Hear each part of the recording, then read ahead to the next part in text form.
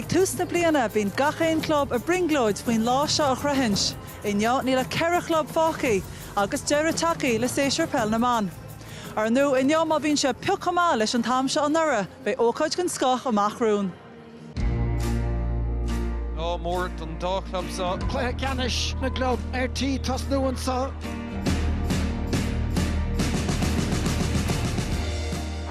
All in Cliste, Deschan's of Beidir cooling and Lot. Tasio! Emer Cooling, Kieran McCarthy.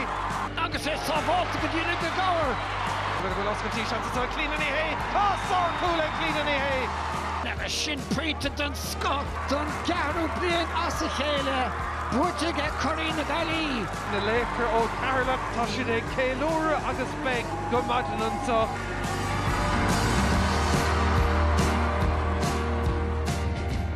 Well, ar nó an chéad clifa bhés agan an seo barchan Chrócaigh, clifa Ceannais idir Bheirnach na Bheireann, Cealtrach Chuain, a tuairteáid ar chruc Bríde, ben clifa beo go luath ar a dóachlog.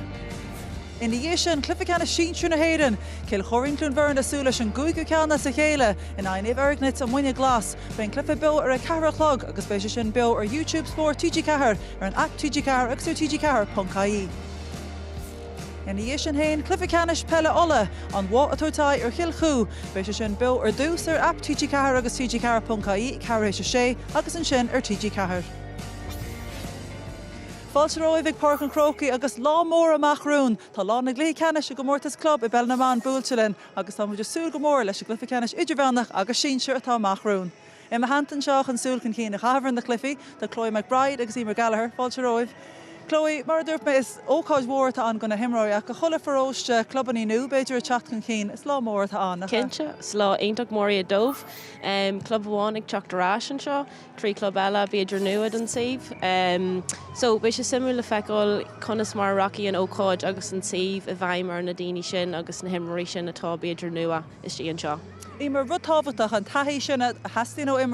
Imerí nua chat chun cíach, tá chuid gona fórna seo, bhfuil bhí siad an sehanna bhí Imerí an sehanna. Bhí agus ó híomh Cealtrach de sa cluiche idirmhainachta, bhí chuid mhórdan na gcursacha seach an seach an nuirí, tá chuid mhórdan ar an sinna tá Imerí gachód agus bhí ní denna dé gachu gamart i cluiche Ceannais na Bheireann cumógaíocht an nuirí fásta. Le sin ráte i gabhíle sa deimh bhí chuid mhórdan ar an seach ag gamart i gríomh sóisireach an seach agus bhí an taid lá an leis an gurbhúi siad críomh sóisireach na Bheireann. So sean go ré nua a stíant i Cealtrach inis ach tá sort réim den de ferni sin fás le feicil sin agus an taithí sin a bhí acu na blinte sin bhís ag sul go mééis le feicil ar an farcaniu. Chloe, le Cealtrach Chuain agus le Cnoc Bríde, bhuaigh siad na Cluichí Leithreoir le aon chulín amháin, an é se an scrúdú is mó an dúchláán is mó bheith rompu. Beidir go méid, roinnt sin na Cluichí bhí acu ribh sin, bhain siad le roinnt maipointí agus cúilna.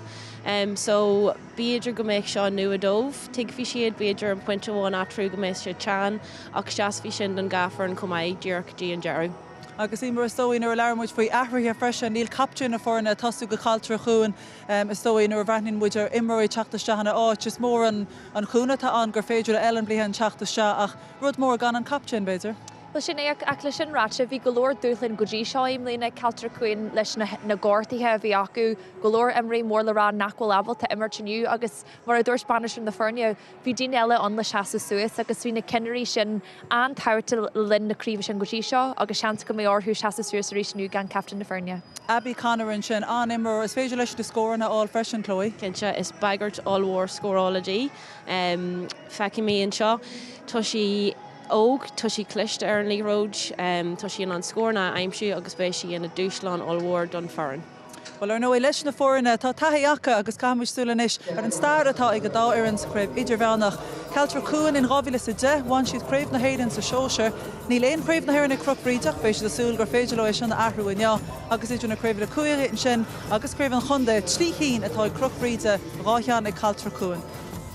I níos túisce inne learma leis na banaisteoirí ón dá champa. I suppose nerves are a big factor, but yeah, but no, excitement. Look, it's a massive occasion. We're delighted to be here, and look, really relish in the next half an hour and can't wait to get started, yeah. And first and foremost, it's fabulous to be here. It's a wonderful achievement for the girls to get here. It's brought such excitement to the parish, to the community of Bhríde, to the wider Cavan community at home and abroad. I think everybody has just really embraced this team and really embraced today, yeah. So looking forward to it. The girls have had a look around, they're getting themselves adjusted to the environment, and 2 o'clock we'll be ready to go. We've seen a lot of their games, and they're a serious side, and they're going to create a big test for us. And look, they were both low-scoring semi-finals, but look, 1 point is all you need to win, and if we got 1 point victory today, I'd be delighted going home too. Oh, they've got threats in plenty of places, yeah. So the Murray sisters at centre forward and wing and corner forward, the Rini girl at full forward, and they play a certain style of play. They'll probably put a sweeper in place. So they've got threats in many places. But listen, not being overconfident, but we have a lot of fabulous footballers. We'll bring our own threats. No different to them. I was listening to their podcast during the week. They're focusing on their strengths. We're absolutely focusing on ours. And at the same time, if we have to adapt a little bit to match some of the things that happened during the game, hopefully we'll be able to do that, yeah. There was 20 odd of them here last year for the All-Ireland Cnoc final, so I suppose that bit of experience, and look, it's blustery out here today, we might get a bit of rain, so we're going to use all that experience we can to try and get a result today. Well, tána banisteoir díreach an clifa ach tá 5 leabhar eile agan le tuairtríomh mar bhrontanas an teachtain seo. Is siad leabhar na seachtaine seo ná The Dodger by Emer ní Bhraonáin, the GAA covered by John Kelly, The Last Ditch by Eamon Sweeney, More Than a Game by Michael Moynihan, Ladies Gaelic Football Association Yearbook Fiche Cuig. Le seansa ad ceann gan 5 leabhar sin a fháil, gin scanál ar an gcód QR atá an Scáileán, agus chuir isteach a chuid sonraí agus anam an leabhar gur bhfuil a fháil.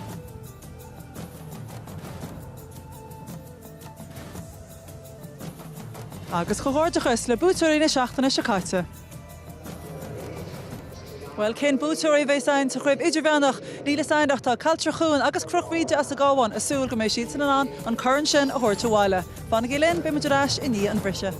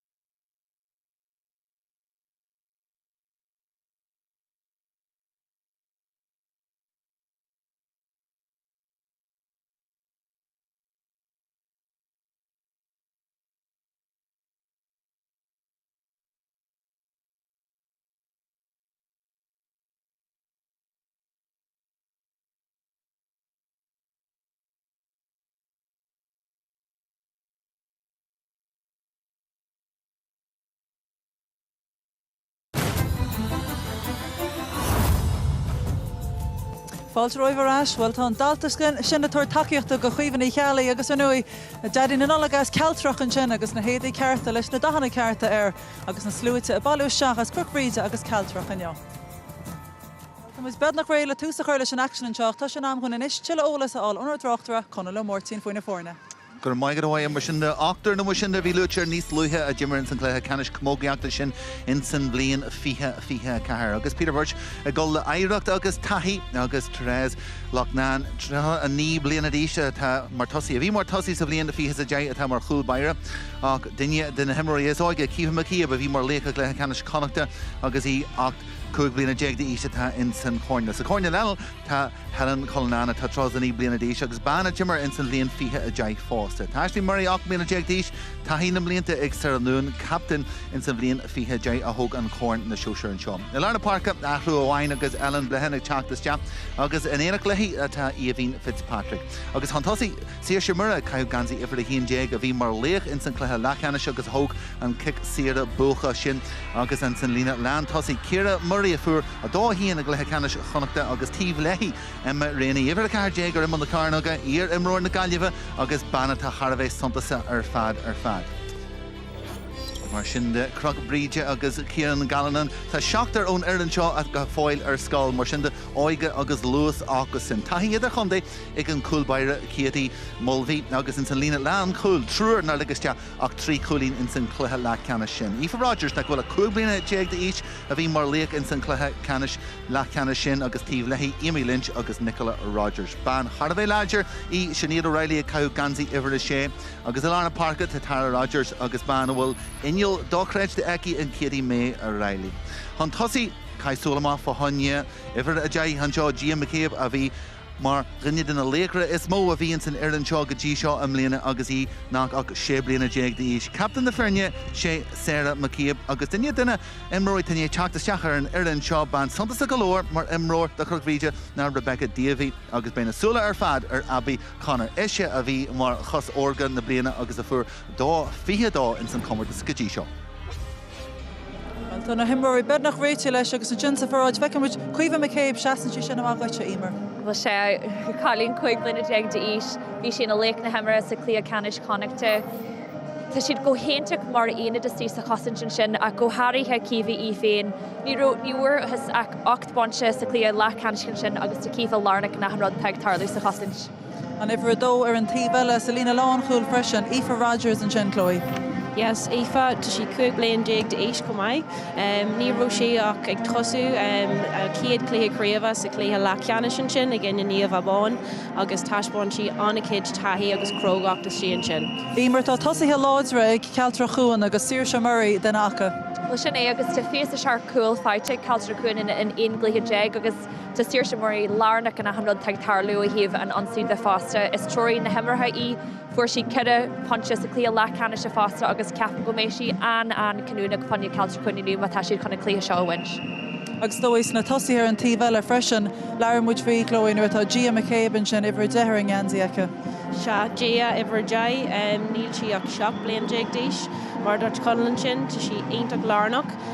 Bogan siad na ceiceanna amachcha is cinlín í an duine atá ag glaciúid suas agus síos na parca agus bé sí aonteach táfadach an Newdómh. Chloe céitheach amach an céine de thura. Caithí mé seasamh le má cardó olúin seo agus roci mé le Cnoc Bríde. Agus Emer chuir de ceapó? Bhil ceapan go seaasmhí an taithí le Cealtrach Chuain agus ceapan go mééis siad san na bútríniu. Ceirceúir bhfuil filmid ar musca Tráchtairí tanis ag Michelle Ryan agus ar Tráchtairí Conall Máirtín. Sima golóir an tíomhlína an sin an na dearcaí difriúla ag tá ag na Anailísithe an seo mar a bhíonn san mhacha Tráchtaireachta agus muid ag Jeanú réad don Cluichí seo. Mise gol le cúg olú agus Michelle Ryan a bhí tíomhlamm ag gol leis na Connachtaí don Cluichí seo agus í ag gol le taithí agus éireacht in áid luas agus áige in san Cluichí seo. Michelle, tá go fáil ag fannacht leis an cinne sin? Tá go fannacht leis an Cluichí sin ceapan go bhfuil taithí anna luach for go hála nóir na córa nóir hagad tú go dtí an Cluichí is mó sa bhliain sa ceann ceathrú an seo i mála leá Cluichí so yeah, Tom chun fannacht le Cealtrach Chuain sa Cluichí seo. mar sin de simúlóir fásta an codú agus an takeíocht a bheits an na himróí ag tús an cléthe seo marta gí bra láidir ag séú isteach Chrócaigh sééig an seo a barca a Chrócaigh agus na Bhreine. I generé le teachtas te Kevin Phelan ó Anailísithe a bheits am na fadaga agus a lár na parca an seo aniu agus well. Luí muid an sinné Cealtrach Chuain iad san a bhrúsús ar a cic amachchan san cléthe lá ceannis ar an differ dóibh agus well. An take gíthe agus cóna gíthe sin i gáil le Bríde Choirín in san chéile agus iad a gimmartiste heag Chrócaigh sééig caníalathe Charbhéh Suntasa agus imróid siad tionchar ar chuirtín Seán Míchéal. Sin é go bra agus go bhuaigh Cealtrach Chuain an cabh na pinge agus sin simú go ranig si chun immert ag gwine na gcuithe beagáí an sin, but beidir go bhfuil siad ag éirí a bheith beagáí cosanta ag an tús mar beag an tús anna tábhachtach do gaci le taobh sa cléthe seo gan áras. Luí mu níos luigh tús an cléthe Díamaí bestí a lár na parca ón tús an seo agus chuann siise Crug Bríde ar an nonsaí lu golóir agus splásaigh foscail siús ar an stú an seo go fáil sealabhacu deanta go maihann sin Habí Conall agus an na cosantóirí ar fad a géirí súla Conall orthaí ach an G Halún sin agus ag teach amá le luas agus frís na láha ar fad Tá Cealtrach Chuain agus deanta go maiacu frís lár na parca á pás cos ganta ach léite go maihe stíon sin agus an cosan sig Nicola Rogers. Sin é go ddíireach agus anfuinmh le feiceáil ón cabh isteach an air agus mar luam mar dúrú isteach ar an cosint gún siad an spás díorcó scór an cúil sin chun an dí heilehú sin na dhéanamh agus ag iarráil rudí a chur le chéile inis chun brúsús an Páirc. Sealbhanis Cealtrach Chuain a lár na parca iad a cathú gur marnáid an seo aniu agus Glas de gra Crug Bríde mar sin dis na gansaithe Muine an seo agus tréimhse a lár na parca é sacr golóir agus churthaiste go lár Bheirn inis simú golóir Crug Bríde de beirtistí mar chosandóirí na gasácusan agus iad a cibhid agus rimmel an stúa sin rud a chéalaíonn sé go gaiise tealamh Conall an na parca deanta go maiid Ceannais agus é tean golóir stíon sin agus beidir léirú sin ar a dóibh bheits cursaí an seo in san cléthe bhí scórna beag golóir in sna cléthe lá ceannis ar fad arás go nuan inis golóir spáisiir a tíbhheile den Páirc agus sin amsiad agus cíhann ag chalíonn brúhan tosaí agus an istan spás ag foscail suas agus a duine bhhain is tíon san lína lán tosaí ag sealamh go fáil conneacu Emer réanaí agus í gáilrás go cíhann ag chalí sealamh inis ag Éivinn Fitzpatrick i ggurí é níos deachan san Conall áitiúil Ciara Murray deanta go maion sin ag mí lins teach agus sin a bhainse agus an prabúach takeíochttí sin a bhaint me sin an láidreacht ó Éimi Lynch Marialler an dícheala bhú sin agus an lábh chur isteach agus beidir go raibh deis ag an Cealtrach Chuain é sin a heola isteach i bhríogáí níos luatha. Tá spás ann tá Ciara Murray ag fágad duine héanaar ó scór an cúil sin agus nuair má tá na himmorí ag géirí or in ann a ceanna chuir suas ar fécinn suas tá spás ann chun íocha lárú. Níos mú spás beidir barca Chrócaigh ná bhar an bhéas de gra nuair teisiir gimmart náisiúna agus sin atá anna lár Bheirn inis agus Ashley Murray ag teach agus an cosin deanta go maithachún sin ríslan an dí healhú dhéanamh. Sin é go dtíir tá Cnoc riad é déanamh anjob mar an dí healhú sin a dhéanamh agus an spása a gúna do Cealtrach Chuain agus níl siad ag crothú deisna tuis go bhfuil si beidir beánaí rócún ó héhansaí. Well, aberlum an opportunity sin Ciara Murray teachtas teachan sin agus stoppa chur agus sin is dóithe an tactic thon lu na brú chur suas na parca. Sin é go dtíireach agus de réir na rialacha níl cead go dul isteach nó le lábh chuir isteach ar an líród nóir tá sé an sealbh imór eile tuis go bhfuil sé gon ahrú a dhéanamh ar sin an bblionn seo chuing, but tá sé mar atá sé inniuh agus sin an féil a bhí déanta aá. Golóir sealbh isteachú hart fan lár na parca agus golóir spáis ar tíomh ardaní chéasóg den Páirc agus Laura Naughton i gguríonn spáis sinna amsú. Stad go leir stíonn sin faoi láthair agus ihrethe plúachta thart ar an néthróid an dí halbú deanta go Cluichí ag Crug Bríde ríist pas cosise tugad agus iad a géirí ríist eile Abby Conall fáite go maiací Birchestí thart timpeall arthaí agus well run si go maihann sin Míchéal chun an sealamh a bhaint agus é a Conall. Sin é go dtíireach mar bhí brúar hí brú míltach mór hí an áíar mar beidir go sciúir sí an líród an géadúir, bud cumátí se na líróid agus in is kick séir dói féin chun iad a thucrú beidir agus rud ag an deile a crothú. Jazz the Juggling and Kid score am shoot how much begna Kira Womchis Jahanson Kid Yahanshaw can score big of winship Shalvan Rudders Tawak the Augustin Bully Trump Chak this chap because Rebecca Davy and he Thomas chap Kroga galore Glas agus an Láithreoir Chéigeishin Sin é go dtíireach agus an dóhé beidir ag fan níl siad ag buint mór an úsáid as na clíán go dtí seo tá siad ag émart go an cún pasna gara in wish sa lá stick sa lá agus beidir go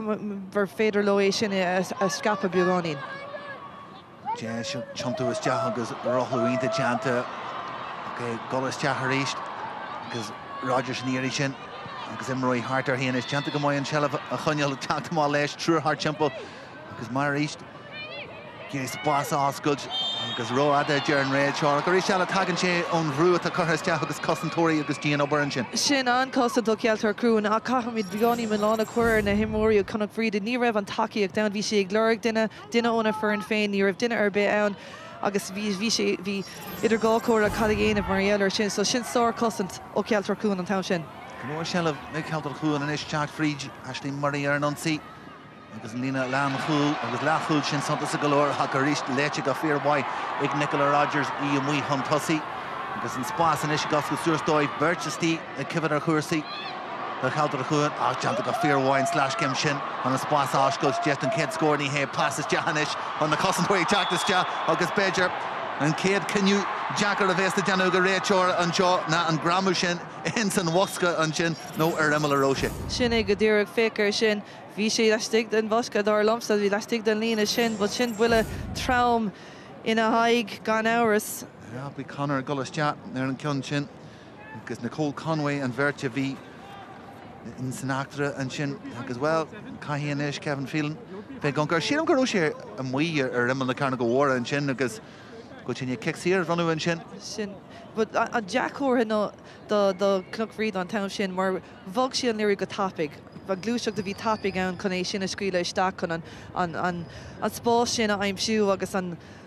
deis sin a hapú nó a riara agus sin an fág gur croigh sí an spás a croigh sí an deis sin bar bhog siad an léir do tapig ó láb go himróir eile. Tá mé deanna go méid Ciarán Gallagher burtha go leor agus Abby Conall síntear a talún sin agus mála ír ar an chláigean an sin agus ní bheith sé híana géirí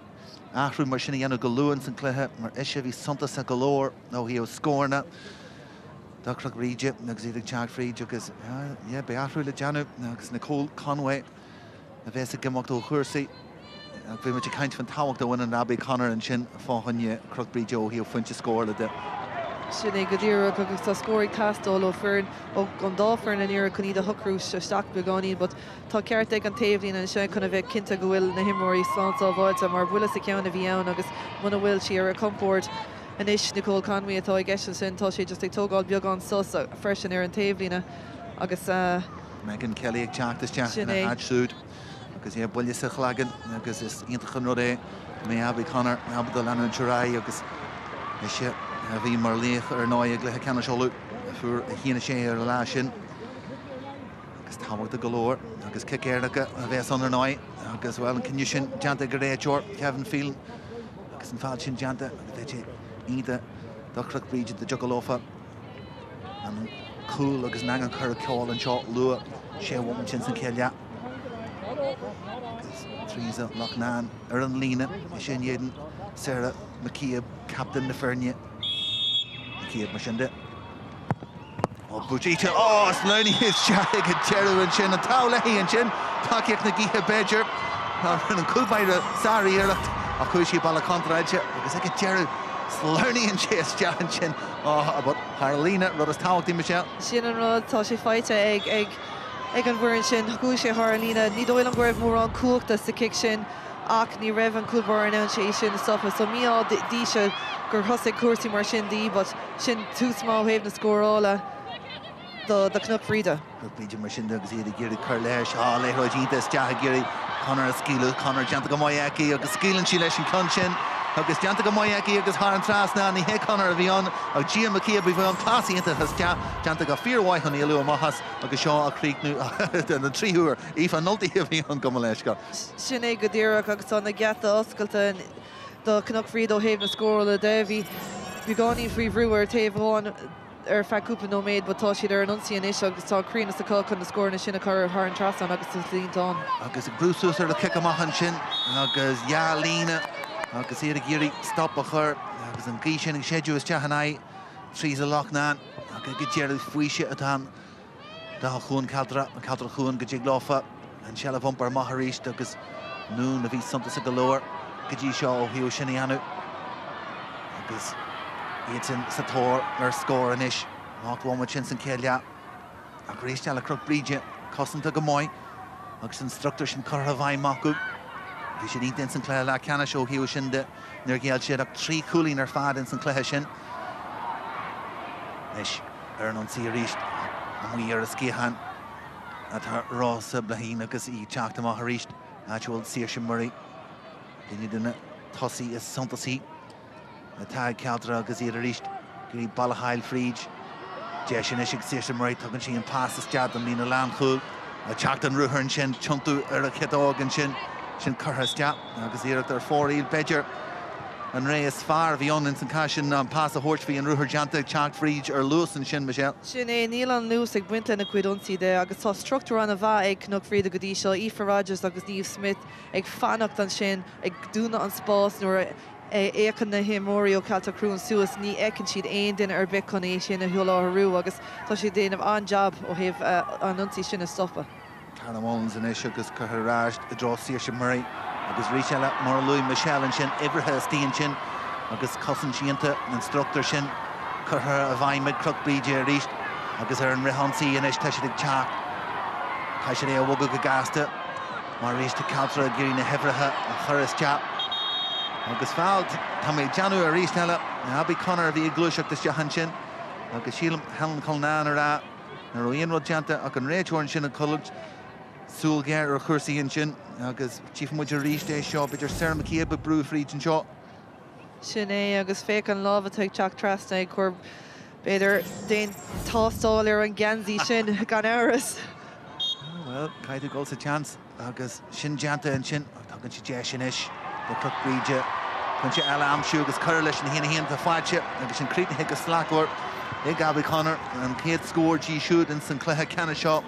agus is sé bheits a bra sásta lei sin mar tastaíonn sin agus tí géirí tús a chur le chlár agus le scór na seici don lániu. Sin é go dtíreach le ceir nóméid a nuas tá si tar éis trí scór a aimimsú agus agus Bheirn a beag idir na fórna inis agus mar luigh tú ag tús an cléthe tá óig agus lús ag brint leis an taobh seo agus tá ag brint tarbh a sin go dtí seo go háirithe ó thaobh bog na líorróide agus go thaobh glúiseachta. Bhún agus í ní hácar leis a léithróid sin na lár na Páirc a go réisteall a Cnoc Bríde agus an ráta iblú an sin an tí halbú a dhéanú agus cai náchtan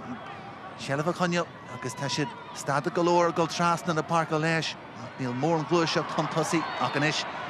feicim muid bás agus an blahína hanagus deachan sin níos luithe den na Cóil Conway. Caiidú ar bhla a thuirt an Cnoc Bríde a rísteile iad cifada golóir in san cosint go dtí seo inis deis agus tá daine sían san lína lean tosaí inis fríd na láha a ríist deanta go mbeidh an tí halbú a ríist agus eisní mar ag éis sin a thugáid deanta go mbeidh ag Naomh Smith agus tá sé deanta go mbeidh acu mar níl sé tuairt fanna stíon sin nuair tá sé seaú an áidir Tá agus sin cinenne an a bhah bhí ann ach just an pás bhí si beagáín ro fada an tam sin ach níl sé éascadó sin an rud tá sé ag gcónaí faoi bhrúigh dar an ansaí agus níl an spás ann mar a luamar tá structúr agus nó himhreacha ag Cnoc Bríde heil sin agus tá Cnoc Bríde ag dul ar an ansaí na himhreacha freisin. So beag an mhuiir ar thaobh chuna Cealtrach dó. Sama golóir an ruthir tá deanta rihan ama ag Abby Conall agus Beirt chuneal súla ar hí fáslíonn sé spás do gine eile agus nuain siar an sin an chosint deanta golóir den seala feici in san chéad leathar fad an seo agus bhfuil de mar síon seo in san bhliaon fiche deid agus captain leis an chomógaíachta a bhí an seo an fiche cethar an taithí sin go mór díhaniu agus státa golóir éist golóir spáisiir a tíomh eile den Páirc actual Carna Mullins agus hí inis go galráiste in san Tráchtairí ríist actual nún rinne siad galráiste ríist go lár na Páirc hart fa seachtar nóachtar tras na daithir a cúig inis siad Cnoc Bríde. Agus tá na himhreacha costa trí an láir Conall sin an rud agus níl si tá siad in na sadach tá siad in na cheasamh agus níl siad ag tairt an tacií ceart beidir tá na himhreacha ann gur más féidir le brise tríd le luas agus le cuacht beg deis bhd níos fearra có scóra aimimsú. An tí halú stíon sin ó céad mé Riley teanta go fearhhaid na ríist agus iad a géirí tóga le má nó lína lean chúil caiisiid bheith cuala má leis. Agus in san tréimhse seo den Páirc inis tá si géirí luas a chur leis an sin teanta go mbeidh Rebecca Davey bhí fannacht ar a fásin agus Sealamh Coniaci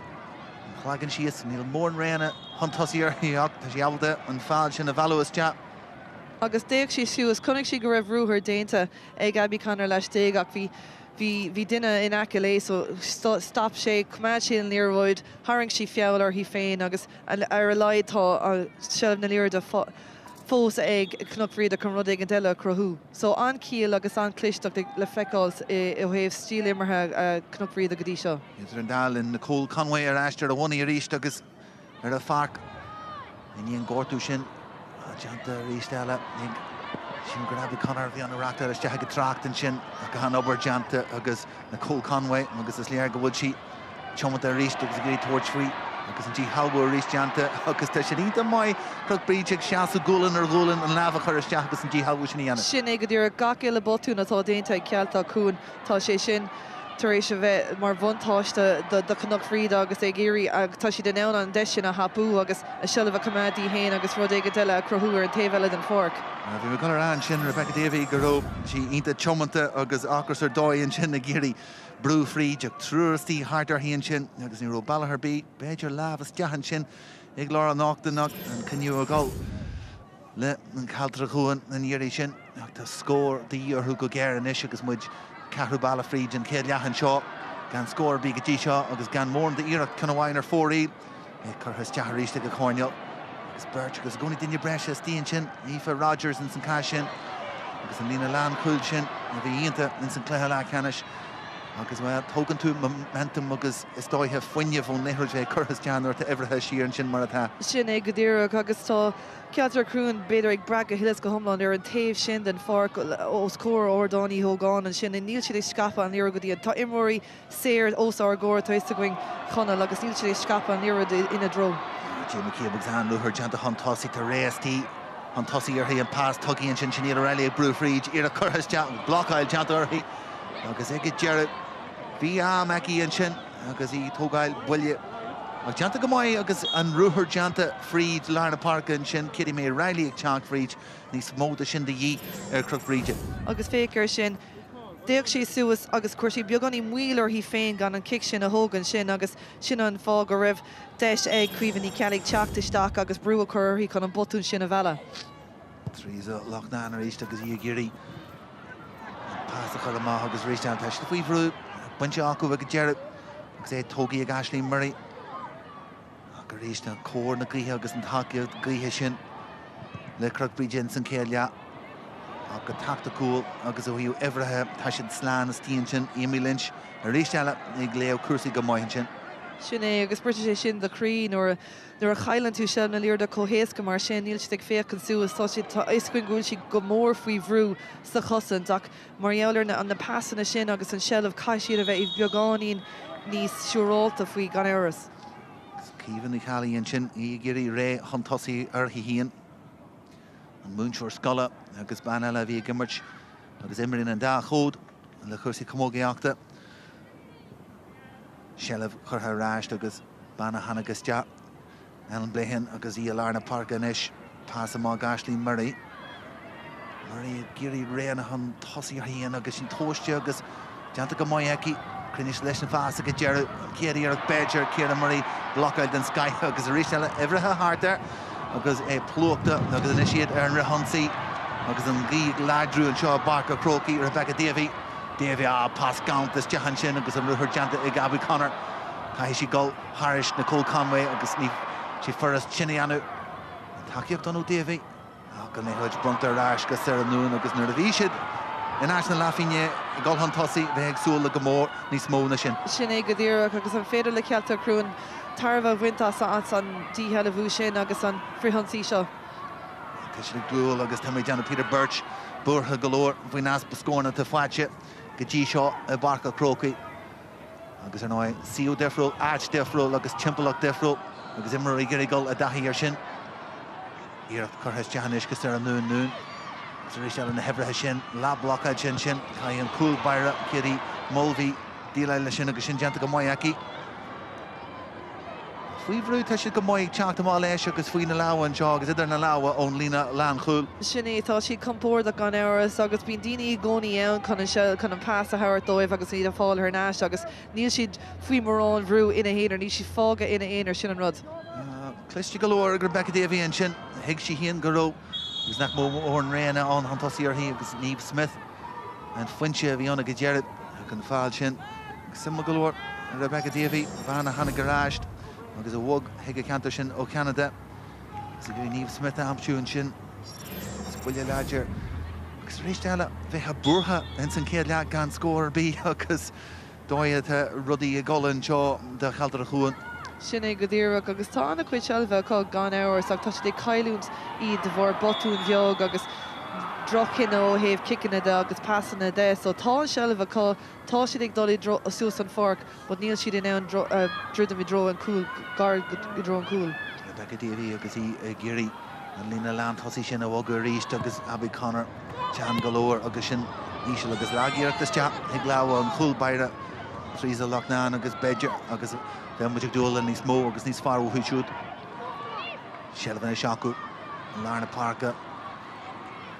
Agus rís Bertistí agus Rád Ebre den Skyhan sin ag rífanoltaí duine acu agus sin an teannach chuir atá leis an Rád Ebre sin. Agus nuair tá chuirsaí ag dá leatsa, bíonn sé ag dá leatsa agus so anna chuid imar dearfach ag Cnoc Bríde. Agus Míchéal rís Míchéal leis an iarach seo churthas Jackie. Tá sé sé deach a chuil! Jim McCabe a brú fríd, touch fi near to me. Janu smuichur a chuilín, ach ag Gerald Chinchi is deach a cool, agus cool Harvey táhachta fáin sin ag McCabe. Sin cool agus sin an scór or ní dóin an gur sé ag dúirí stacar cool ach sin deisir scór gan áras ach féic mar a críicnig sé stig sa líontá agus brite sé sin crí cealta cún gan áras tháinig sé sin ó botún agus chalí sé Lárna Páirce tuis go bhfuil anna cuid brú á chur ag teachtamach leis an níród agus láh an uachtar gan áras ar Cnoc Bríde tá siad ag immert go hán Láithreoir ag gacrod ag dul go má ag obair go hán Láithreoir freisin am muir an Páirc agus ag buntáistá sin gan áras. Cíhann Cali agus í fáil cóirléis an seo ach rís eile Jim McCabe agus í ag brú fríd agus rís an luas sin a dhéanaan an defarí ag tóirt agus na súla don íarach seo ag teachtas te agus trís a Loughnán ag Gerard agus an botún sin deanta ag golas te agus well go leor áhar macnamh le deanú ag Peter Birch agus Noel Meehan híos ar a tíomh lína agus iad a bheits burtha agus crinniú beag a Lárna Páirce agus crinniú éigeandála tá ag deanú in is mar tá dá fáilte ag Cnoc Bríde agus ar ríist eile Jim McCabe suntas a go leor ó hiú an dóid go si híana in éiad trúna chuir imimetar chuirsaí le Peter Jain Momata nús. Sinné go dtíreach agus tá lús tá siad níl siad níl na himóí ó Cnoc Bríde ag fannach den náide amháin tá siad ag boga ó taobh na Páirce tá siad ag gcónaí ar fáil mar lúmar freisin agus gaíocht an Skyhan sin deanta ag McCabe agus í ag brú éis eise chomanta eise ag gurí iad a bhrúhan tosaí deanta go maiid an stop a chuir leithí teach de ráis dáúil Davey suntas a golóir páirte hen golóir rudaí ag tarlú agus McCabe a ríist agus smuoine nachhfuilteach seach sé bliana déag díos an pás churthas te a cosíocht díontach an sin a gurí eilú am has agus stoppaí ag Gerard skillar dóid an sealah a chuneal agus well roáda agus cidi mai Mary Riley I gurí brúhan tosaí na céab a rééis fiú te caiint le agus í go marte dóin bhfuil. Sin é agus fécinn sin tháinig sé staach sin dífiadú an a bha agus beidir brú ar a drim an sin ar drim Ellen blihéin mar sin mar fécar sin mar gadíocht gan áras dá si go dtí an am tábhacht chun é sin a scapa agus a gcuide ón imróir sin but tá sin cóir don glúiseacht agus don mion atá le feicáil le Cnoc Bríde tá siad gach duine atá compórda go muir ar an níróid sin tá si dúisteach ar an méid agus an job atá cé agus fuiineh ionach bheith atá ag an bhuiir an tuis go bhfuil siad ag cuairtaí ag dul go mádóibh. agus ag lethe ceanna se bí momentum táhachta agus cían galgan a géirí orthú leanúnte ráile sin go dtí a dearú agus deim momentse le gáil go ráta Ebre is mó atá a go bhaim ormsa agus stampa chur Lárna Páirce ó íon glúiseach gáasta han thosaí is na cíab suntas an golóir de sin si híon ar dóid ag lethe ceanna seolú agus rééis deile í gurí stoppa chur le íon rud ag teach han thosaí. Agus cé go bhfuil na himhreacha ag cealtar crúnar an téisio na fór go hibh cosanta néon uair bhí ná uair de 8 de gná níl siad ag brú sús an fórc nuair a bhíon seilh na líor de chu le chéile sin an rud tá sé beidir ag chuir an freagracht ar duine ó bháin nó burt chun é sin a dhéanamh. Go híanaar gan airlas caramón a bhí a gurí agus ag deire a fashion ag tugann sé deis ríiste Míchéal. Agus an dí habar rí se lárna Páirc a níos tá Birch ag teach le chéile. An passion cégus deach agus an tá ag deire Leibhín Fitzpatrick an cun sin a chohailte má. Séir sin marí a ríist sin chur a dearachas deach go Aislín. Hamar bí agus iad ag teach chéintin is deach gibrethe ach an isin spás a gás gud Beidir Emer rénig den head score churthas deach ards in Eargnait an chun scríbe buinte maithagí Níl an darna ceol fórí agus rénig mí hásta faúda. Agus fé an frostragus atá aig maríonar sin, bud deis anna bha a bhí ann agus glúiseach dí bhd níos fearr agus tá sé Jackar a bheith ann go háirithe mar Ciara Murray atá ag fánacht in na héanaar os cór an cúil sin agus sa cearnóg agus an méid cosatóirí atá os a cór agus ní féidir leis na chalíní ó Cealtrach cún í sinna aimim siú, so béidir go gaithigh siad beagání níos mó a chur isteach san an sí chun níos mó rana a bheitá chun níos mó takeíocht a bheitá gan áhas tá scór ag tastáilú go géir sa céad Scór dí agus arthe le Deanna Fásta agus níl Peter Bertig fannacht an golas deach na siomra féistis bhar thugteag Megan Kelly ag teachtas deach in áit bhar a dóigh Cara Mullins agus tuigeann sé híon ggóil rudaí ar a lína pluthe Ceannais Cearnáis agus go gaiidú golf an a honne. Deanta go maiid a rís déile Kitty May Riley Shellah a chonne tá takeíochtaí orthaí deanta go maiid an éalú a maithas an skillan sin teachta maithas a fóca agus Shellah go fáil leigi agus inis fecinn tú an differ Ever agus spás lárna Páirc agus céala bheith bhain ach Míchéal bá teanta go maiid Míchéal go fáil Shellah rúthiríonnta teantaí agus láidreacht an Sky agus gurí éalú agus Míchéal bar éiste chumid cuasaí an tosaí anseo. Sin é agus sin an rúthir agus an rúthir í ag brúsús an Páirc féicear sin hiig si go raibh séanún ag teachta isteach agus cumad si an seilh na líoride san in lámh clé agus haing si an chalí seirthaí féin. Tógí go gasta acu agus gurí Conall éalú takeíocht ar fáil ón Eve Smith an cóimir deanta go deas acu an spás oscailt bhí Conall stíon sin píos a spás eici Shellah conní go agus rísteile brú an suncan san grimman sin agus tuairthaí sé de Shellah dóibhann sin an réiteoir tíarchan ar a fuinte sin chun sin acail. Sin é sé brú ar a drum ní dóil an gur sé ró láidir an áíir ní dóil an gur sé ró láidir ach bhí tan go bhil déantar ar a drum gan áras. Sé Shellah tá be Conall chun bhain fáilte nó clicin na tíar níos luúthe an chun sin a rísteile chuthaiste agus crin agus thar an trasán agus rud eile faúda chuníonn sé an chláir scór ag tiontú agus dá trí fáilte na seacu in san céile. Sin é agus an dar ceanna tá fáilte ag abí sa cluthe go dtí seo agus an Bheirna ag oscailt beagání níos mó agus sin dá séar a caiimiid ará. Agus bhfuil Cealtrach chuan iad cruinne le chéile gur i breisiú má. Teanta go maiid go dearú ón cúil Bhaire Loughnán agus sin tugaí má agus an spás inis ag Megan Kelly an takeíochtaí agus rí stoppan si le gol siar leis agus tean siar ráist an sin go ní Kelly agus bhfuil séide gíthe an seo barc a Chrócaigh agus is dóithe caiitú ará ggóil sinna take go mór a Bríde inis sin san chéile an a bhrú inis agus an obair deanta ag daobhí an stop a chur Láithreoir Murray Léanaí agus ag teachta má ón lína lean tosaíonn sin i ggurí Shellah a bhaint agus fágann sin a ghfuil duine amháin na tí acu agus siar sé Murray sásta gáil siar ríist Shellah inis faoiarda í ógáin acu agus stada go leor Bríde agus iad le go leor sínte agus thart agus rimmel an stú acu iad abalda iad a bhrú siar ríis go lár na Páirc cíhann Kelly a ríiste chu tús leis an ionsaí brú fríd an takeíocht de dhíag sin fáilte inis agus Megan Kelly agus an fáil sin agus well caithíorrá Kevin Phelan tá sé cruí go leor ar rudaí. Sin é go dtír dág sé bhéidir a lámh isteach an san agus sin cadatá ará ag Kevin Phelan nach tá na himóí Cealtrach cún ag dul isteach san á céine an áit gur tháinig an líor amachchas agus nadidir cén fáin nach bhfuil siad ag scapa an líorhil beagání níos mó nó ag dul ar an ionsaí le mion ionsathach in áíire sin míá ná nachfuil siad na sin chur an trasan. Ach tá is a going an cluthe Dernach, Saoirse Murray, Emerini, Ciara Murray, ba íomh na scórálathe in áíire ach anna ciún go dtí seo Máire an brú agus an cosatá á dhéanamh ag Cnoc Bríde sa cluthe go dtí seo. Tríchan fórí linn san céile cúb se le gáil go tí go déantin na seomar féistis na bontáistí agus me mentam mar fad na gáil le Cnoc Bríde dá trí fáte acu agus ácras agus tiontas dóil léirí ag Jim McCabe fríd an céile ar fad seolta amach íomh noltaí takeíocht fáil agus iad ar fad comforta sealaf a conne agus inis an ruthir teachtas teap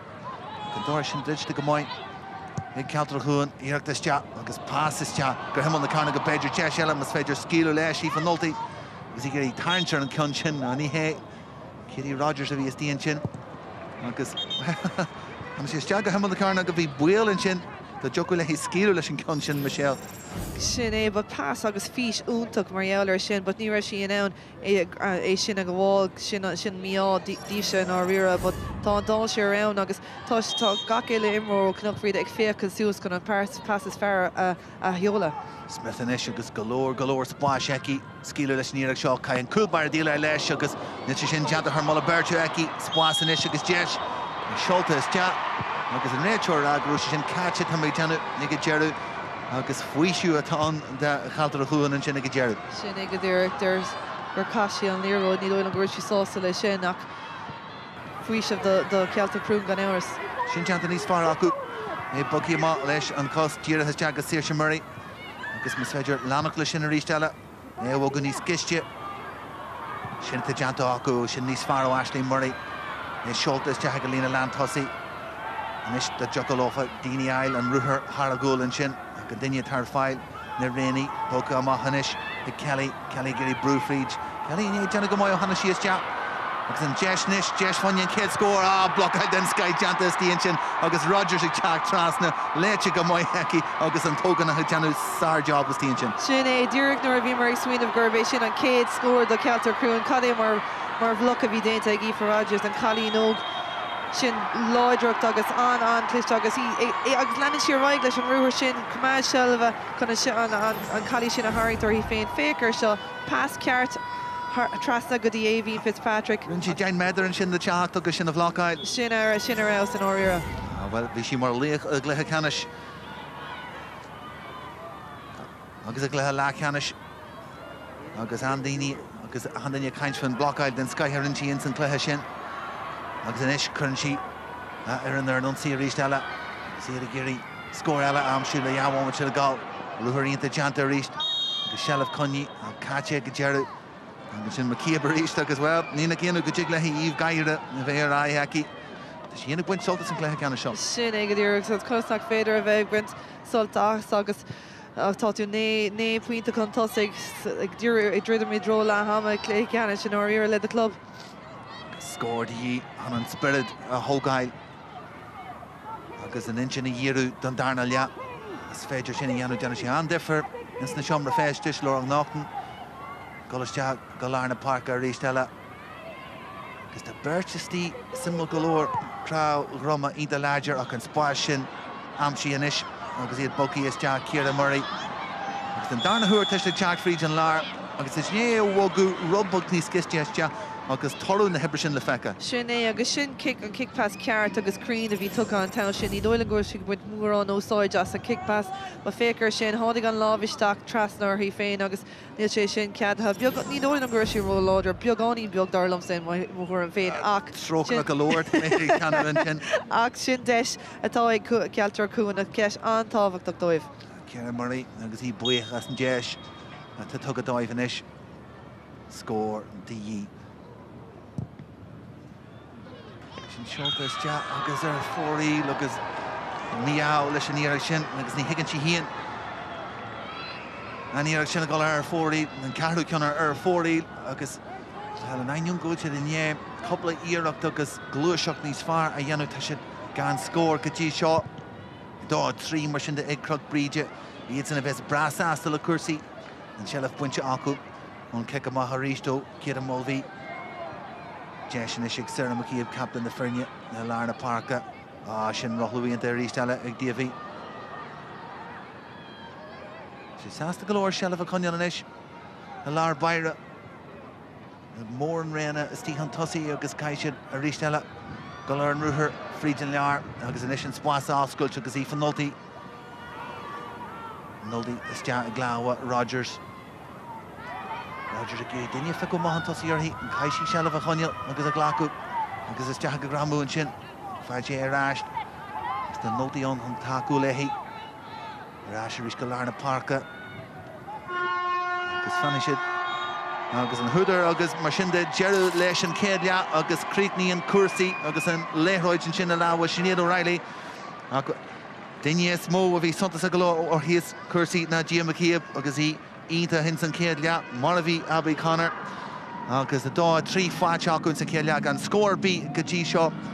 Ig Cealtrach Chuain ta galore le Janu, ig Liahama Sianchin, no he'll soccer hit It's the Chomra Festish, agus Cian Gallagher of West Brass Asta, La Cursi, Yahoo, agus 3 Funche, Ig Croc Bríde, Ig Gamor Huntussi, Gana Garby, Ig Cealtrach Chuain, Gajisho, agus Rahamuj, Gahimer, he is Urdativ Lima. To Míchéal, the Ryan or Cealtrach Chuain, Dan Keane. Dan, give me a reading on that first half. Yeah, I think it just hasn't happened for us yet. We've had a lot of the ball, but just not getting much, getting it over the bar. But look, hopefully we'll come out in the second half and work on it a bit more. And what will be the main message now going in at half time for the girls? I think just a little bit more aggressive, kind of moving the ball a little bit quicker. We seem to be a bit static on the ball, and like we're creating chances. Like, you know, they got kind of 2 soft goals, but we still feel we're in the game. So hopefully we can push on in the second half. It's still there for us, we think. So. Well, the very best of luck. Thanks very much. Okay. Tá sé sin fear an dara le fós le tíocht ar nó an kick Éirice Lua sin ag an bhaintáiste go Croc Bríde Anailísithe ar an géad le seo in dhéanamh ógraí. Fána Gillen.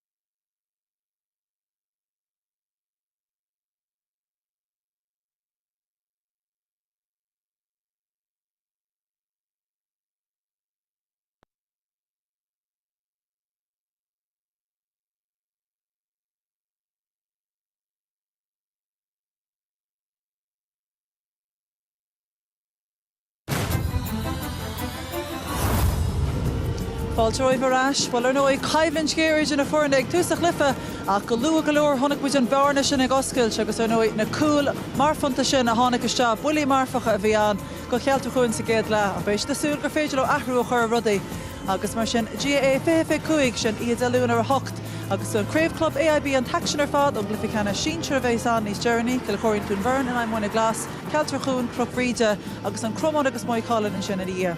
Craobh Club AIB sa Peil agus an chomógaíocht bhein na buchhaintí ilug le feiceáil de lún ar a hocht.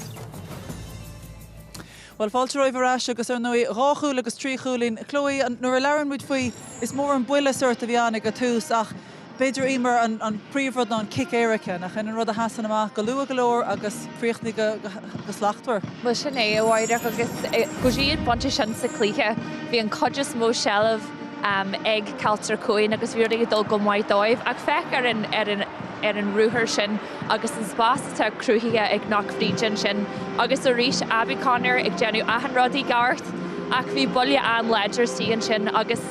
bhí an cumar an cean sin beidir gur botún déanta ag sin ag servicéh agus ag tógáil ach bhí an táirlá go neathí an cean sin is tí sa léontain agus bhí sin sort tuas ahanrádaí déanta gart ag Cnoc Bríde níé sin.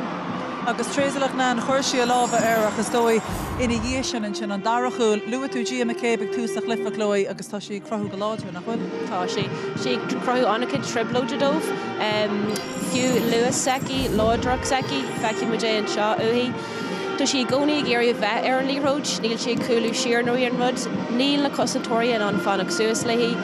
Ceapam gróisí beidir ag géirí Pointeáil an seo ach míá leis an cúlbhair a rís trísa lachlan ach bhí seo bratilte ag Gia agus Emer seci go dtí seo. Agus dói nuair atá muí áard mar sin tú sa chance nach déan le kick mar sin a chuir se an líróid áard. Chéan, gohairtha nervs beidir cúlbhair a beaggatáin níl sí róáard ach fós caihí siad teacht leis seo a rééis má sé géir a dhéanamh rééis forfa ach Rocky se haar an prasan no fanfi sé sí sa cúl. Emer mar thula mé leis an agalibhann sin ag lehama tugalúir aibre sin ag Cealtrach Chuain ach a dóid trí a bell na man ní mór an é. Níl mór an ar Harabí agus is sort botún bunúsacha the gente ag Cealtrach Chuain agus rudí the an éasca chun é a réiteach ó thaobh an cosinte tan na hefrice siar acu ach tá siad gceart bheith gráscailte agus níl siad ag brú suas ag na hamanna is stantrí sa Cluichí seo agus beidir má tá siad ábalta díine chuneal Chuain ar an Páirc agus beidir na scórna áil agus a cruthú dóibh féin ar an tíbheile de seans mhuir go mééis siad ábaltaid féin na hógal isteach sa Cluichí seo. Well, siad Cnoc Bríde an chábhan is sásta bheits an a gáil seaigh le hama bri sé fógriachta le tugaláine ach bé le feiceáil chuir a hálós sa darna le sa gréibh idir bhenach. Fána gilén.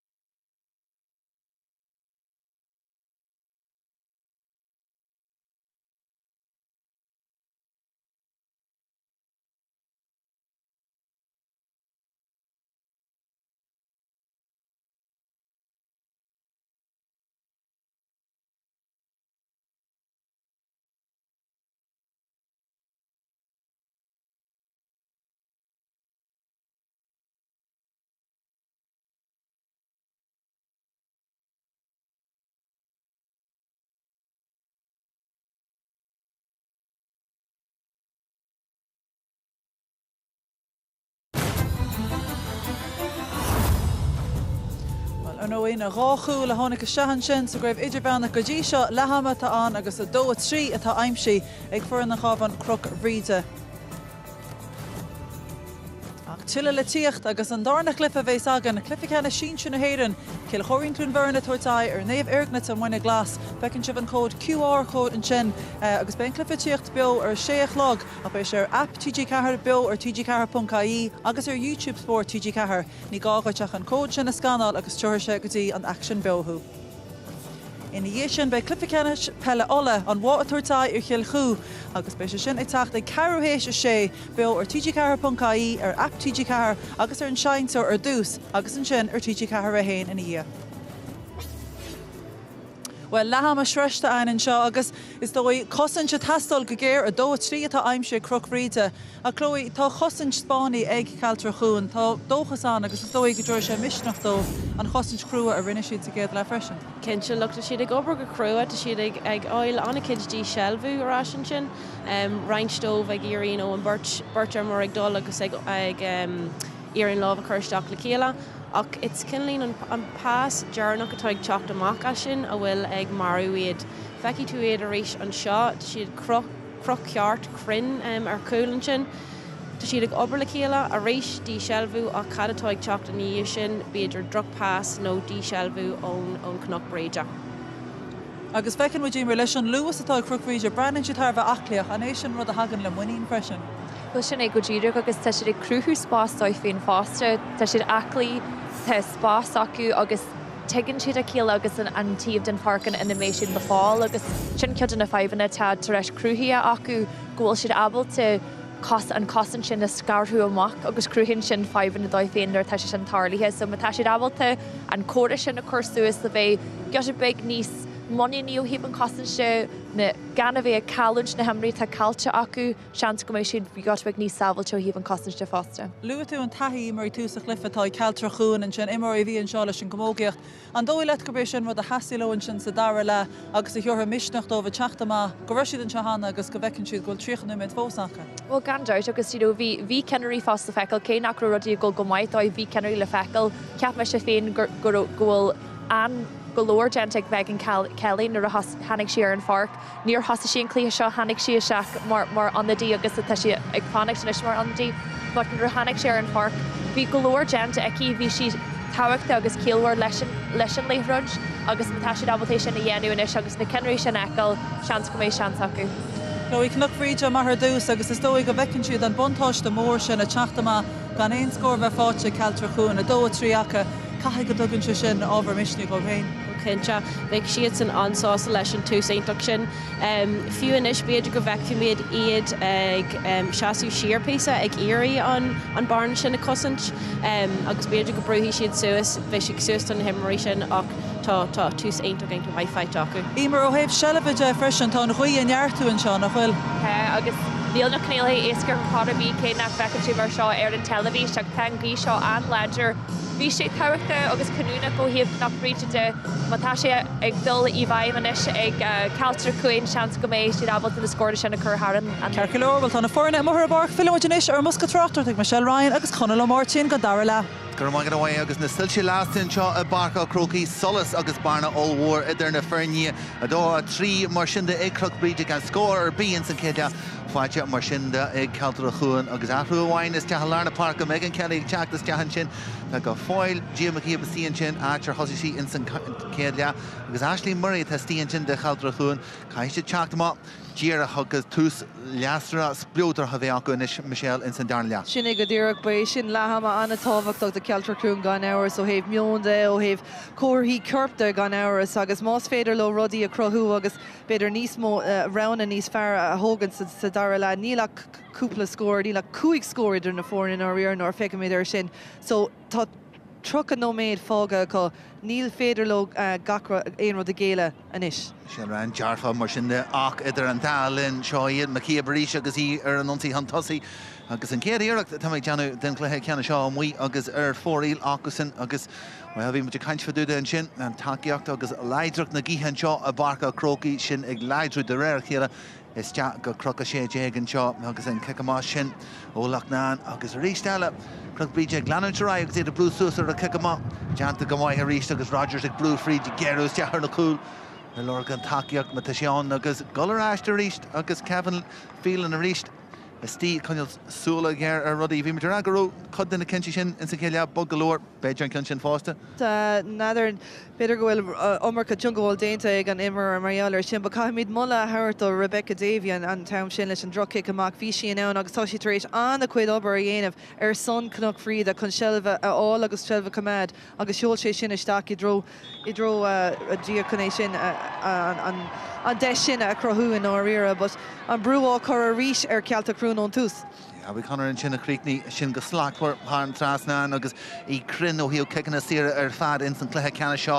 ach rísteala drochic amach a rísteala díara histe ag láha Crug Bríde agus iad ag brú fríd agus Conall ag ddéirehn sin a fuair scóir dearna gur éalú amach as na cosandóiríonn sin seoltas deach ag ddéireh ach go ríist is Crug Bríde in teachta má le fuinneamh níos mó is dóthe ag tús darla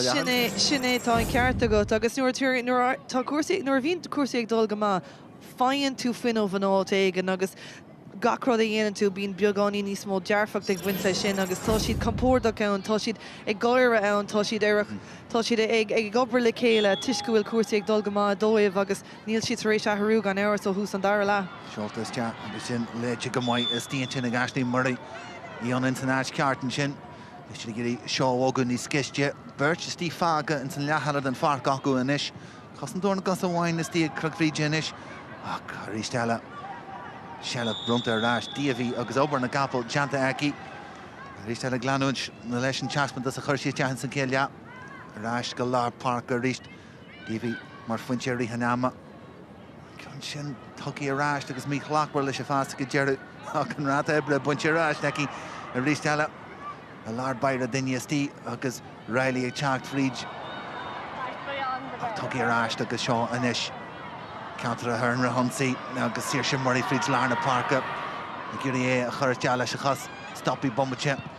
chur Ceannais den darna thuair póca beag squash is tíon sin mas féidir scíal leis an cin seo go gasta bronta maithréis agus an cosnis ag teachtas dehan sin agus sin buinte ráis agus leo ionta an sin imí linse tón ag Jerry ach an cosint agus leo dáchréiste chun sin bhainte ráis. Sinné agus sin deis ionach a bhí ag Cealtrach rud éigean de cuir chlór na scóir gahamid a rá bhí sé ag bogáil líród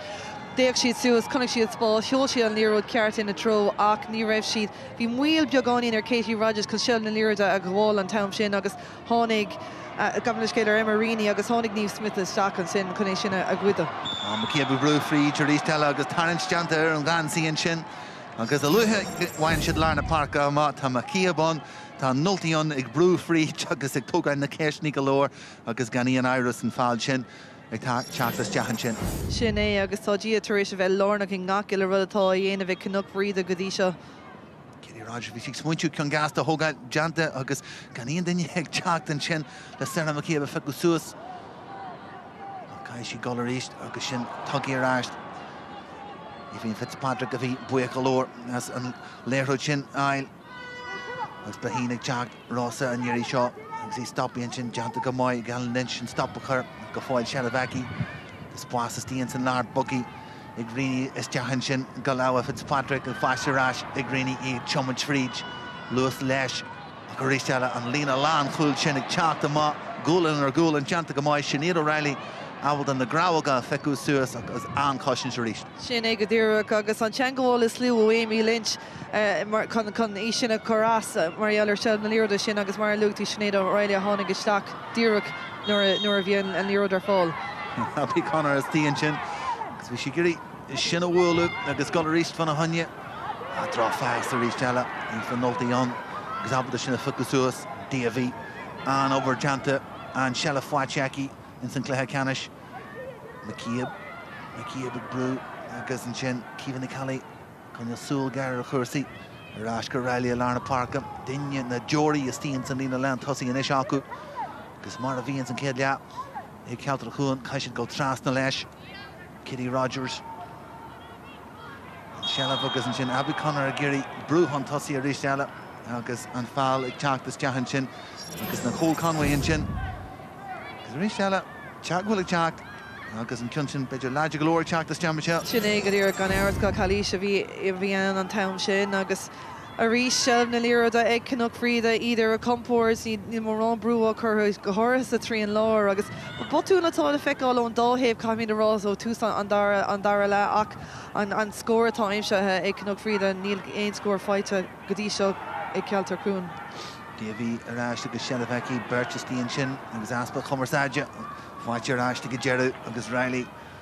ínta chuman srudí an tosí Shelaf go fáileki agus takeíocht Haragúlan dí agus Cealtrach bheithain ach Míchéal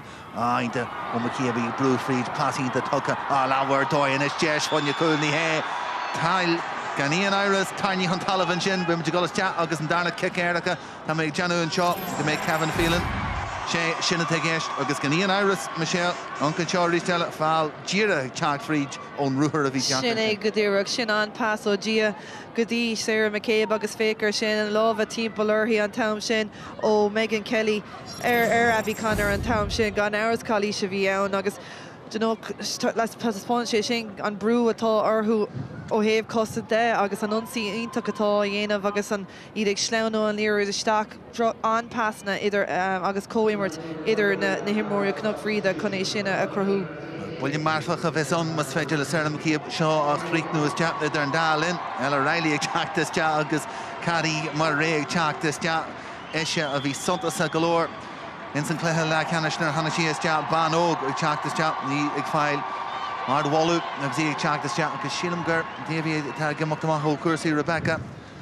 agus idir an dálinn tá kick pína se le chríicnú ag Sarah McCabe in éan frís a Loughnán. Chéiríocht a bhí agi chláinne sé teach. Ó an darna hiíocht ar 4í agus ceann ard agus ag Gerú ar 4í. Sinné go dtíreach agus féicear sin tháinig siad ró an líorúd. Líg si siar beagáín agus mar sin láirdigh si an líorúd agus an mícrinne sa bhí ann, but look beag faoise ar Cealtrach Sinné nach raibh sin anna sin isteú isteach sa líontá nach cad is féidir le dhéanamh a taréis sin. Cíide mé Riley is tíon sin agus an obair teanta an sinna bhaint a lárna Páirc a bhí Conall tá teanta go mbeidh an sinna ardú nes pás tugaí amach agus Kitty Rogers a géirí scíú. An cosún sa tíon sin an brú a chuirthaí tá teanta go mbeidh a bhí Conall a géirí tunta amach as a bhacht sa telefón an sin teanta go mbeidh agus Sarah an nún an iscaiisiid brisú amach níos ciste leis agus é a bhógu agus seo iad fríd lárna Páirc a teanta go mbeidh Ciamh McCabe stopping she reached teachtas teach. Ag dúlan is mó McCabe is sin darna leat an ruthir sin deanta agus an takeíocht ó blahín agus arás níos go sír sin Murray tóiste go mbeidh teach go lína lean tás ar réigen is teach lehain sin Ciara Murray ach go ríiste le cadé mar chosan sin ag Gimilin. Sin é agus ní an céadú gur bhfuil si taréis an immert a léamh Choirín Marialler sin agus rud éigeanta a stoppa ó gcuine ionsaí Cealtrach chuan. Ruthirínta deanta a ríiste agus iad ag teachtar an ruthonsaí inis agus Míchéal a ríiste bheithe a géirí daine ar gine stoppa chuil leithaí san darna leat dem rugurú tú an deis a bheith agad in san cléthe seo deanta go fíorhhaid Kitty Rogers a géalú amachchas an gramún sin teachtarrás leis caiisiid golar an ruthir rís Míchéal ag brú fríd Míchéal a rís le Shelf Míchéal agus ré tíbas TG pás tugaí an sin nultaí géirí scíú leis ag Gerú an trasná nach glúiseach den Sky agus cadé mar ruthir an sin deanta ag Míchéal. Sinné go dtíreach agus tá si i gcónaí in ann éalú ón imór atá in aice lé agus beidir beagáín fial Mariaal mar beidir go raibh deise cí féin ó scór an cúil sin chun an cúlaí féin a thugan tá chunig si a cólacha an sin féicear seo tháinig si isteach. Tún go bháil a bhí déanta leis an níród gan áras ar sin. Ach beidir go raibh deise ag féin ach bhí si in ann imór ar a fuair an féin a thart isteach sa cléthe agus deis scóráil a thirtaí. Maithinn tú ggóil deis na eile cúil dóid fástan dóid theis na glúiseach fríd agus a cruthú seansanna. Cíide mé Riley deanta go mbeidh ag cliste go leir fáilte arás tar ríist an dúirthaí si faoin éireach tóirthaí cinse an éir sin seolta is teach agus an chúlbairin sin agus na láha sábhail sin níorí seo aici. Stella caihí Cealtrach chuan teachta amach dá creidte agus muid deim moment sin san dearna leathan seo gan scóir bí agus fanna linn mar ina dhé seo an chluthe ceanna sinseir teach beothagah ar app TG Cahar ar YouTube agus ar lína Kilcorn Bheirn agus an Muine Glas teach beo thugab ar na hard sin ina dhé seo idir an dálinn go fáil cuasaí le sacrún seo ina dhé sin ar 9 beo ag ceathrún sé be Cluichí Ceannais olú ag teach beo thugab óard watha an wa agus Cluichí agus fésta pella an seo inis ar TG cehar aniu. Agus deis a bhí an do Cealtrach agus Cealtrach Cuain an isis agus chuir fóríile ag Emeríní agus is í siir sem marí atá fágan na héanaar os cór an cúil sin agus níl sé éasca an job sin na héanamh mar gacúir a bhogan Cealtrach Cuain go dtí lorna porcan ar écann si suas is brat bána a écann siad Míchéal na gansaí ó Cnoc Bríde tá ann agus níl marrán rana có níl marrán bailí ann chun dridimid dro an cúil sin. Cíab ríist agus í ar an onsaí Lúfar agus Lewis Dogcrench Decky agus past tucky as Jahan sin. Fáitir Ashik Makia Big Jerry agus Richella Ignascul and Nulti Tarranger and Ganzi Canaris. Bontash Lehi, agus Ashton Fallen sin and Virgin Crew Tribunalty agus Ahan Dancher and Chin agus Eric Charlton Tussi. Sinné agus an cearta go Conall gacóir around go méid cool no go eile sa cluiche go dtí seo a fécar seo bhí siad irí brúisteach an cuid brúigh teachtó ó Cealtrach Crúnach brú míad lechain áí a níl sin ceadathe ar choir be agus beag an frostragus ar KG Rogers nach raibh sin anna scór féin a thógáil. Well, idir lína lean chúil a tá Harveh mai agus Láithreoir agus iad ínta cosanta agus an lína láth tosí seo agus iad brú fríd tá cuman na maithe set ag a foiinte seo ar Cruc Bríde sin crígnithe Har trasna agus lácuir a ríiste Gabby Connor an ceathrú chun fáilte aici agus bhfuil Ciaran Gallagher a bheits brasáasta cótha céiste ríist Peter Birch híosan sin go dé is féidir dhéanamh inis an rudí is sprágu nó beidir difra dhéanamh garbhíún vinse beidir.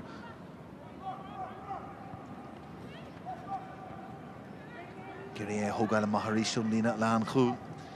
na Cíab stopíonn sin agus gcónaí caiisiid cúlú agus goilsíar agus sin Míchéal ar an cosisiúns agus tosínte sin chun tosí ar áid mas féidir le fearan ar bí sin i dhéanú dús na parca deanna sé an difer. Riley bhí ínta a lár na parca agus í gurí stoppa chur an sin le behína teach fríos deanta go mai aici siúd agus í teachtar ar núthar an takeíocht í sin ag teachta inis ag an am ceart agus sar an nuan ag brú stop churtha leithí ar ásca Emer Rini agus níirta inis seolta is teach agus nuan ar is fáilte ag nuan í gurí teach fríos buntáistí leithí a dearan réiteoir scíilte dean sin agus leabh blocáilte ach tucí mu Gerástan fáil a bhí deanta an sin go rís an scóir sin agus bheití ínta de jocail off a scóir amsú le fírinne an teo Míchéal chun cuman níos fearr chur ar cháil. Tá ceart a go níor bhá léine bheith an seo ag an lá is mó agus gan scóir chuir chlór na scóir so tuigim í féin go léir mar imóí agus iúr mórí cén Kildachar sa bhíonn sin nuair nachhfuil cuasaí ag dul leat a mu ar an barc agus ní heasí nó aine é sin a bheith cuasaí a bheith mar seo go háirithe ar Cluichí Ceannais na hÉireann so ar a leid beidir go méid teis ag Cealtrach Cuain rud éigeanta chuir chlór na scóir, but tá siad ag iarrí bhí séra nuan ag seasa suas mar ceanar an sin ag iarrí rud éigeanta crothú dóibh agus ag iarrí brise isteach agus lab leáilta a bhí déanta, but tháinig an réiteoir thnáisiir ar an chailí a bhí déanta an son agus buic le dí a beidir go méid siad an anna sin stúrú ar an trasán nó cic dathe sa cuaig atá an beidir. Kitty mé réili a síse agus ag fáil correlation seo nín le Peter agus Eargnait ban a bhí animthe fearna ar bhanan na bliana gan an cáhain agus í óg go fáil nach bliana deag díis mar atá le chudhhaid seachtar mar a luimiid tá go fáil ar scáil agus an taithí sláán agus go maiid a gan an cáhain is léir na go foiinte seo an tibir le deanna go fáil an stoppa chur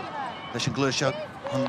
tosaí agus an scór fáilte te leis an citóg agus thar an trasná agus is íonanta sin aiceáil agus sin fáilte a cíomhan na Cali agus í sásta agus is féidir leis an takeíochta na bratatha ardúnis. Sin é agus beidir gur sé pleáilta amach ag na himóí go háirithe an cictá as a chuig bhéasa chu choirimh an pasig de ag dul go dtí agus cuiomhaní Cealaigh leis an job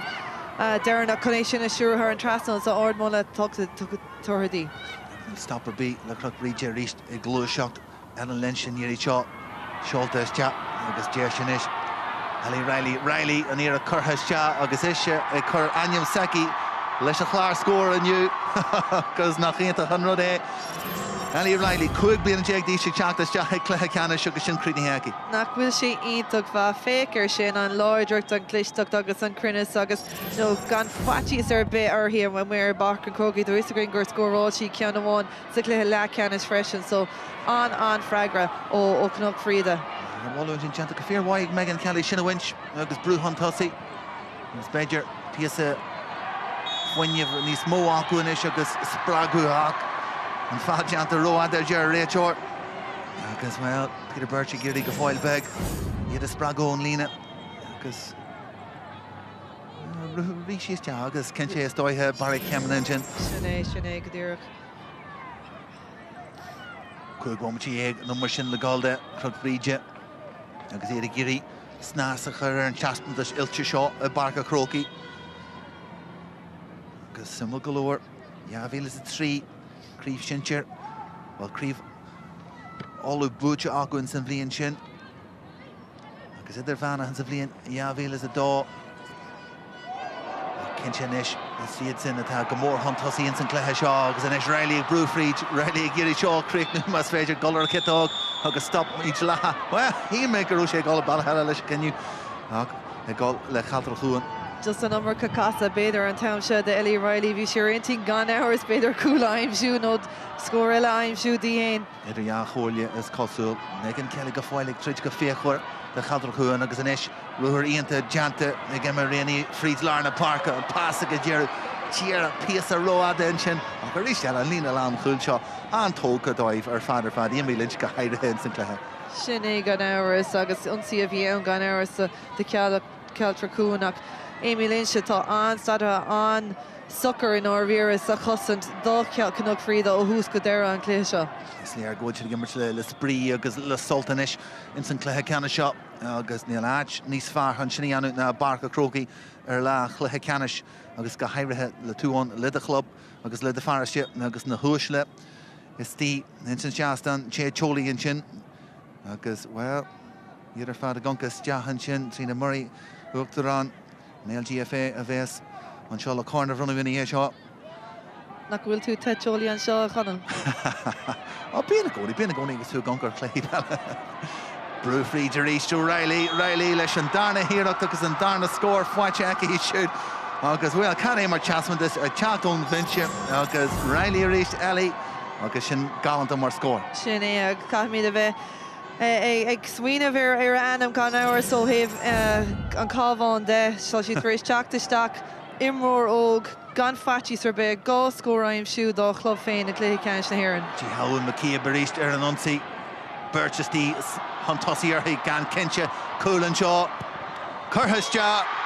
sin Jerry le Cursaí tá meid deanú an seo Barca Chrócaigh Kitty Rogers a bhí an cúil sin fáilte má haici Gia Macia I deanú an leo ar chuirsaíonn sin han sin a winch agus Rogers a chuiriste agus críitnithe got forest aici Jerry. Sin é agus bhí sé ráite gring go raibh an cóthar go raibh sí chun níos mó cúla áil sa cluiche seo gan áras tá cuasaí rééis a oscail beagáín ó heh vonsaí de Cnoc Bríde agus tá siad ag immert go can áras agus na rudí ceartá dhéanamh acu tá si don séireach tá siad neamhheocrach agus tá si sin tábhachtach freisin na caiú a bheith chun a bheith rathúil in áíire ag burte crí gan áras de Cealtrach go bhfuil cuasaí ag gaiirí mac mar atá siad. Agus sé se le Badger fáhanne an carthú cúil Curthiste agus ag dearú thar an Trasnan agus iad sástal sin agus a rísteile deanta go maiid an céad chun ón immert fáte ag Abbey Connor agus rísteile achras a gléo an cecamá sin agus ag Brúfridge. Sin é níl siad ag chun éon rud a scríile níl si go géile ar chorbe cé go raibh Bheirn mór idir na fórna is ócáid mórí sin agus tá siad Tomanta go méid siad ag immert go láidir ó hús go dtí deire gan áras. Dún dálann Emma Naomh in é teachtasteach céar Murray ag imeacht amach ó cuasaí de Chatralchuin ga hanrad a gáil sa tro ceartanis le Cnoc Bríde Champaní chun é an chahain agus iad a géirí aim sacú a chur ar na cháin agus na céimena arsa a Barc a Chrócaigh agus ardan ógan a ghrabú a gun Jaime Momatin nó mar sinnde iad a Gluiseach Fríd agus Maciab ar an citágan iirí seo Seoltas te agus an scór ag Maciab ag Gerard agus híl ha Badger na grúsí omlan comporta chur an citág a bhí ag Gerard. Sin é agus tá na scór ag teach go tíh inis an áíire tá gachtain ag géirí a deiste crothú agus anam a bheith chlár na scóraach tá dia taréis a bheith lárnach mar luamar freisin ó heh glúiseach de ó heh shellah de agus anisir ó heh scórna de freisin. Brunta ráis taréis agus leite go mai Cearna Míchéal agus leo ínta aice ar a cluiche agus past in Sky churthas tean sin habí Conall an féidir le sin a Craobh agus níall le go deithí sin ar fórí ach an pasas deú Cearna Míchéal rósna Bhí sé ar agus níl mór an kickpassna le feicáil go dtí seo go háir na kickpass na fada mar sin ba fégur an fís agus an crinnis déag sí suas connic sí an ruúthar seol sé sin isteach sin crinnis den scog an áras míán nach raibh sí an anna sin na stúrthir an trasnán. Bhaineón takeíocht na gaotha agus mar sin de go fáil Craobh gent an darna leag brúsúsar le ciceá agus tunachar le feicáil ó híún deacreachta táón ar cheadar chuún teachta má leis agus íon rud eile isteach in san leheile den Páirc. Iad go fáil i gabhar go dtíana am muon sin agus tá méid deanna frostrathes agus thuirsa teachtar cheadar chuúnach sealamhan is fríd lear na Páirce agus Ceannais agus íbhí santas a golóir agus a dibrí go maiid ar ríhan cléthe seo ar fad gurí scór eile amsú dean sé andefer ó bhío chláir na scór dóid gáil trasna ar ríist cai sé teal fríd an lína lean chúil sin de Chrócaigh agus thar a bheith deacar trasna an íar seo seolta ard agus an íar sin sinna teachtas agus thar a trasna agus deanta go maiid go dearb. Agus bhí sé sin ag seachtó Ceannais caiithimí de rá bhí toisí a bheith gimmars na tosathe leúpla nóméú sa gothir sa dara le agus ag géirí rudú ar stúrú dóibh ó heh bhonsaí de agus bhí sé bhuiise trí cúplaú ribh sin ach bhí an scóir sin tiltte go máce. Bhí an le ag Ceannais agus í an seo in sa bhíon fihas a deid. Ban fásta na bhí mar chaptain leis an chomógaíachta Crócaigh ríis ar an saí agus Cearna Míchéal deanta go maiid an sin a bhaint agus beirte tíos na Sathairn agus Míchéal de réir chéile dar sí isteach hen san cléthe seo agus muoín sací tógaí de réir chéile agus sin Chrócaigh gal isteach an ceann sin. Sin é agus níl muiler bil a feicáil ina gcuid imirthe ó Cnoc Bríde caithimí de rá tá sí ciacras tuigann sí cé cotábhas agus atá an ócáid seo agus tá is go gur bé an céad fuair ó chábháin a bheith lé cenis colbid ar bhenach an seo so seo star atá crothú dóibh freisin. Idir dalinn Gráine Lynch i Jerryford ar náid le níomh ag teachtas te Ellen Lynch na gimocht ó chuirsaí agus ceann níos deacra an iarraí seo agus deis i gabhadh Conall Conall agus bhfuil sé sin an éar ó bluús deachán agus tean sé ar fórí na muir ag an tefaúda sin as well. That is sé sin híos an sin. Yeah, ceimigh go raibh sé thar an tras a bhí bhí dúra chun ará gur kick áile a bhí ann go háirithe leis an gcuégus gur an slígur gur bhfuil sé úsáid as an gcué sin so kick an deasúhí. Agus ar rístíal brúsúas agus nótaí i ggéirí sin a háil agus teanta go maiid i ceadar a chuin an iarraí sin agus sílam gur cíomhan i cheala bhí híos faoi. Ínta an sin an sealamh sin a bhaint in sin dhear an sin ag dearú a bhín Fitzpatrick Ceannais go fáil a gobar go fáil a géirí brúhan tosaí. Trasna na iarraí seo bhhaimite nó mar sin fága an scór eile am siú dóibh híon.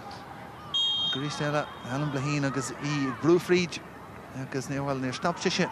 le linn an darna leatha an seo géirí iad a brúhan tosaí. Saoirse Murray agus Cíomh Míchéal ag taú leithí.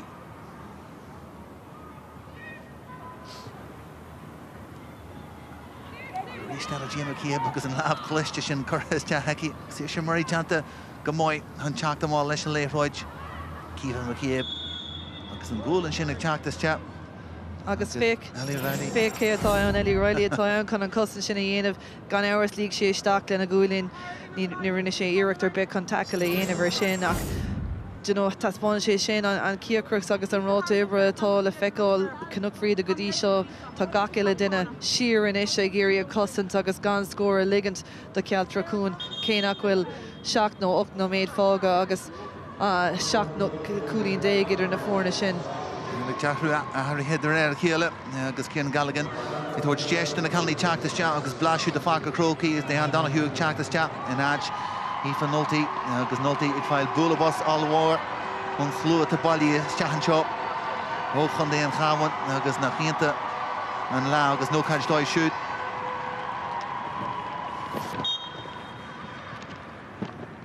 Agus déisiad ar an dálinn agus an cear go leor an seo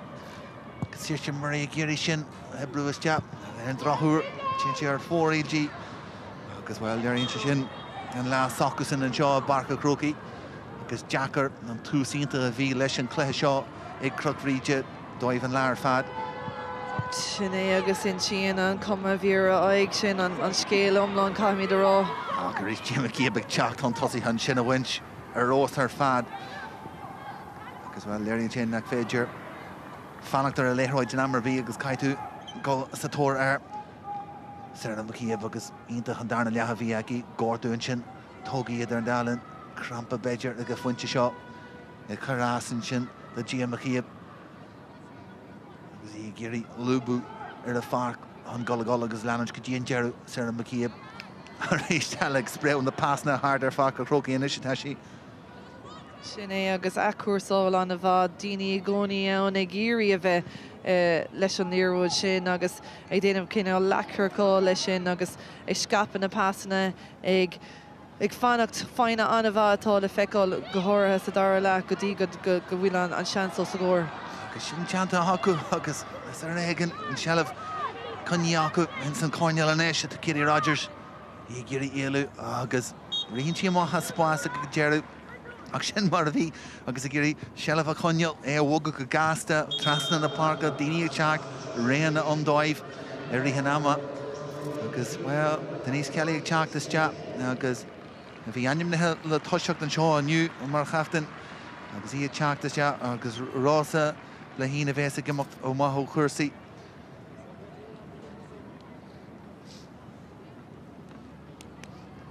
Agus im go leor Kitty May Rally agus well a gcónaí chlagan an airde agus a gan chart fáil amán go déitán ó duine eile ar fáil níos congarí. Agus an dálinn tá sé go leathrú eile a dhéanú agus an éirí seo ag teach isteach Abbey Riley ag teach isteach agus Kitty Rogers agus í ag gimocht agus a fáil bhúlabás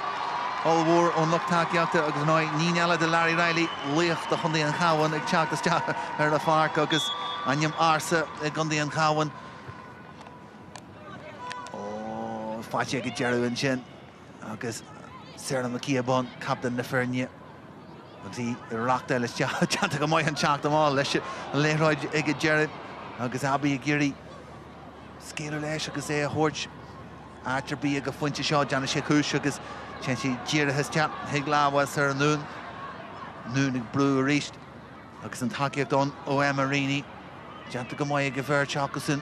na seanandarí go fáil i ggurí críochnú le scór eile mas féidir go luúthe agus bommate tugad de Crócaigh tá sé rabalta an mion agus in na bálaí sin na chur isteach mar chosantóirí. Sinné agus cuairsí muoilir ruúthar bhána sin agus leis sin cuairsí deire leis an glúiseacht do Cealtrach crún agus sin rud atá siad an bheith an chuid taspántas ó héobh cosan de Marialler sin le feiceáil agus go dtí seo sa cluiche seo an Jackar do Cealtrach crún caiimiid ará. Sé sin mar agus í géirí píosa beag spása oscailt dí híanach go lecann sé sin an fuinneamh agus cóimirt an cótheiscint ar fad a ríthan cluiche chun sinna dhéanú. Sinné agus nuair bhíonn tú i gcónaí ag géirí brú isteach agus brise tríd cosan cóil láidir sin cuairsí muoilir do cuid faoine féin. Buin sé ar ríist agus kicsaí sin a gáil de Cealtrach chuin tugadh sé seo go gasta sin deanta acu nún fáitir aisteí leis an citeach seoltas de agus chur a háin trasna agus tá sin tuilte aici hiicsar an nún mar an obair deanta aici agus an scóir sin fáite agus tuite go maith aici. Sinné agus pás anna jazz beidir água gur thricsí saoranún an tam sin cool beidir go raibh intí na céach gur leitá sé chuthir an trasán agus gá scóir atá fáite ag saoranún sa dara le do Cealtrach crún inniuh. Well, duine duna léachra a gimocht má Dachrach Bhríde sé sin Abbey Conall agus Chonachar ionta chur chuirsaí gus í bra sásta le chuirsaí Judy Clark ag teach isteach ina hard siúd. Abbey Conall crídní le sé fuinte in san cluiche ceanna seo. Agus tá méid deanú a bheits bra sásta leis an ceilliúr a bheits ar bun le gáil an chahain na nacht. Cead bhhaimte numar sin le gáil ní fuinte dhéag ard scór 3 chúl agus 10 pointe ag Chrócaigh go dtí seo in San Cléthe Ceannais 3 chin numar sin de ag Cealtrach Chuain.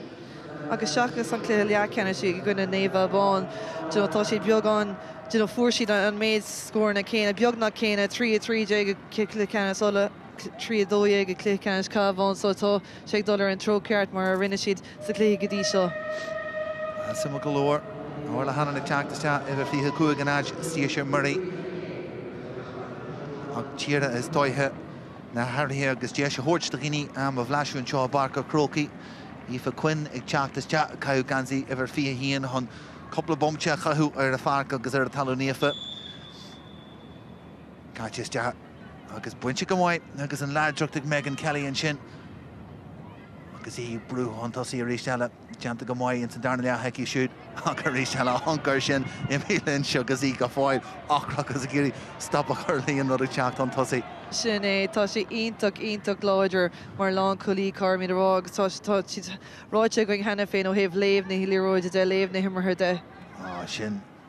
rothúíonnta deanta sin ag nún an spás áscail agus chuis na broigh an úsid an sin ag cíomhan ag chaalaí agus tinte is réigen ar fóraí agus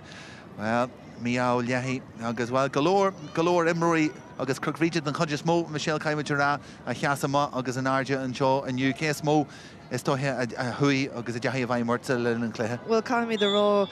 go bhfuil Amarcha annacuid imóraigh teachtó ó Cnoc Bríde gan áras Sarah McCabe agus Abby Conor Marielle ar Aoife Rogers a bhí ionach bheith go háras a cé le a chuibh cosint de agus inis agus Rebecca Davey a bhí lánach ó mhain seilbh na líróide go háras a cé le go dtí gur dag sí an Páirc. Mar sin de leich na himmarthe duine bhhain réí agus ce hí mar sin de. Caiimiid a Gia McCabe a raibhnú gan áras tá sí trééis bheith lánach sa clé go dtí seo heh glúiseach de ó heh fuiinmh de tá sé chuir lábhar isteach ag stúrú cuasaí ó heh vonsaí de gan áras agus ag chuir a scór ar chlárna scóirí féin so cogáras mór lei. Go háirtas le Gia McCabe agus tuilte go maiaí agus teaspanta síanta agus na ionta chunród gur féidir sin anú na barca Chrócaigh ar le Cluichí Ceannais agus Gia McCabe a bheits bras sásta le chuirsaí agus leis an gradam a tar réanithe ag Míchéal an seo. Bhaimte le gáil sin buinte go maiid ag cíomhan na Cali brúfríd sir an nún a rísteile agus an tríú ceann fáilte ag nún agus bhfuil an seanúir ag léirú go fáil go bhfuil fuinneamh aici le teacht an tosaí.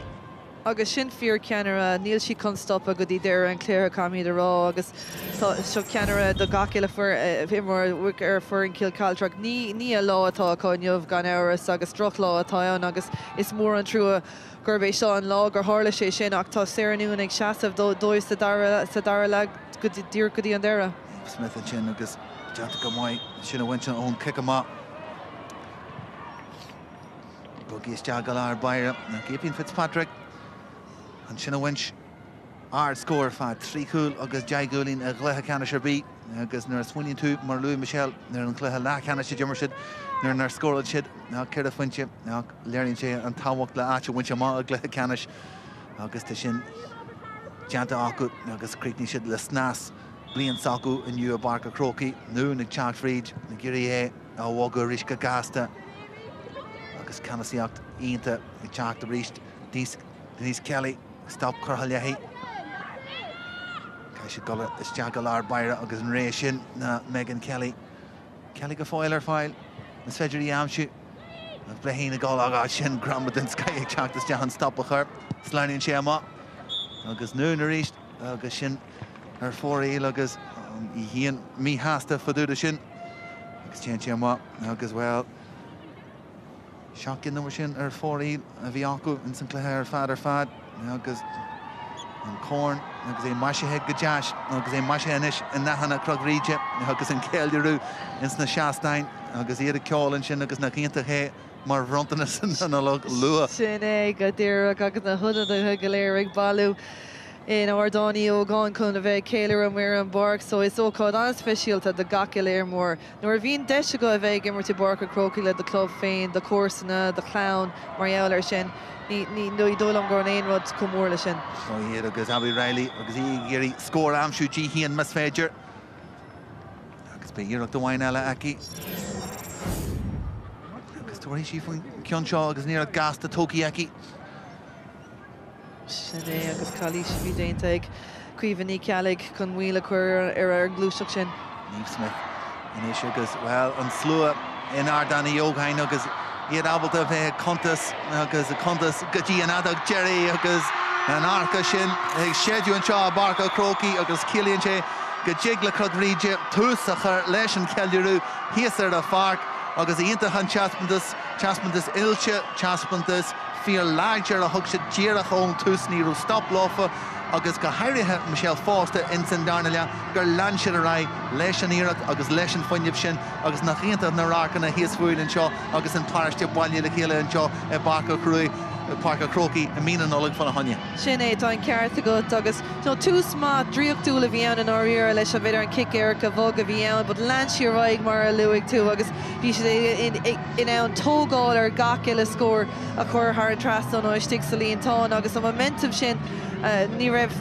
Cealtrach in ann sin a stoppa so ard mála tiltte ag na himóí Cnoc Bríde iad óg iad lán le luas ach iad díortha isteach ar an job agus an task a bhí acu díor go dtí an deire agus sin an fághfuil an bua acu agus féicear an glundarcrí atá ar gaceile aig an sin a céad Cluichí Ceannais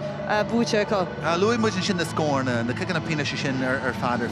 ach an lína lean chúil cai sé toiseacht an sin agus an cosint an Sky sin a bheith agad agus a lehéid de Amy Lynch de Aoife Rogers agus an dáin nar lixe de Ian Rud Teach Fríd ar Thorbí agus dóithe go caiitú lína a bheith rótan sin han sin ahandaníag deanna job se. Gan áras ar bid agus sin an fágur taspántas fórna atá i gceist gan áras ní raibh si sásta ar churbéis scóra ligans nó aon rud a géile go dtí Cealtrach cún céige gribh siad ag déanamh a dhíhallé sin a bhrisise isteach go háirithe sa dara le, bud lean siad a roiig go dtí an deire an ráta ibre fiú na hunad a tháinig isteach Ellie Riley a bhí ar chlár na scór freisin ach a bhí daoine eile ann freisin agus nuair a bhíon gachrod ag dul go bra agus ar gaiirí go má agus an momenta sin a god is bhí sé decoration a stoppa. Agus focail faúna Cealtrach chuan Páirc Míchéal a clog Beidir an taithim mai galóir ach nuair a hagan tú inéan oiga luas agus foiinneamh tá sé deacair. Sin é go dtíreach agus ní has mar tá sé luúte gom ní hasí nó aon imróir a bheith mar a dolamachar an Páirc agus an taspánta sin mar seo a bheith got ag Cluichí Ceannais na hhéireann so is tá bhíonn sé deacair agus beag sé deacair dómh gan áras, but is lástarú lééis sin do dá club freisin. Tá is a going beidir leis an taspánta se tá le ceire cód ón counter sin I ngáibh a bheith an seo I barca Chrócaigh I Cluichí Ceannais Club. So sin éocht gan áras ar sin, but níl lá éascé sin don na himóí ó Cealtrach crún. Anna chuin anna go mór nach raibh fáil dómh de bhórgóir tú atáige ag immert leis an ngáibh ach beag sí ar náis níl sé éasca inis, but beag siad an tógáil sin agus beag fécinn siar beidir ar na lánta is fearr a bhí acu ribh seo. Ach na chéad an rud bheith gang síos ar Chrócaigh sin Aoife Rogers 2 bliana déag, le tá sin dáchréiste ar fad. Sí am chéab 6 bliana déag mar sinnde agus na himróí ar dóid ar fad ionta óg a cheas hon tosaí an seo inniu agus teaspantas ionta cé go bhfuil siad óg mar sinnde dáchréiste ar fad. Mar sinnde an scór Jerry an seo ó Páirc Chrócaigh in san Cluichí Ceannais idir bhar a Chrócaigh Tense go mai acu, 3 cúil agus 2 gúlín fáte acu, Cealtrach chuin, cilla cúlín fáte acu ag Jerry.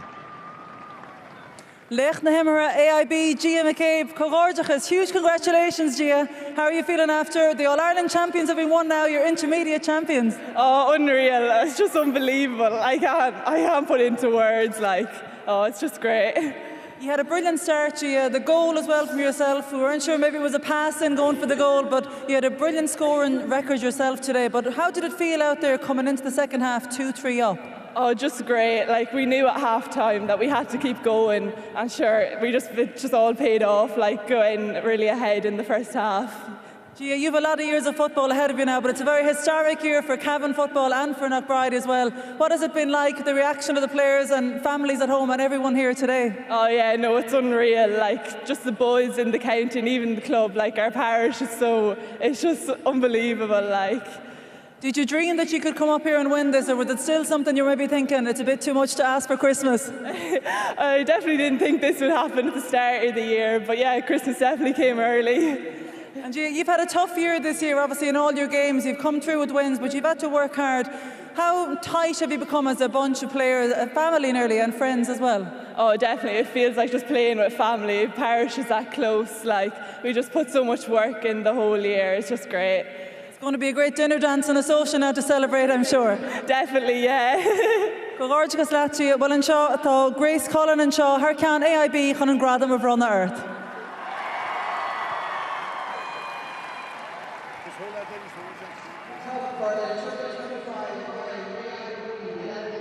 Club Championship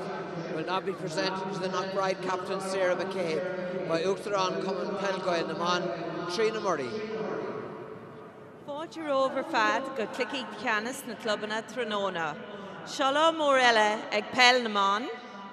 co-gorgeous leis na Bheirn anseo. It gives me great pleasure to welcome you to Crócaigh to All-Ireland Intermediate Final. Congratulations to both teams on reaching our finals. And I know to Cealtrach,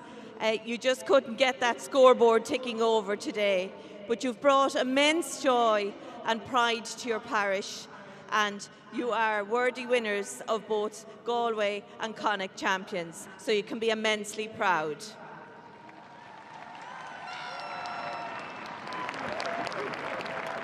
To Knock Bride, you are deserved Intermediate All-Ireland winners. Congratulations to you. It's incredible to win an All-Ireland alongside your sisters and your best friends, so well done to you. To our referee, Kevin Phelan, thank you for officiating today and your team of officials. Also, we are joined here today by AIB, our sponsors, and I thank Belinda Kelly, our Senior Manager, for representing AIB today. Gur míle maith agat. So now, it gives me great pride to present the AIB Intermediate Championship Cup to the captain of Knock Bride, Sarah McCabe.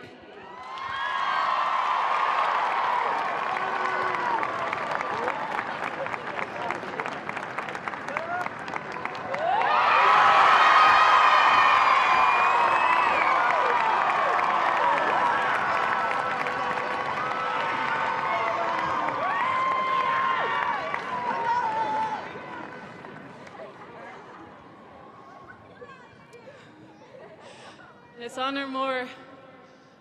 dum an Coranseo Ghlacha Harcain Bhraonáin Bríde fad. It's an honour to accept this cup on behalf of Knock Bride ladies today. Fair play and well done to Cealtrach on a fantastic game. You've done your club and your county immensely proud. So bula bus for Cealtrach.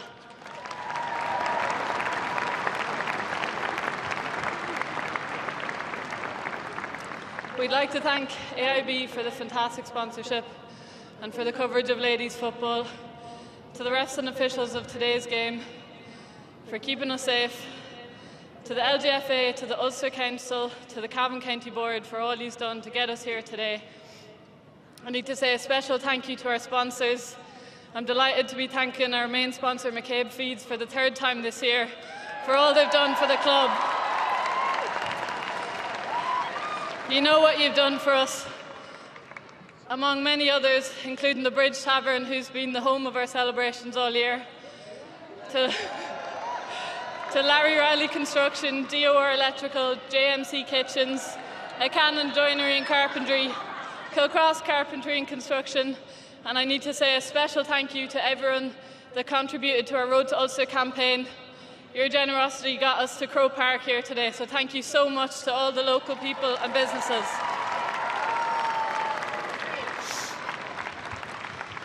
A special thank you to our own committee, in particular Johnny and Joanne. The phones never stopped ringing all year, and only 4 years this year. We're eternally grateful for everything you've done for us. It truly took a village to win this All-Ireland. I have a few impromptu thanks. I need to thank the kids in all the schools for all the cards, the well wishes, the videos. Damien, Adrian, Johnny for making the celebration so special and so memorable all year. Liam and Kevin for being the soundtrack to the celebrations. Carmel, Magella, Una, and everyone else that helped out with dinners for girls coming down midweek. Stephen and Darren for the fantastic artwork they done to a poor golf. Everyone that helped to get our pitch ready for all of our home games. And Knockbride's favourite chauffeur, Mark Benson.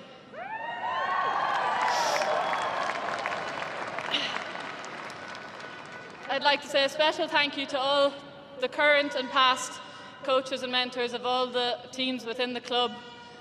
and just to the whole community. You've really shown us what club is all about, so thank you so much. We're so grateful. And now to our management team, Kieran, Dad, Peter, we can't say enough thanks for everything you've done for us, not just this year but every year. You gave us everything. Big shout out to Kieran, to Dad, Peter. Give them a round of applause.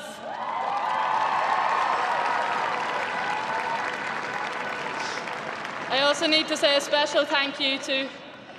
Yvonne, Ado and Damien for building the foundations of this winning team today. We're eternally grateful for everything you've done for us in the past. To the girls, this is the result of the work of each and every one of you. We wouldn't be here today without every single one of you, 1 to 35. Thank you so much for the work you've put in. Thank you for the amazing year you've given us. And we've got one last party!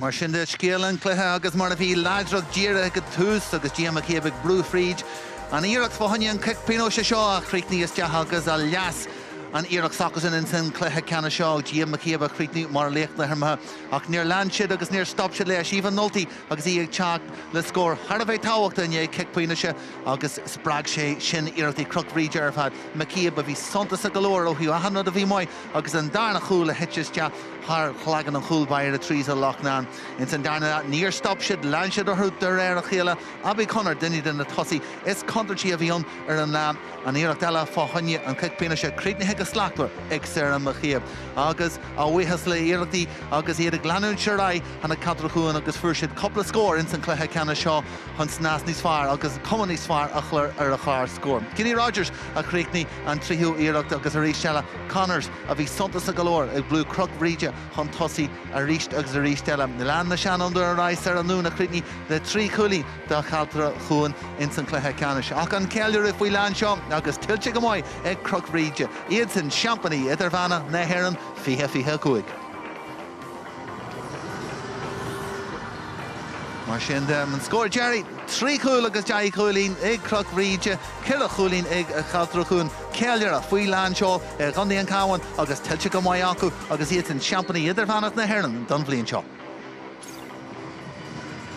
Bu cuimseoach cínse ag Chrócaigh an sin agus ar nuaí go ghordeachas ó chríló. Bhí sé deacar ag Cealtrach chuan a chathárá trí a de is mór méid bhí aimseach a chlóí agus crotha siad go láidir mar hampini. Yeah, níor chuir siad really mór an ar fór éileann sin sa darnla. Ghlach siad Abby Connors ag glacúna kicking a sir a bhí si aontar crinnan sin. Agus bhí gachtain an winning ar an Road agus bhí siad bra sásta a cid scór na féin na glacú. Agus Emer lá starúlatán go chun an chábhan go Chrócaigh is fiú go mór ag deire lá mar sin go mé be an ócóideach ag ceilere ach crotha siad choláidir mar iran nach cha. Well sin é agus bheith siad go hamlan braide leis an taspátas a bhí chutha bhaimach aniu agus bhí tú smál acu ag tú an clia sin a go ddíireach nar a hanig an céad cúil sin dathraí rudaí bonascian agus bhí siad i gceannas ar thola rud a Harlan a dhé sin is farin an ógéad siad tar éis teart ar an siomh inis agus an cumar an scéal go mééis siad ar an siomh i gríomhálú agus i gríomh na headan fanní na blinta le teartach le sin ráte caihí sé just an ócad seach a chealarú a nacht le bheith an bhráidil as an méid a bhí deanta acu agus seans mai go mé anim an orann seo le chleisteil fanní na blinta le teart. Agus an cúil dearannach le chríochna sé stóí an buile maracha bhíán ag an am sin freisin ach crotha siad go láidir imirí óga, imirí lán le taithí cuideacha agus an sin nuair a fórsiad an deis chríochna siad é. Feici muid an seo casa ar díseal bhú a bhí an dí Macíab ar an Road éis na si aonach cliste ag chur an pás ar higann céad an eile ar tá sé díorthú agus sin craíocht an céad sco bhés ag caró an Road ag dul agus níró fibre bí le chur is deis an ag an sin. Agus Emer an pás cliste chuirte hála sin go minic an nó hála an pás ceart ag an am ceart. Well hála sin agus lei sin ráte just díra gribh sin bhí de seaú an tamar fád le bheith ocrasa bhí siad ag fánacht a tamar fád fan an díchealahú agus go ddíireach nar hálan díchealahú sin bhí siad ré chun na scórna sin na hógal agus ceafan gro sin an difriúcht idir na fearniuú gro siad ag fánacht bhí siad ocrasa cosúil le tígur réile gol agus fuair siad tarú ón úsach sin ag an dearú. Okay, well, Tom Bannister Bucha, Ciaran Gallagher, Takach on Larchin. Ciaran, a huge congratulations to you and your daughter Leah as well. It's a real family affair here. How are you feeling after that win? It'll take a few days to sink in, but just sheer pride for everyone that's involved in the panel and how they've just committed themselves over the last 12 months to this. We had some tougher days earlier in the year. They didn't let it get to them. I remember coming down after a league defeat on the Tuesday night, and the girls were just in great form, chatting and having a laugh, and turned around to Terry, who's our right-hand man, and I said, you know what, Terry, these girls will be all right, they'll bounce back, and they did. And it's just lovely to have my daughter Leah here with me, because she's kind of responsible for me standing here in the first place. She gave me a nudge a couple of years ago. Things maybe weren't so great, and she asked me to get involved along with her mother. So between the two of them, I was left with little choice. But it's been a really fantastic journey, and to get here today for the whole community of Bride, the wider, as I said here earlier on, the wider cohort of Cavan, the crowd that was there today, it's very special, and please God, the momentum will grow with Cavan ladies for years to come. Well, Leah, I'm sure you're glad that you pushed your dad into that for the management role, and it's obviously a huge thing for family, but your friends as well on the team, it's a real family affair all round. Yeah, like it's great. Like when we said to Dad 4 years ago to come in, I never in a wildest dreams thought we'd be here, and it's so proud of all the girls, and to see in the last 4 years what we've built, it's truly very special. So Ciaran, a huge win for the intermediate team, but obviously you can see pushing on, there's a lot in that team, a lot of youth, a lot of players that can go, so it's onwards and upwards for next year as well. Absolutely, yeah. Well, I suppose we'll take it 1 year at a time. There is a special bunch of youth, there's a special talent. I think G McCabe got player of the match and well deserved. But they're fortunate in that they've come into a lovely group. They've come into a cohort. I think I said it a couple of weeks. I think 10 of the players that started today maybe started 4 years ago. So they've matured into really strong adult footballers, and it's enabled that when these younger kids, you know, they're protected, they've got a good structure around them, and they've got great training, and they now know, please God, based on all the training that they've got, how to keep moving in the right direction. Well, Okay, well, come with Brisha Fogrecht and Isha Hoigal, a 3 heavy, I'm she Egna Champagne, agus an Curran Ardiaka, Banagilin, Trisha Brisha.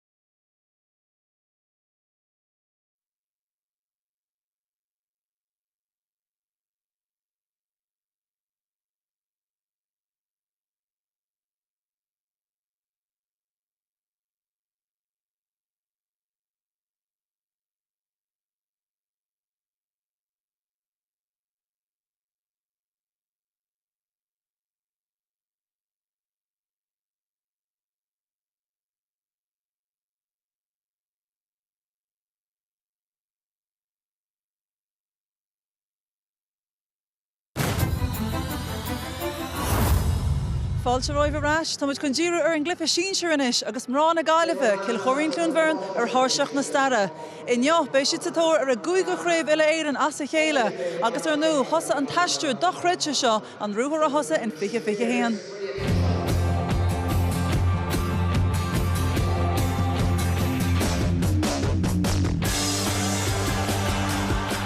Is to get Chloe Miskin ar Máire.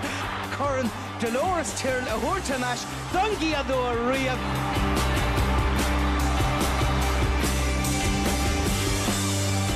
Ward gelijk zich toe maar koostig en Oostervat. Geen Choirín Cluain Bheirn, maar Choirín Club in de eren te tarnen binnen zich hele. Zo'n 3 op 1 in Míchéal, Boete,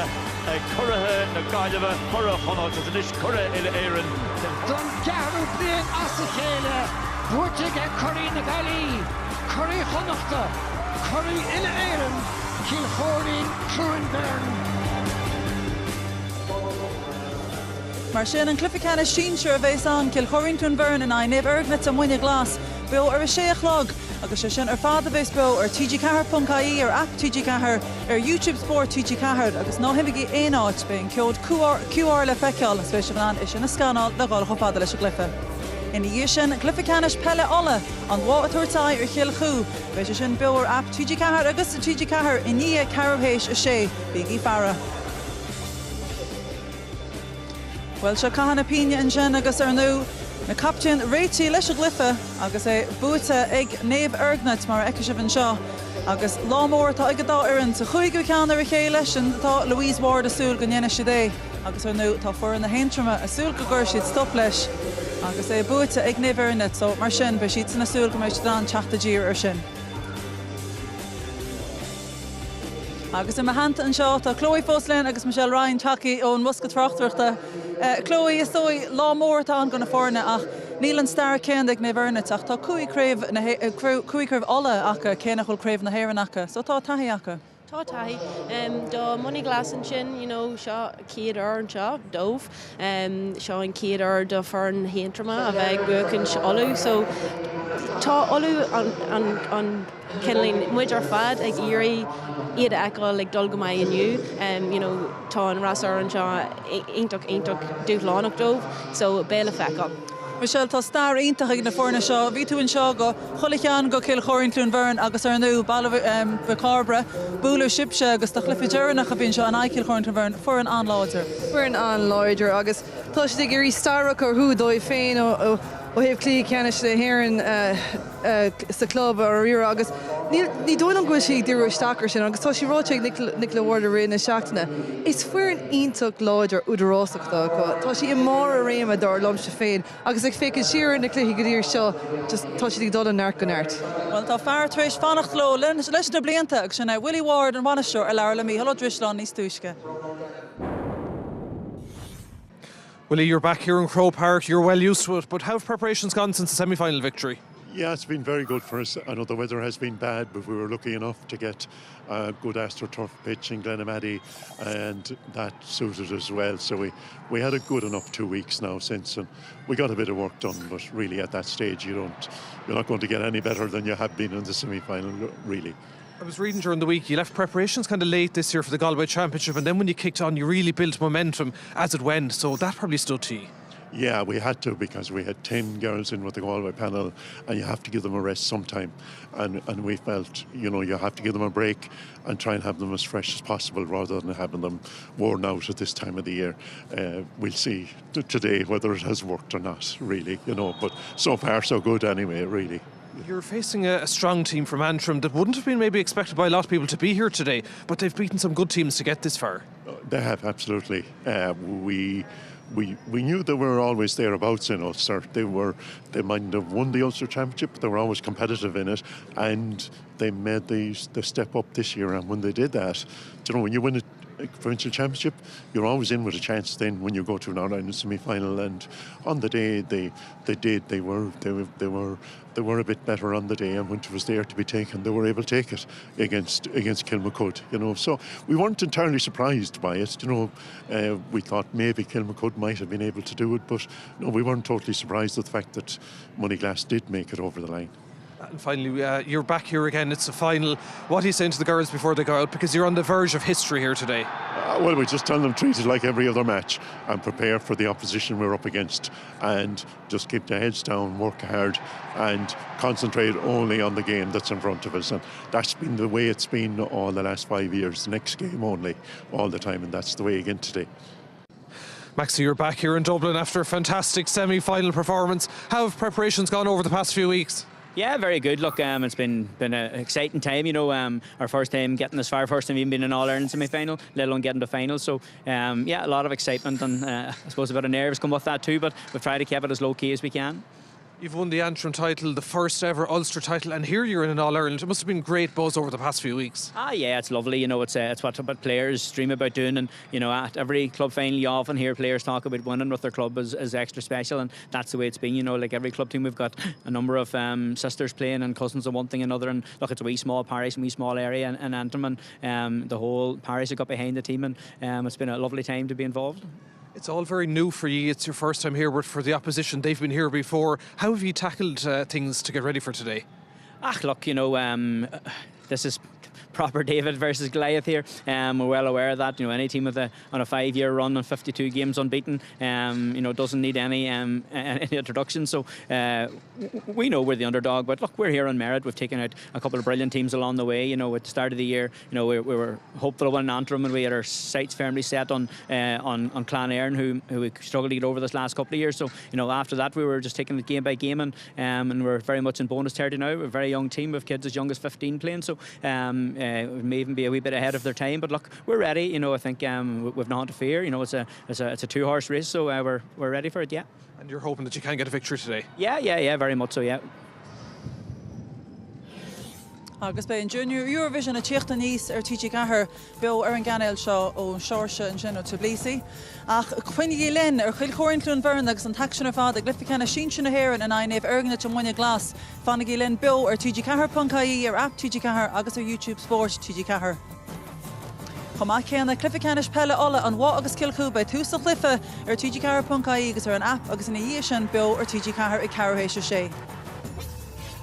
Mar sin chuine an idirléanaan sin TG gallagher.ie ar an app ar an seinteoir agus ar YouTube Sport TG gallagher le a bheicimid an méid Cilchóirín clún Bheirn an cúig go chréibh winch nó an manamh for an intrama an Muine Glas star amach. Fannig Lynn.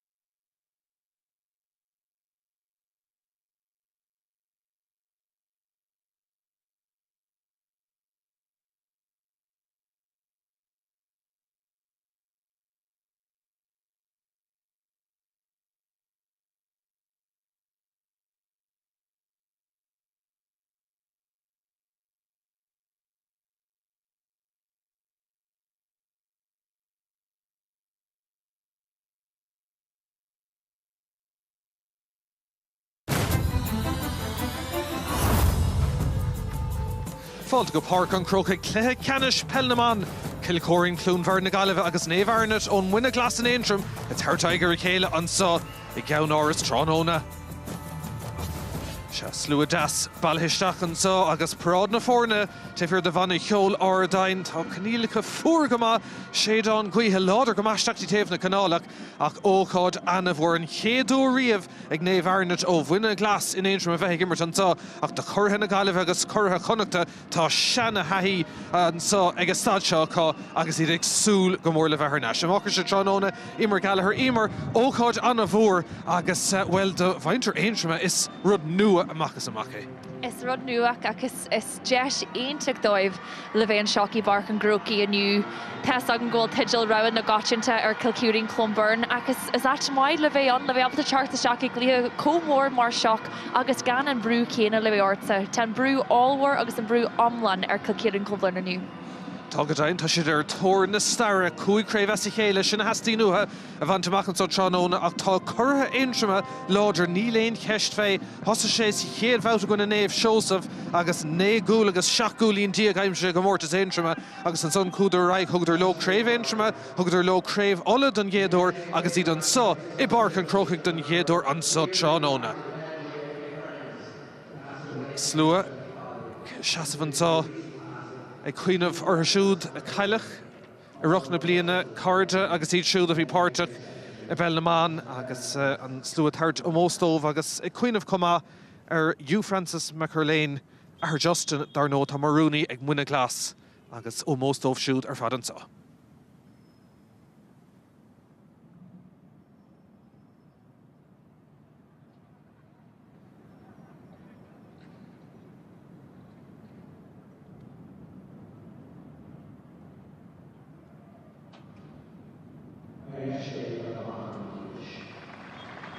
Anías cuiinmh ar siúd a cailech roch na bliana agus níos an tarrán náisiúnta agus sí Ellen Keane muna bhean na gaileh a bheith I bhail an chúram sin an tá tróna.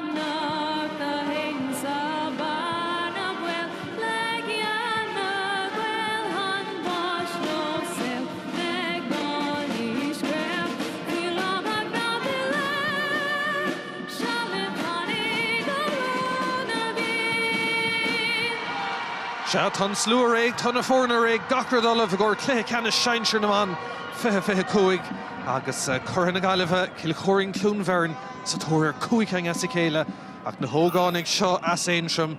sa tóir ar agéid cean Ray McBride fearrá túl in átha clia atá bhaile fadógan so cad is ó leat an túr deirg atá útse an so Emer cé thargló an current tróna. Well, tá sé deacair le elevator ríreachta turas hara bheith simile bheith ag Muine Glas tar éis culmacóideach a bhuacant agus aragal Cirín ach béis deacair le rániu gan a bheith an tiidil dul bhála le Cill Bhraonáin.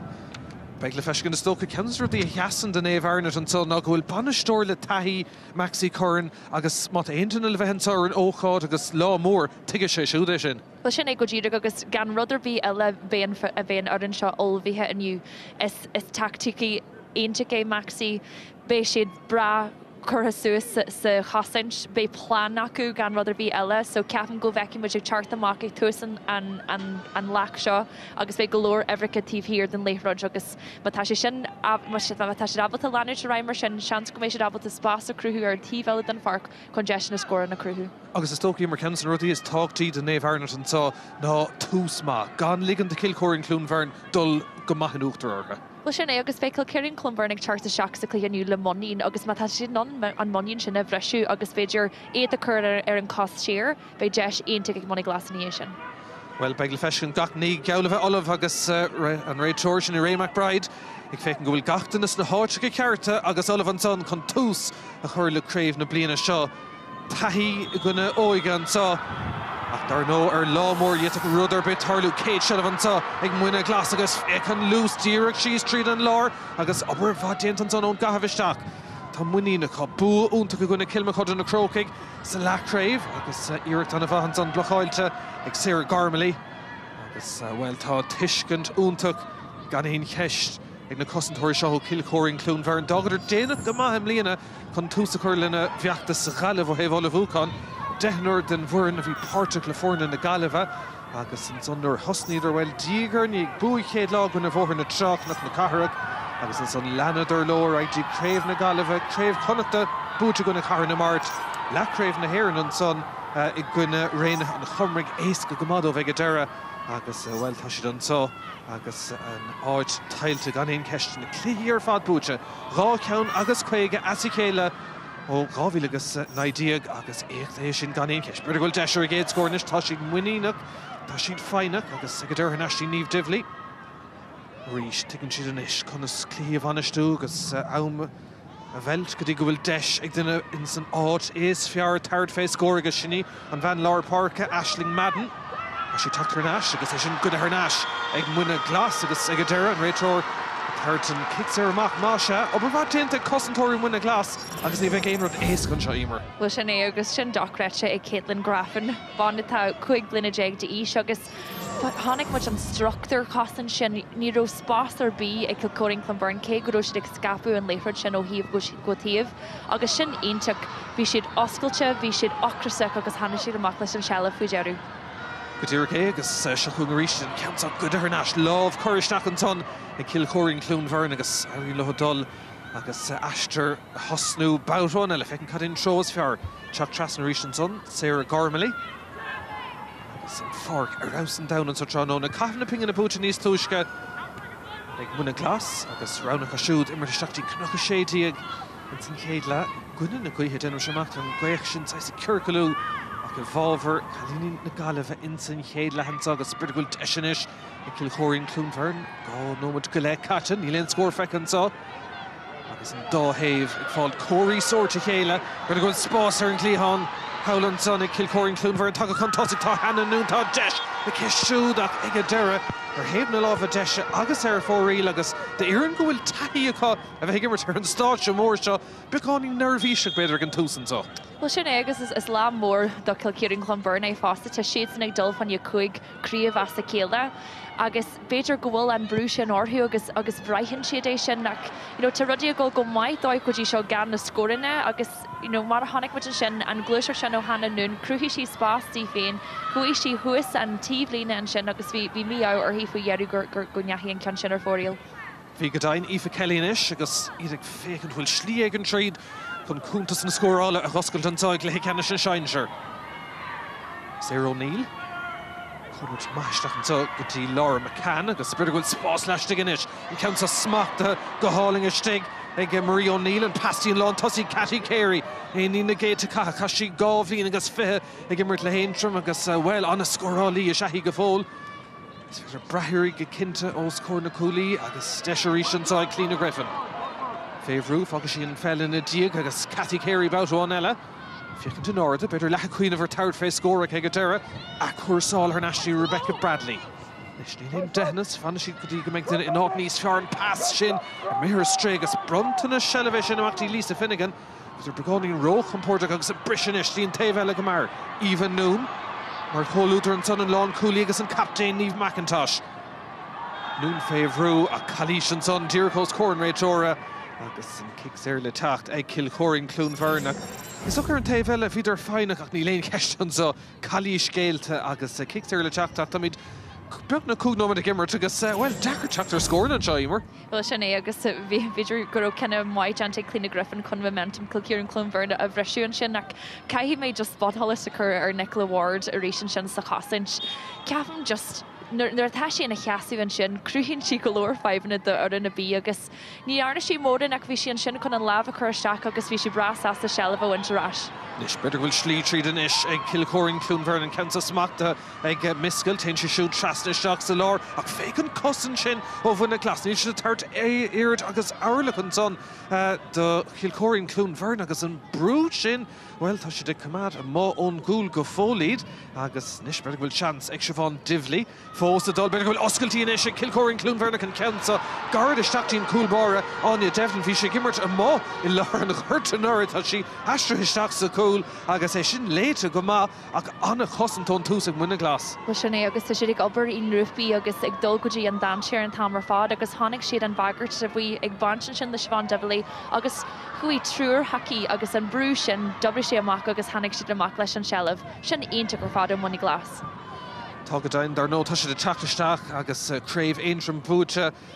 cúig bliana así chéile an chéad ceanna chun cábhíl agus a bheith hain agus an son mar derm sin cúig ceang así chéile tucha leotha ach in áíar fuair an anna óg, panéil anna óg agus na fréomh go beidir leithe ins na fórna bhí ag gimmert in gá éile in cábhíl agus a bheith tó agus bheith hain agus dígur níg I de teachtasteachtaí in Iarn Seinseir agus mar bhí mar chuideá fiú ag ís cúig bliana díag ag gimmert an so I Páirc an Chrócaigh de Ceannais ag an gosantóir sin I Lías Stewart ag teachta níos na Páirce ach fearre agus I cumad má an son agus Carrick tastáú I tá seoir cethir mór haimpel agus ag deire ar léon fell a chur nasin so go fada le Sarah O'Neill agus deis third face score bout amháin eile.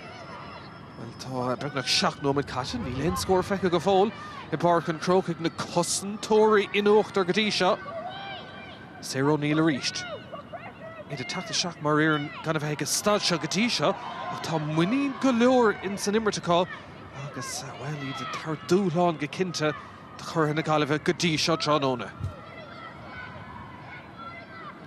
Dine an tabbalte Garrett tríd agus saoir sé anna fisinacht dómh dá bhaidir sin céad scór an tá. Well tá an feic an son agus sin dul le Guine Glas an son agus beidir an numracha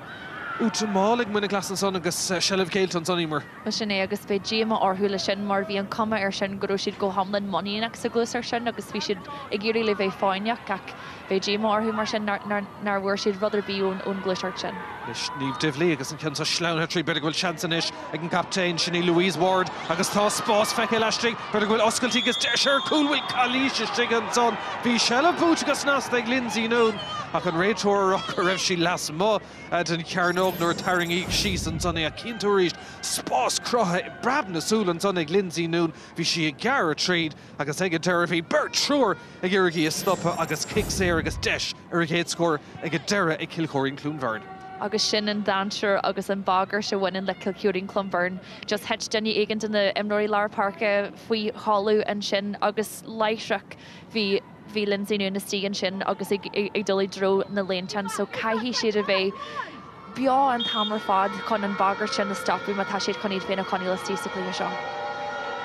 Dúr céin chéad chance ag Divley an Countá tróiristeach gan stróir be og sé 8 nómad ach tá chéad scór feicethe Páirc an Chrócaigh ag teachcha níos na champíní ratha agus thug sé tamil ach ar deiretá ceanna Emer. Agus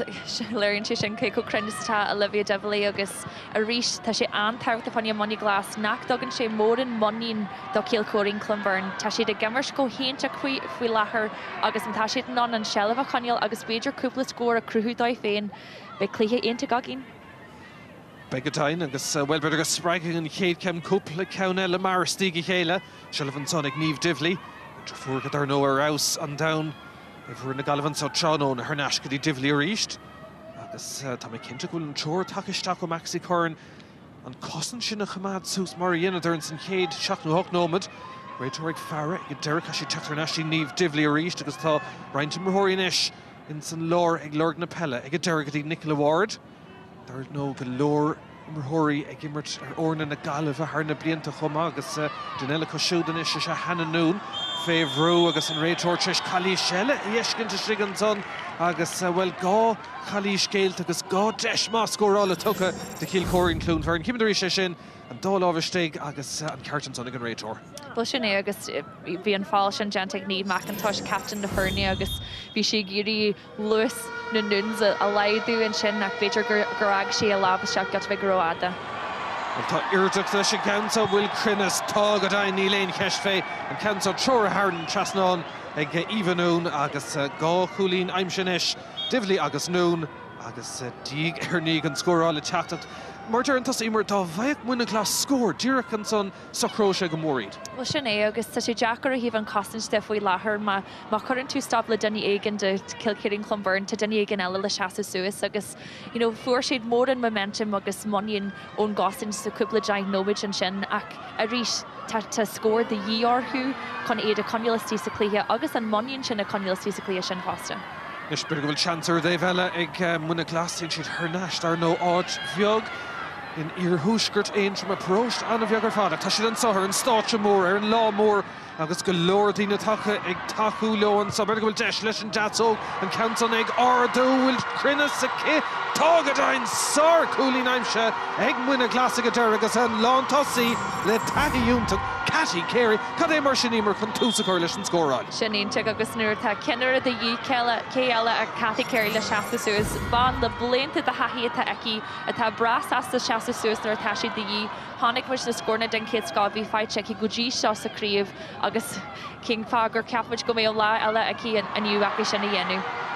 Se tá na blianta fada sa ríise tugad an club agus an cúnta se chun a ríist chortha éintrim agus champíní ola. Bug duna thug seans in áíir a gréibh ola agus clown éireann sa tóir trícheang as sa chéile. Ach bhfuil an ceannas fear fight orthas Craobh agus an son. Bhfuil a champíní hiróin airgil Ciarán ag le ceadis ola tá coscaristeach an son. Agus cílíonn sin go méid kick séir dul I bhábhar Cill Cluain Bheirn ach an dáhéamh tréis dos é nómad mar sin anna chorm ar fad imar. Anna chorm go dtí seo agus a ríis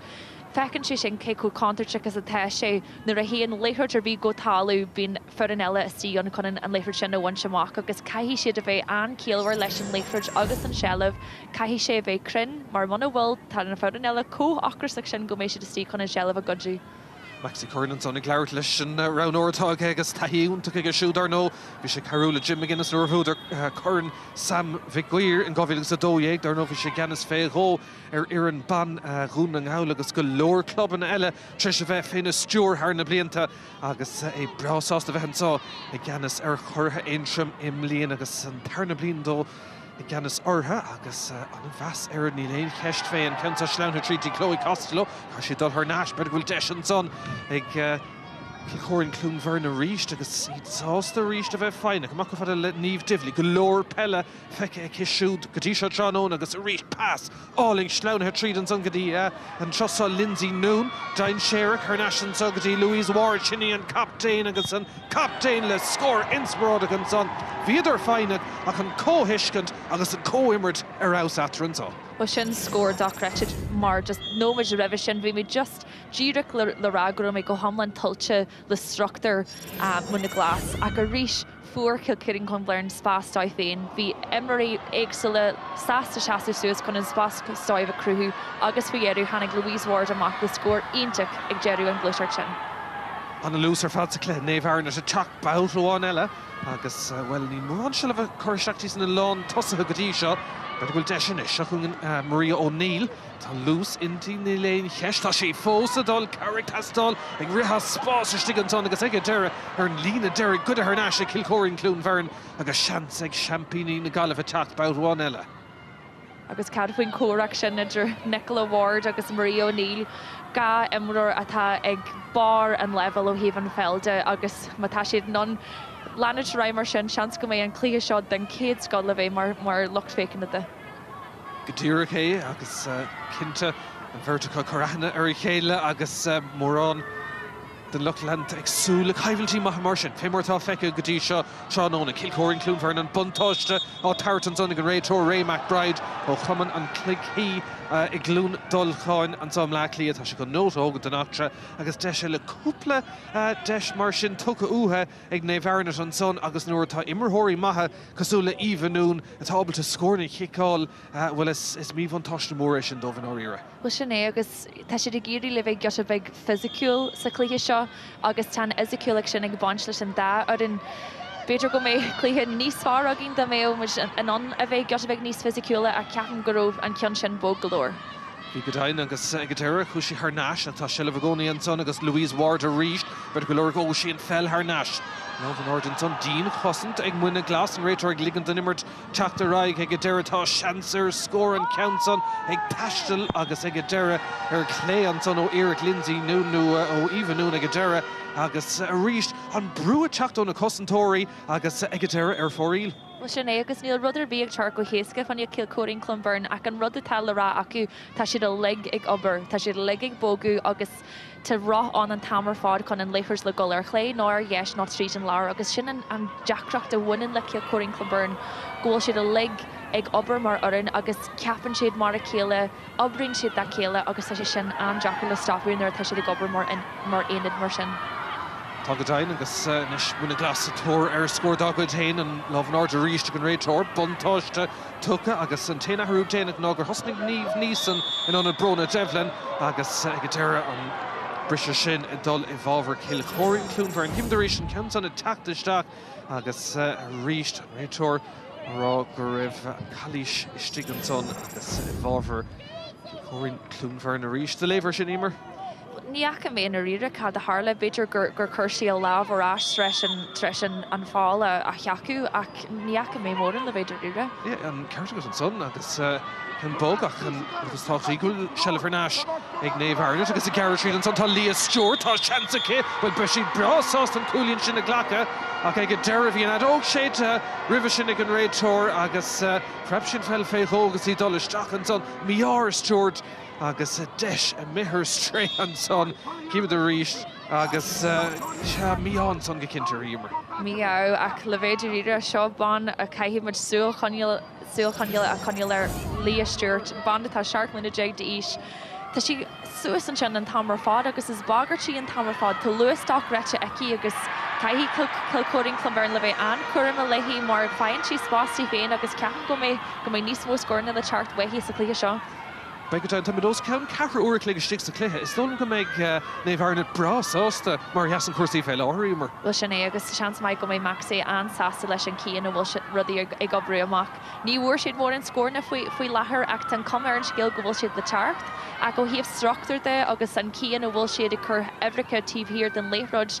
seans go bhfuil siad an sásta le seo. Tá siad a chuir na ceisina go cinnte ar Cill Clun Bheirn seo ceann sa ceisina í fellíthe teachta níos a ríist an pass do Ceannais Cathy Carey an taing amháin ar clár na scórdómh an Sotrano na Ceannais a ríist a héin siad agus well tá siad chuna bheith fáinach se chuú níomh níosan gá chulín idir na fórna an sa agus taing amháin ar clár na scór ná Cathy Carey dóibh Fer bhfuil deisnis ag Aoife Kelly tamát níos congriad don cúl cinnte an son an obair cosanta atá le déanamh ag Cill Clun Bheirn agus spás a ríist an son ag Sarah O'Neill. Isteach sa lára hain siad tá siad gimmar gunnin na gaothe den seach chéad le gaoch mar derm setá ag ceir colúníos móna éiread eile. Beidir bhfuil spás ar Dave Howlanis tá Láithreoir an Arctic an réiteoir buntáiste tucha agus ag a deirib Ceannais agus Emma Louise McCreevy. Sin dul dígurní chun tosa an son ach áirlach na ró ar gnáim sin méid a hasise de punt amach ar nas ríiste Aoife Kelly. Is beidir bhfuil seans más féidir sellh bhugan na stige agus tá sé búte gus nasna Cathy Carey Carrick tastála go deire tríle sé í héin an lágíir a seachtaí lábha Lisa Murphy ag deire agus Trish beidir nócha second de helleh beag díma ortha é chailú mar sin. Well, be díma orthú mar bhí an cumar sin go rudaigh an clachtaí acu sa Páirc Trínála leis an cin sin. Bóg siad a lig a muí agus chuir siad an spás sa Steve faní Cathy Carey agus be díma orthaí nach bhuair sí an scórfaí arú as an Luisiir sin. Go dainn agus sin ceann go Ceannais agus an dáhéh beidir cailún sellh éasca go maith ar uirih an sáid teachta macanis tá Naomh McIntosh agus Caitlin an son taobh le hí grafan agus a ríist tá lús an tá funa bhanta agus rig rud. A bhaint amach an Sotránóna nach bhfuil déanta ag aon club riamh as éonseil sin craobh na seinseir a cumad a ród an son botún beidir tá bonúsa go maith a dhéanamh an son. Well, Ceannais agus Ceannais beidir an céidir nach bhacha me se takeíocht teart an cosintúir a bhí ag teart amach agus beidir go bhfuil tuirseach de teart orthú mar tan na level aclaíochta le feiceil ar an Páirc faoi láthair. Tá sin na riar a dochreise don am seo den bblion. Tá go dainn cuilamid i lár mína nolag. Gart an séúr mór tá sé fuair tá sé fluch in áitecha ach an Páirc an so tá rá na taig líamachar hénig chun Craobh na Seintre bhuachant agus tar nó Chus agus Aistear Kilchóirín Clún Bheirn Hostan Sheriff Adan sa Gávíle agus naidíag nuair a chaileidir a gona manister na móna Chrócaigh a chana siad Ceannais an bhlion dargan agus gach blian óchin agus bhúdar Corn Dolores Tyrrell agus tá siad sa tóir an Garn chéine don go blian as a chéile tá siad brú tríd an son ach ag an Canton a dul ina gine Ceistín Olivia Divley an réitóir an son ach cim de ríis bhí si a dulisteach ag brú agus ag ní raibh si obacht an passa hairtú bhí se bhí si brú i héin an son agus well se chun deisir ríist agus réitóir chum don dóhéh. Well sinné agus sin dochreite ag Sarah O'Neill cheas sí san action a Roshi bhí saici gurú Olivia Chartecki agus bhí saici beidir nachró na céimena eici a bhí fágceici agus a ríis sela fáilte rás acu moní na go híh an costanste agus a ríis éidir bógad go tapaí thuas an Páirc. But Deireadh tu go leor cool aimsethe ag Muine Glas a ruch an séúir tá chuirteach acu ag sin cheiste mis ábalta braclas a chuirte an Tráchtairí agus dim sem go mis testáil má tá si chun Craobh na Bhéirn a bhuachant agus Cathy Carey go habaltí a caiimsú tá si bhd an mothn gúlan son tá ógánig iste an freisin tá ábalta agus lehétí Eleanor Mallon agus Laura McCann ach sellh chuirteach chutha an plán se chun deisenis ag Muine Glas Council Cailtear go mbeidh deise Cealtrach tá sé Cealtrach go maithigh Rebecca Bradley féhrú an pasta go leistigh agus smachta go deas ag Maria O'Neill ag fécin turna rana amach a héin si Jean Van Laur Páirc a Aoife Kelly ach ríis cinn tún brú ó Kilchóirín Clún Bheirn an dóhéh ó héh cosanta I tart anathe spántas go dtí seo Tráchtairí tá mu isteach sa denóid dúrnach sa chéad le níla ceire coolín feicean sá agus bhfuil tá na scórna an teann agus deachar Tráchtairí Well sé agus is léir go bhfuil an oberháil a genteigh Willie Ward fásta mar ahan uair a an Maria O'Neill an Láithreoir taigin trúr na ceafar heici chun brú chur orthaí. Beidir nach mé siad non brachar í nniu agus Bheirn na himraíile seaú suas. Na sin ceanta chuirseach ag Malin Peil go bhfuil seansan son ag Muine Glas ag a deireadh si internationally Leah Stewart bhí deisir scór níos túisce tá an Canson teorathe agus cáilethe Harran seaasnán an son ag Leah Stewart. Well, bhí sé sin tailte go maith bhí deis níos túisce a tá siad tá spáint anna dhíocras ar fad ina chud imar an sa cosantóir seaí is brala teach an tosaigh a spáint si anna cheanaireach leis a gceansa. Anna cheanaireach agus sin léirgus agus ceú de foran anhaid nuair a duine igen eile faoi bhrú tá duine igen eile le seaú suas. Agus fecin é siúr na Ward bheit ceannar de Míchéal aici. Well, deisir coolar Dave Ellen Council nada Celine Tán. Coolúntaach ag Chloe Miscail bhí si fácha le héin in stigan son ar imil na Ceannóga is tulm na súla buinte an son ar feig second tháinig an fel go má agus go mar síostín taobh eile agus bhí Chloe Miscail in san á ceart castí agus í raibh seans ar beáine Devlin é sin a stoppa sin cool cinúnach ag teacht ag stad cinúnach agus tócha agus nastig Miscail. Agus sin an fá go bhfuil an orann seo rathúlas a táisiid. Nuair a táisiid faoi bhrú, tá siad brabal tá teart arás le freigra agus cad faoin freigra sin. Nicola Ward a ríis ag tógáil an Láithreoir sin ó na gasan Chuain bra abalta dul ar ruthar éanaach moníach an sin agus ag críniú amach le cúil faoi airú. Sin scór mór sa chéad lehananta i brabna sultan bhearna sin síntaachtaí ceire cúlín go mar síostí aon cúlín amháin ribh sin ach bhfuil tá deisenis teach bouthháin eile ag Muine Glas. Scór ag tastáil chun an cúil sin ar agar go cinnte.